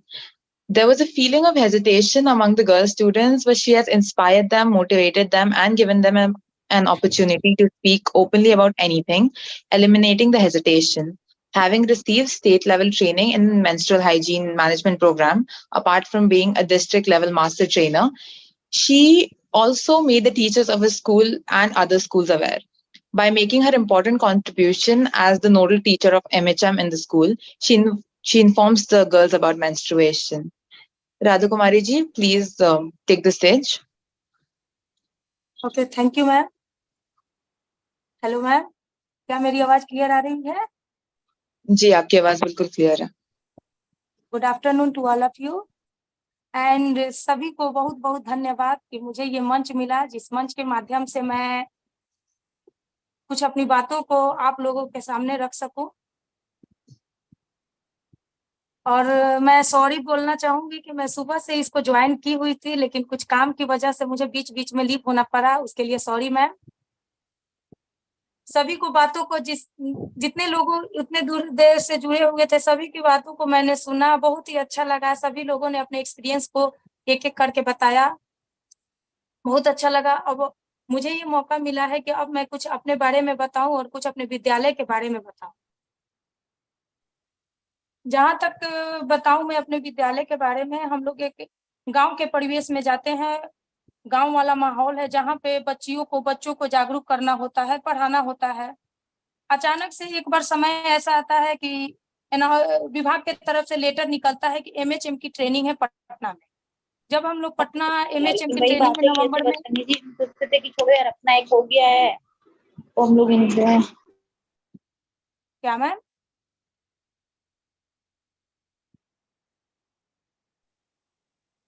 I'm sorry for the interruption, ma'am. Please continue. Okay. तो ma'am जब letter निकलता है विभाग की तरफ से तो पटना बुलाया जाता है। वहां जाने के समय मन में अचानक बहुत से सवाल आते हैं कि एमएचएम पे किस तरह की ट्रेनिंग होगी, इस पे मतलब क्या ट्रेनिंग हो सकती है। जिस बातों को लोगों के सामने कहने में झिझक, यहाँ तक कि मेरे अंदर भी बहुत झिझक थी किसी के सामने कहने में। इस बात को अगर पीरियड हो जाऊं या स्कूल में कोई बच्चे हो जाए तो हम लोग शर्म से किसी के सामने नहीं कह सकते थे, या घर में भी छोटी बहन वगैरह को ये प्रॉब्लम हो तो कहते थे लोग कि कोई इस बात को सुन ना पाए, धीरे बोलो। ये झिझक मेरे अंदर भी थी। जब पटना ट्रेनिंग करने गई उस दौरान मास्टर ट्रेनर लोग थे, उन्होंने अपने अपने एक्सपीरियंस को 1 बाय 1 कहने के लिए कहा। हम लोगों ने जब इस बात लगा कि एमएचएम माहवारी पे क्या बोला जाए, ये इतनी बड़ी इस पे क्या बात हो सकती है कि इस पे बोला जाए। फिर जब एक एक करके सबकी बातों को सुना गया और लगा कि अरे इस टॉपिक पे भी अपनी बातों को और अपने अनुभव को बताना है कि फर्स्ट टाइम हम लोग पीरियड हुए थे तो क्या, इस बातों को कहा गया। और एक दिन ट्रेनिंग बीता, दूसरे दिन हुआ, 2 दिन की ट्रेनिंग के बाद लगा कि अरे कुछ नहीं है, इस बात को तो हम लोग किसी के सामने कह सकते हैं और ये कोई शर्माने वाली बात नहीं है, इसको हम किसी के सामने कह सकते हैं और दूसरे को जागरूक भी कर सकते हैं। और मैम 4 दिनों की ट्रेनिंग के बाद ऐसा लगा कि बहुत कुछ नॉलेज से भर गए और इस नॉलेज को अब कहाँ डिलीवर करें, कैसे इस बातों को हर एक लोगों तक पहुंचाए। तो सबसे पहले मैं फोन पे ही अपने फैमिली मेंबर में सबको, उसी समय भाई की फोन आई, उसको भी मैंने बताया, पूछा किस चीज की ट्रेनिंग है कि पटना गई हो, उसको भी मैंने बताया कि इस चीज की थोड़ा हेजिटेशन हुआ, फिर मैंने अपनी बातों को रखा। जब विद्यालय में आए तो सभी लोगों ने कांग्रेचुलेशन किया, बहुत लोगों ने तारीफ की कि अरे ऐसी आप ट्रेनिंग करके आई हैं। फिर स्कूल में लेडीज टीचर हैं, उन लोगों में भी शर्म थी, वो लोग सोचती थी कि मैम राधा मैम अब आप स्कूल में इस टॉपिक को कैसे बताएंगी, हमारे यहाँ तो मेल मेंबर इतने हैं। मैंने कहा कि अच्छा देखते हैं, कोशिश करते हैं, कोशिश करने से ही कुछ होती है। तो फिर हुआ कि हम लोग पहले विभाग से बात करते हैं, लेटर निकलवाया जाए। मैंने कहा कि नहीं, पहले स्कूल लेवल पर हम अपने एचएम को और साथ के टीचर को पहले जागरूक करेंगे, फिर हम ऊपर के अधिकारी लोगों से बात करके लेटर निकलवाएं, क्योंकि अगर हमारा स्कूल ही सपोर्ट नहीं करेगा फिर ऊपर जाके क्या। फिर मैं अपने एचएम से बात की, अपने साथ के मेल मेंबर टीचर लोगों से भी 1 बाय 1 बात की, क्योंकि अब झिझक ट्रेनिंग के बाद झिझक खत्म हो चुकी थी। और ऐसा हुआ कि ट्रेनिंग के बाद क्लास भी, मैं सोशल साइंस की शिक्षिका हूँ, क्लास लेने जाती भी थी तो लगता था कि नहीं कितना कुछ एमएचएम की ट्रेनिंग लेकर आई हूँ उसके बारे में बता दूं। फिर मैं बच्चियों से 1 बाय 1 करके उनके एक्सपीरियंस को पूछना शुरू की। वो लोग पहले शर्माई, कुछ लड़कियां मेरे पास आई और कान में धीरे से आकर बोली कि मैम ये सब बात हम लड़कों के सामने बोले हैं। फिर मैंने कहा कि नहीं ऐसे ही, तो मैं अपनी ट्रेनिंग की कुछ तस्वीरें उनको दिखाई कि देखो तुमको इस साथ के बच्चों के साथ तुमको बोलने में शर्म आ रही है, हम लोग देखो कितने सर के साथ ट्रेनर के साथ ट्रेनिंग लेकर आए हैं और कैसे सबके साथ अपनी बातों को हम लोगों ने शेयर किया है। फिर उन लोगों ने भी अपनी बातों को एक एक करके कहा, कुछ लोगों में शर्म भी थी कि मैम ऐसे कैसे। फिर क्या किया, मैं 28 मई नजदीक आने वाली थी तो उससे भी रिलेटेड मैं हम लोगों ने रेड डॉट बना के हाथों पे बच्चों को भी जागरूक किया और लड़कों को भी ये मैं समझाई, जो लड़कियों के अंदर झिझक थी, जो कुछ कहना नहीं चाहती थी, शर्माती थी, मैं लड़कों को भी ये समझाई कि देखिए आपके घर में भी माँ है, बहन है, और इस परिस्थिति से हर किसी को गुजरना है। तो लड़कों को भी पहले रेड डॉट बनवाई कि लोगों में आए कि ये मैम कोई गेम खिला रही है, तो रेड डॉट बनवा के लड़के काफी खुश हुए। फिर उसके बारे में बताई, लड़के भी काफी सपोर्ट किए। और जो लड़कियों में हेजिटेशन की भावना थी, शर्माती थी, हमेशा क्लास को बीच बीच में हर महीने 3-4 दिन गैप करना, उन लोगों को मैं समझाई कि कभी भी आपको प्रॉब्लम अब मेरे से आकर शेयर करें, अगर किसी से आपको कहने में शर्म आती है तो मुझसे आकर कहें। इसका रिजल्ट ये हुआ मैम कि लड़कियां बहुत ही खुल के बोलने लगी और अपनी बातों को कहने लगी। फिर MHM अवार्ड से सम्मानित करने के लिए नाम नॉमिनेट हुआ और अचानक से खबर मिलता है कि आपको पटना फिर से बुलाया गया है चाणक्य होटल में। वहां पर जब गए, वहां जाने के बाद अपर मुख्य सचिव, WCDC, फिर शिक्षा विभाग के तरफ से WCDC एंड यूनिसेफ की तरफ से सम्मानित किया गया। लैपटॉप और प्रशस्ति पत्र देकर कार्य के लिए सराहना की गई और बहुत ही तारीफ मिली। उसके बाद जब मैं दोबारा से अपने विद्यालय में आई तो और भी वैल्यू बढ़ गया और सभी लोग कहने लगे कि मैडम इस काम के लिए आपको मिला है, अब आगे क्या सोच रखती हैं। फिर मैं अपने HM से बात की, HM मेरे काफी खुश हुए कि चलिए आपके प्रयास से इतना कुछ हुआ, आप हम लोगों को जागरूक की, स्कूल की बच्चियों को आप जागरूक की, प्रयास से ही कुछ कर पाना। और लड़कियों के बीच इस बात को जो स्लोगन है कि चुप्पी तोड़ो खुल के बोलो, इस स्लोगन को लड़कियों के मन में ऐसा मतलब सेट हो गया कि 6, 7, 8 यहाँ तक कि 5th क्लास में भी बहुत बच्चियां होती है जो पीरियड से गुजरती हैं, उन लोगों को भी मैं समझाई। और फिर मैं क्या की कि मोबाइल के द्वारा वीडियो लैपटॉप पे चला के बच्चियों को मोटिवेशनल वीडियो, पीरियड से रिलेटेड वीडियो को दिखाई, जिससे बच्चियां काफी खुश हुई और उनको लगा कि अरे मैम ये सब वीडियो में जब हम लोग देख सकते हैं, सभी लोग खुल के बोल सकते हैं, तो हम लोग क्यों नहीं।